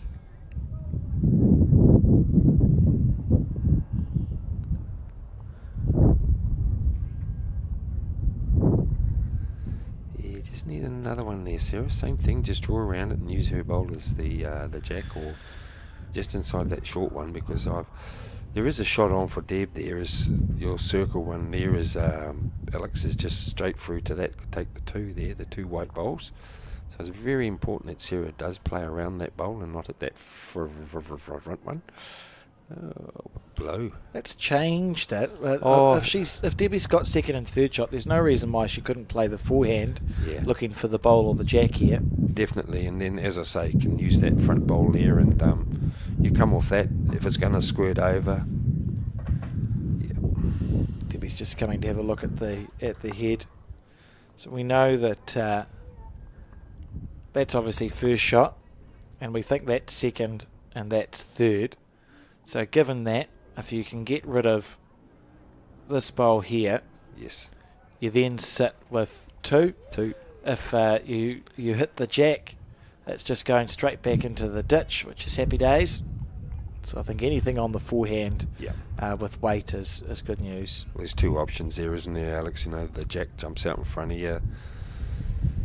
Sit Sarah's bowl. There's another opportunity. As if you are a bit narrow, you can get the edge of Sarah's bowl, and it follows through. There's a lot of options there, and naturally you just got to play the shot. But that's what you'd be thinking of. I think the few people watching would be saying that as well. But she's played the other hand. Maybe sitting through the shot bowl, I can understand. And the black bowl that sits at 3 o'clock is low of the white bowl, so you get the inside half of that. You might go on to the shot bowl. I just look at it now. It gives Sarah more of an opportunity of sitting her bowl 2 rolls, and she gets 3-4. Absolutely. It's a jack level bowl. Yeah, she's on a good track, mate. It's dropping here. This is very close. Yeah, and this one. You wouldn't want to chip yourself out, though. Be careful. Oh no, Be she's careful. She's all right. No, you never doubted it, did you, No. Pete? She had weight to do it. And that's what I said. Wait to sit the black one too. Half a bowl wider, and it was not happy. But that's okay. So 1 to Sarah Scott, and the score now 16 shots to 18. Very tight match here at the Naenae Bowling Club. The other two games, Waikato lead 13 shots to 9, and in the fours the score is something to something else. It's 11-5 to Waikato. So Waikato lead 11-5 in the scores, in the fours, 13-9 in the pairs, and 18-16 in the singles. So in the box seat at the moment. Yeah, this is very important. These two games that are together, mainly because of the ends and the points. The good thing is the 3 games are next to each other in post section, so Oh. you've got a fours pairs and singles all next to each other. And to your point, Pete, I think it's actually super duper important for Sarah now to mount quite a strong and quick That's comeback. it. If she can get in front of Debbie within the next 10-20 minutes, that gives time for the pairs and fours to look over and go, oh, look at that, Sarah's doing well. Now we need to lift our game. Realistically, probably the pairs more than the fours. The fours, what did I say the score was? It's a 11-5. Yeah, they can drop. Yeah, they minutes can to get us go. 3-4. But as We need someone to start winning. Yeah, they'll come home from here. You're 100% there, Alex, and I actually quite like how the post section, we can say now, has turned out that the actual teams are actually together side by side. Yeah. And it's, you may have heard me talk before about, it's very good when your singles players played a great shot, the whole team can give it a cheer. But as I was saying before, there was C green Bowl. back up to A green, and it's so far, and you don't know if your team's in front or not, and it's that extra. Yeah, it's easier to do. More control. Yeah. The draw works in post section for it. And Yes. unfortunately, Of course, when you've yeah. got 6 teams Yeah. in section play, it just doesn't really work. Oh, See. we're seeing an attacking bowl. Yeah, here's a good bowl here by Clean as a Sarah. whistle. Lovely shot. That's, and that's what I was saying before. I thought Sarah may have wanted to get into a bit more and was a little bit,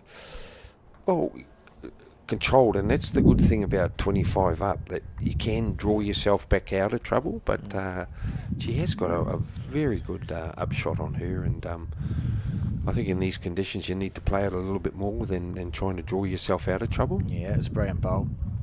This is another one coming down with Deb. She's found it well here. That might just take off here. No. You don't think so? Oh, she's hung around. Does Sarah have another go at this, or she just did one nibble? It's actually You quite get a back good to one. the drawer. Yeah, and use Deb's bowl as the jack, and you can just sit it. And then, as I keep saying, the other option is if the jack just jumps out in front of you, and then you got the shot. She's on a good track for it here. Very close. Oh, It's that's a top bowl. perfect. That's two. Great bowls that she's actually played there. She's had a drive and then a draw to reach a shot. Yeah. So let's bring the class out in Sarah here, and now Deb's got to bring her experience out and try and she's played 2 good bowls as well. Now she's got to produce it with another one.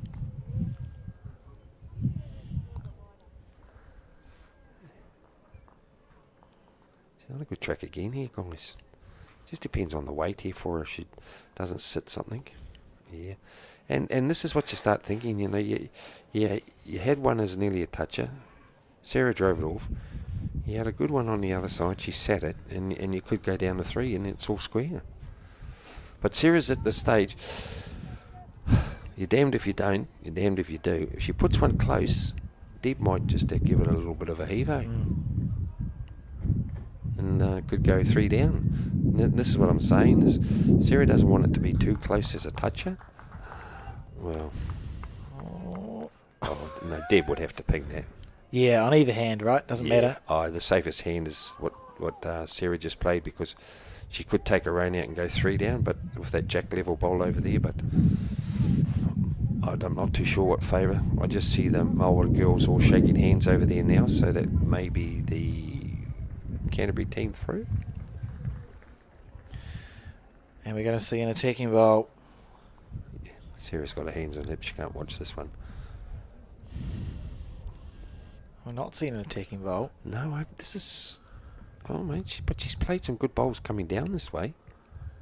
Look at this. Yeah, Look at this. Sit and stay. Oh, take a bow. That's exceptional. That's why she's won the New Zealand singles. Yeah, no, she gave her a slap. That's good call, Sarah. Beautiful bowl. What great sportsmanship that was. She even applauded that herself. Backing a draw all the way, Debbie White. That's how she's won 2 New Zealand singles titles. How many people sitting in their chairs or at the clubhouse would have thought she may have attacked that? 9 out of 10. I wasn't one of the 9. I knew she could. Would you like me to rewind the tape? No, we've got no replays here. No, that was a superb bowl. And that would have given, that Sarah another 2 there. That would have given all square. So here we are, get that other 3-point buffer.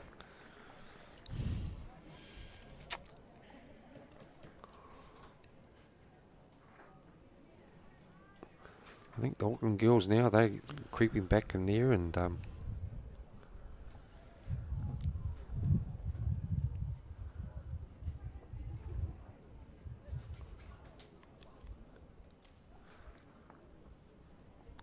I know early years will be wanting to know other results, but we just can't do it at the moment.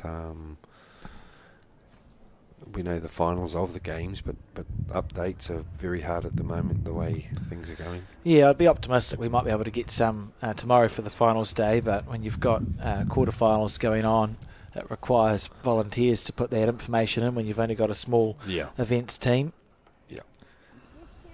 And Debbie with that shot, of course, got herself to 20 shots, so 20-16 the score. I think. Unless I've already... I think they put it up to 19. You want to rewind it now? I'll take it back, yeah. Wait and see. I've been waiting for the scoreboard to be updated, but maybe it already has been. It's 19-16 on the scoreboard here. Okay, oh well, we'll... But there again, the players don't touch it sometimes, so the marker does that, so... Hunt's saying that. Yeah, I can't remember if I updated it or not. I was blown away by Debbie's bowl, but I don't remember if I then clicked the +1 button. That's all right. It was a great shot. Oh, just when that was a shot of the game, basically. Oh, absolutely. 2 down, chip it. But that's a credit to how the green's running. You can just sit a shot, and the bowl can actually turn 2 turns, and you end up with a shot.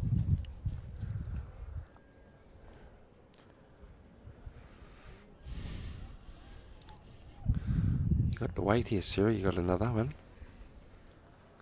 Just coming into focus here. Oh, that's 2 goodies. Yeah, good bowl. Mind you, we say that, and then Deb come in and played a honey, didn't she? Certainly, Sarah has picked up her game in the last 3 or 4 ends. Yeah. Well, it's going to be a good battle here in the pairs now. We see just there on the screen, 15-18, so that's keeping everyone in. No one shaking hands early. There's old Karen Dijon there, so... She was being a player herself for many years for... Oh, you got to make this one count, Sarah. Oh, feels like there's a 4 coming up. I can feel it in my bones. And this is another time where you wouldn't bother covering, Pete. You just draw a third shot. Well, because you don't really know at the moment what Deb may do, because last year you thought she'd ping it, and she actually played a great bowl. That was worth a national final, but a national final shot. But so Hans... Let's just come running downhill and you'll get something, Sarah, I think. Take your green. Should be holding 3. Yeah, so... And all the pressure again on Debbie White's shoulders. What's she going to do? Well, she'll have to come inside Sarah's bowl here. That's the sad thing. It's a good bowl. It's counting, but it's giving guides.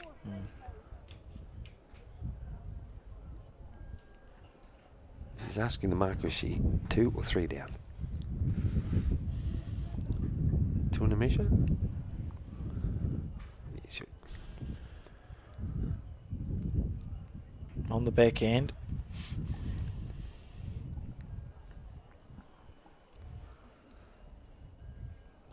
Backing the draw again, as she's done. The last 2 times she's been under pressure. She's on a good track too, guys. She's on a lovely line.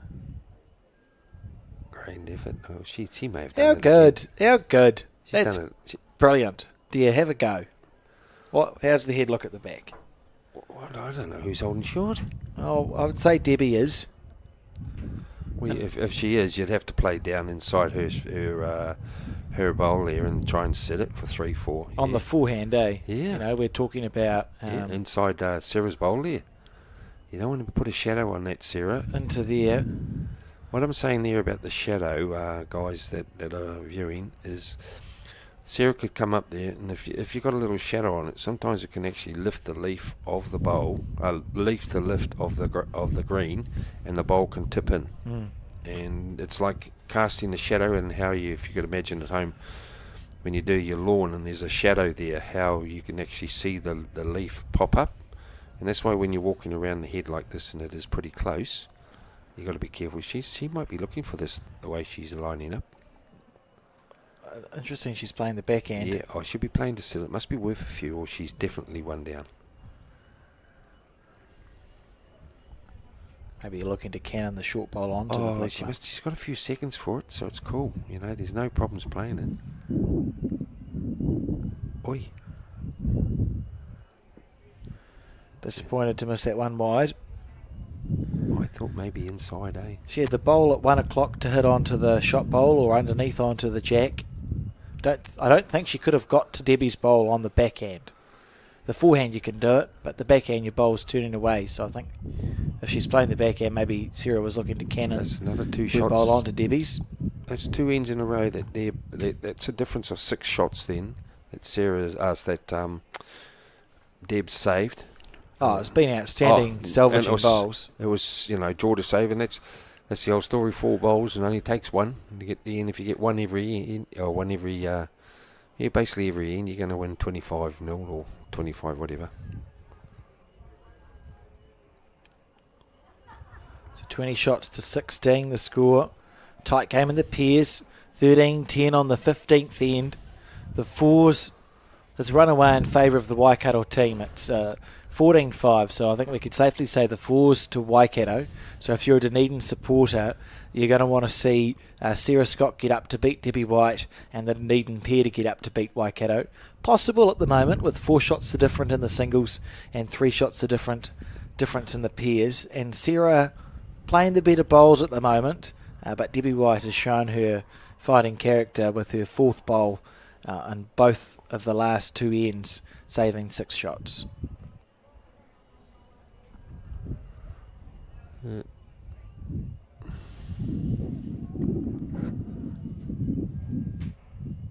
Good line. Yeah, she's hammering it. And it's a lovely bowl from Debbie White. Well played. Oh, right in front too.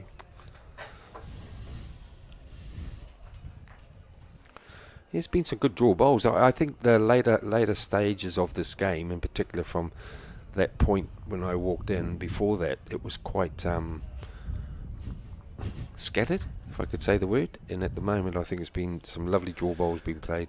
Yeah, I think by both. I think they're challenging each other to improve. Yes.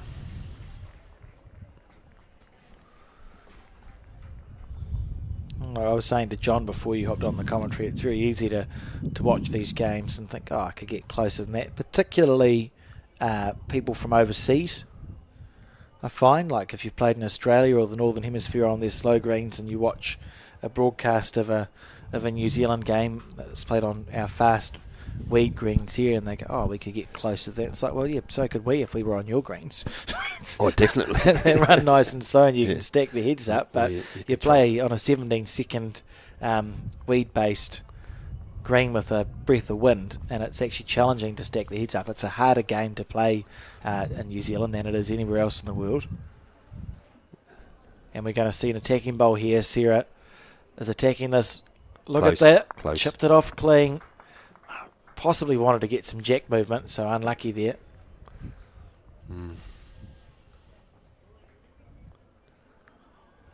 Giving her a chance now to draw the shot now, and give her confidence if she does. And the way Deb's going, I don't like to say it, I'm pretty confident she'll draw pretty with inside that shot ball of hers at the moment.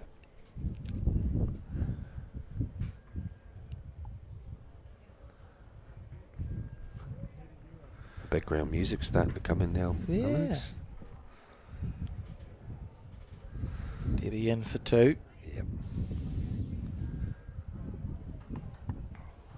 Sarah's playing this. Switching to the forehand on the draw now. The draw, yes.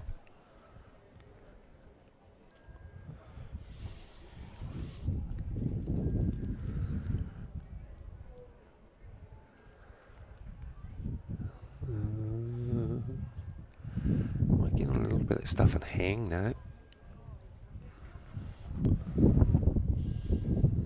Maybe still a couple down there, I feel. Yes, it's going to be a very important final bowl from Sarah, Yes. isn't it? Yes. And maybe it's her turn to play a good bowl under pressure with the last one. Yep. No.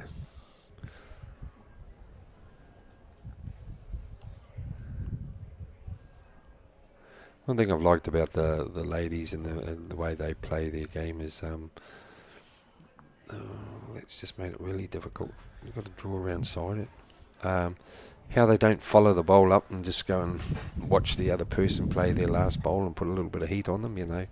They tend to don't do as much running up and down the green as the men. That's interesting. I often see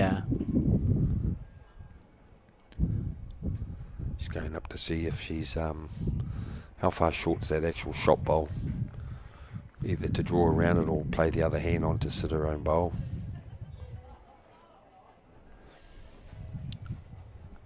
What would you play here, Pete?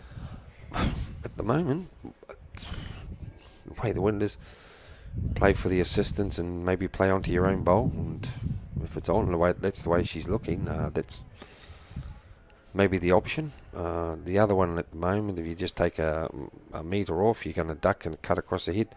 Play more to your white bowl there.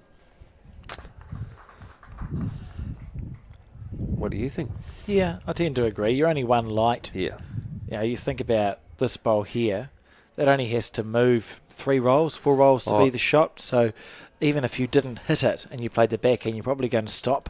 Yeah, and she's and played be some holding. good. She's played some good draw bowls down there. Oh, she is playing that hand, so that's cool.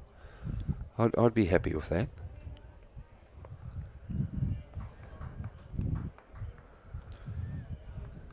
Needs it. That's She was. I think there myself. Her main intention was if she was narrow. She's going through the shot bowl yeah, inside shot out. bowl, instead of just trying to maybe just draw up to it, and then maybe if I sneaked around it, I've got it. Debbie thinks she's got 2 there. Oh no, just taking the 1. And 21 shots to 16. Debbie White leads now. Been a good game, an absorbing game of bowls that we've watched between these two players. A reminder that tomorrow, 8:30 start tomorrow for the broadcast. We'll come to you with coverage of the women's semi-final. That's going to be Canterbury taking on the winner of Nelson and Taranaki. Canterbury have won their match against Marlborough, we believe, and the Nelson Taranaki match is currently anyone's. And then from 12:15, we will have a broadcast of the men's final, and who knows who will be in that one.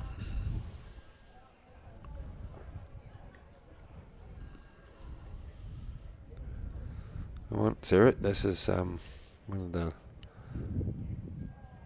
looser bowls that Deb's actually played coming down for a while, so you've just got to work yourself in here, girl, and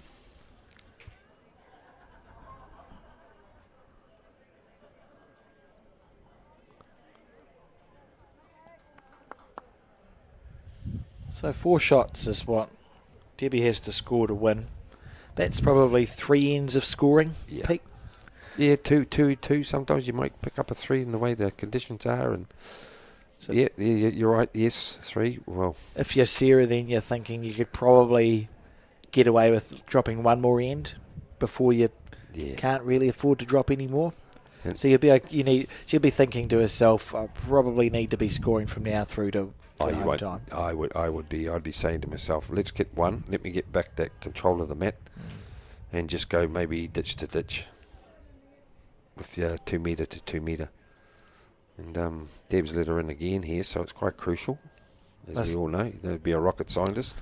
This bowl here, isn't it? Oh, this is the telling bowl. It's when you can change the pressure, Yep. because Deb, if Sarah can draw a close shot, will spend 2 bowls trying to get within it, whereas if Sarah can't do that, the pressure's not on. Correct.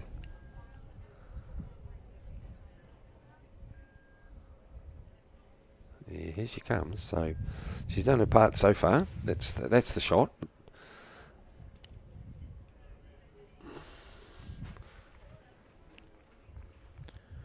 Well, Very good bowl. oh, it was needed, definitely.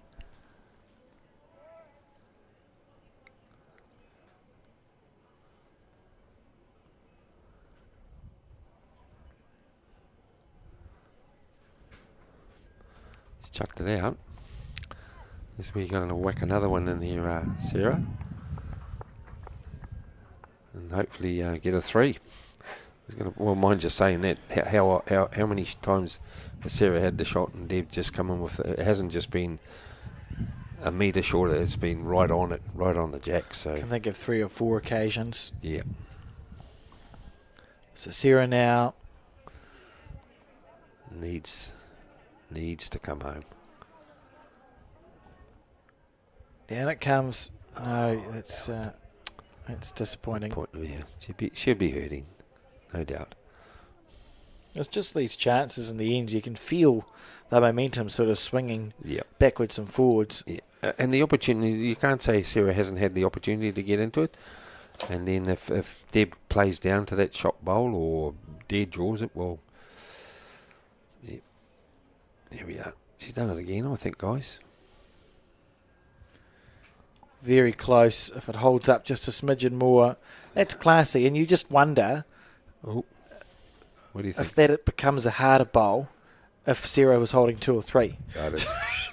That's what I mean when we're talking about the pressure, because Debbie was only 1 down. So worst case scenario, she's dropping a 2 if she misses poorly again. It feels quite different. Has Deb got the shot, do you think? Yes, she does. Yeah, it's level with the jack. After this bowl? Probably not. I just wonder. She might be 2 down if the jack gets moved. That's a great bowl, too. Oh, beautiful bowl from Sarah.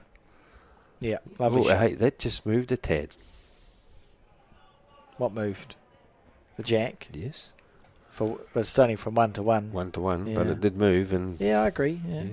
So 17-21 the score. And look at that, Sarah immediately walking the mat up quite some distance. She knew what she wanted. Good last bowl from Sarah under pressure. That's what I've been doing, the girls at the moment. I don't think that'll be up. Be close to not being up. If she's got the mat up as what we saw it getting charged up, oh no, it must be all right. Debbie, yeah. No challenge. Oh, good. So quite a short end.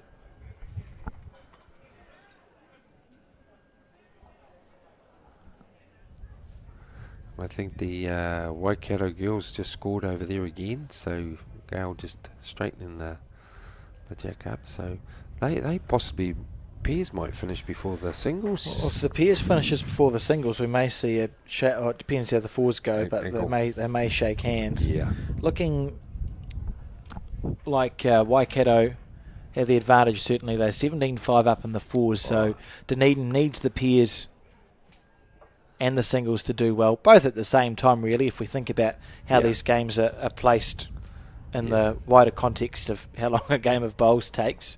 I suppose the pairs one, you can see there, Waikato leading by 5 on the penultimate end, so Dunedin need to score on this end and the pairs to be a chance. Yep, definitely. It'll be interesting. If the pairs go down, we'll probably see a handshake if this game isn't already finished. Yeah. I think if you hit that right on the head, if the pairs don't score on this particular end, they'll shake the claw and then sit down and support Sarah, and then hope to God the fours get up and do something. That's about it at the moment. And then hey, look, I'm only saying Dunedin can get a 3 on this. Let's all go again. Well, that's the thing. It is balanced on a knife edge. The fours are Waikato's. Yeah. So you just need either Sarah or the pairs, probably the pairs, to win. So if the Dunedin can get up in the pairs, all the pressure in the world is going to flow onto the singles game, and that's anyone's if Sarah can just stay in there. So it's by no means Waikato's rubber at this stage, although they are in the ascendancy. I'd be playing the other hand now, Sarah. The way you need just touch that, you're going to go 1 or maybe positive 2 down. So just use that jack level bowl just to sit on it, and if not, you've got a bowl over there, because I'm pretty sure Deb will be paying just a little bit of weight to that to trail it for her 2 waiting bowls over here at what's that? Oh, mate, you're going to squirt this. You're going to take your shot out. That's poor. Poor girl. But then she's got a chance now dragging it over 4. That's how many times has that happened to Sarah? I always hear Joe Edwards in my head. Just a funny thing to say. But when she's on commentary, it's that mantra. If you're holding the shot, Ideally, you don't want to be crossing the centre line, because if you don't cross the centre line when you're holding the shot, you can't give it away. It's impossible. It's a good bowl from Debbie, and Sarah with a chance to make amends on her backhand. You know, Have a peek. there's well, she could pick her weight, really. You could have a proper I'd drive that. have a proper go, or she may look to go, well, over here we have a scoring area. Or 4. If the jack gets there, I've got 4 shots. Otherwise, as you say, Pete, you play onto this Burn bowl. it. Yeah. Or Both burn the bowls go, narrow onto the jack, it's killed. it. Yeah. It's a burn, and just hopefully that you hit something. But the way, you know, she's had 2-3 drives, and she's drove well, so I've got confidence in her here of burning it or taking those 2 shots out. Oh man, she played that hard shot.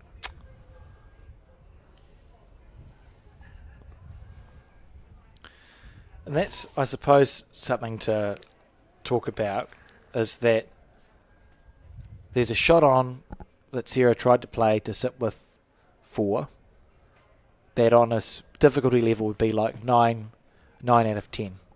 So you might get it maybe 2 or 3 times out of 10 attempts. But it's worth 4 shots. I can understand why you play that. Yeah, but The reason you were suggesting your shot, Pete, is because it, in theory, is slightly easier, isn't it? Yeah, with the way they can, that there is the perfect shot on green, on conditions that are running in your favour. At the moment, I just find it hard that she drives so well.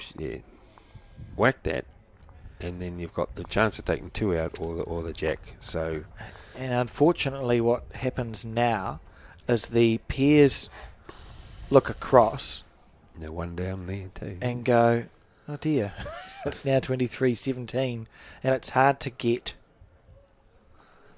that domino Lift. effect. Yeah, and then this is now where Sarah's just got to dig deep and hopefully just score on the scene and keep them out there as long as possible. You know, Pete, we have quite a large camera on a table, and I don't understand how someone, I don't even know what that is. What is it? A bottle. Someone's put a bottle directly in front of it. You're kidding. Why? Maybe I should put That's front like row of the camera. orange tape around it. It's quite artistic, though, isn't it? It's not a bad Well, I look. thought it was a globe, like we've been taken up to space or something. Oh, sometimes it feels like that in the commentary booth. We haven't even had a drink, mate. No. Anyway, 23-11 is the score. Is it still there? I've switched away. I've switched away. Just surprises me that it's like a white. It's actually it's our most obnoxious camera because it's a white one that's sitting on a table, and I put a what do you call it? I put a gas bottle, one of the heavy ones, next to it to be like, Don't go there. please don't go near this. And You think we've been sabotaged? been put down? Maybe we have been. Look at it.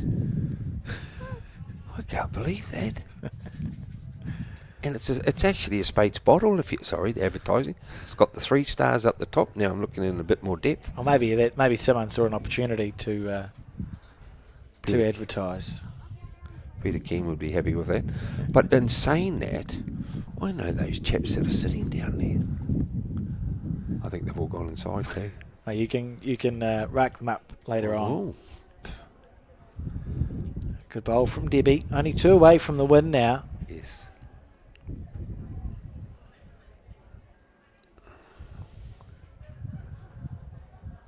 I don't know, the pairs look like they're holding 2 or 3 there too. Yeah, it feels like we are inching towards perhaps a Waikato victory here. Mm-hmm. The 4s have won. The pairs are 5 up. If the pairs score even 1 shot here, it may be time to shake hands.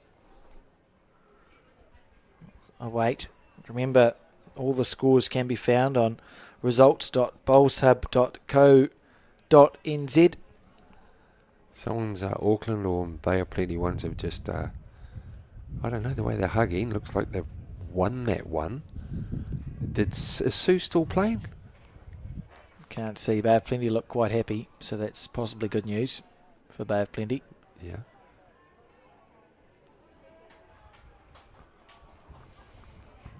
Or is that a... Great bowl from Debbie. Yeah.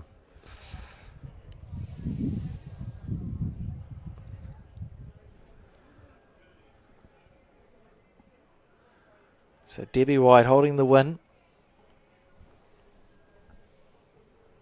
Followed her bowl down. I don't know what's going on over there in the fours. But here's a big bowl here. It's an attacking bowl. Here we go, Sarah.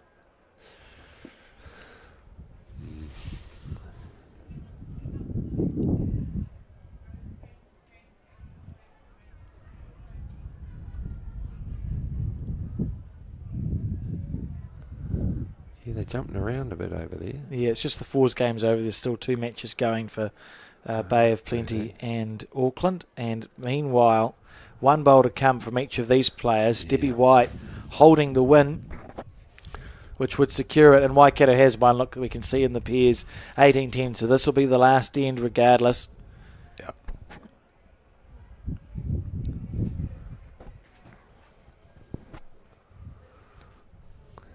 If I was Debbie, I was going to say I wouldn't even bother getting anywhere handy here. There's too much for it to work off here. Just play over. Make Sarah either dead draw it, or hit it again. It looked like before she's just trying to play straight right onto her own bowl. She's, I'm not saying giving up, but I think it's just the only one that she's going to get into here. In the area. Yeah. No, she's taken one out, so only one down, so she's still in the hunt. Chipped one off. Yeah. But you'd think with the pairs, Waikato pairs have won. The fours lead 17-6 on the penultimate end. Oh, Shake hands.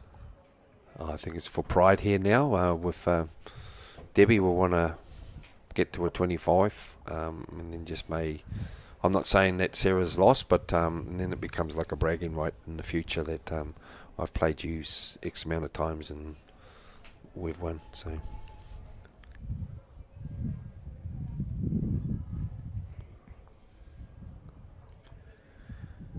Well, we've got another long day tomorrow, Alex, then. Up early, doing the yardage. Yep. Another long day. 8:30 start. So we'll be here at some point. I suspect hopefully the sun's up when we arrive. Well, it wasn't this morning, and that was later. Yeah. Oh, well. Well, we can do I'll it. be powered by coffee and see how we get on. No, you've been very good. You got your tea, and you've done very well. I'm very impressed that we haven't had our chocolate bars around. And It's been difficult. V's. It's been very challenging. And my commentary's either made more or less sense. I'm not sure which one. No, you've done well. I have had 4 cups of tea today, which is probably the same amount of caffeine as a couple of energy drinks, but them's the breaks. You got to get onto that green tea, mate. No, I don't enjoy green tea. What about ginger tea? Although I would watch a TV show on tea. Yes. Here's a good bowl here. That looks like Joe's. Just quickly, the reason I'd watch a show on tea, Peter, is because for 50 years we didn't know what the difference between green tea and black tea was. And the British had to send spies to China to find out that black tea's just dried out green tea. Good bowl there, Sarah. Yeah. That's what I was going to say. And what's your actual preference then for tea? I prefer a black tea, a Kenya bowled black tea. Loose leaf. Beautiful. Oh, that's right. We've talked about that before in a teapot. No, I could talk about it again, but No, that's right. we won't on this occasion. The score 24-17 to Debbie White. And yeah. See, Debbie's playing. There it is. 2 of them now. Someone knows something. I'm being tested. I'm being tested today. We have definitely been sabotaged. They're going to play the last 10, so Sarah's just having that. Sarah's just having that conversation now. Nope, they're done. It's over. Yeah. And played in great spirit. Congratulations to the Waikato team for progressing through to the semi-final. There are still a lot of bowls going on around the place, so I can't actually give people too much information on what has happened, except to say that Jo Edwards has won her singles game against Taranaki and that Canterbury have beaten Marlborough. Correct. The rest of the results will be available at results.pollshub.co.nz as soon as the games are completed. Thank you for joining us for this broadcast of the 2025 National Intercentre Post section. We will be back tomorrow bright and early from 8:30 in the morning with coverage of the women's semi-final, followed by coverage of the men's final. But for now, that's us. Have a good one.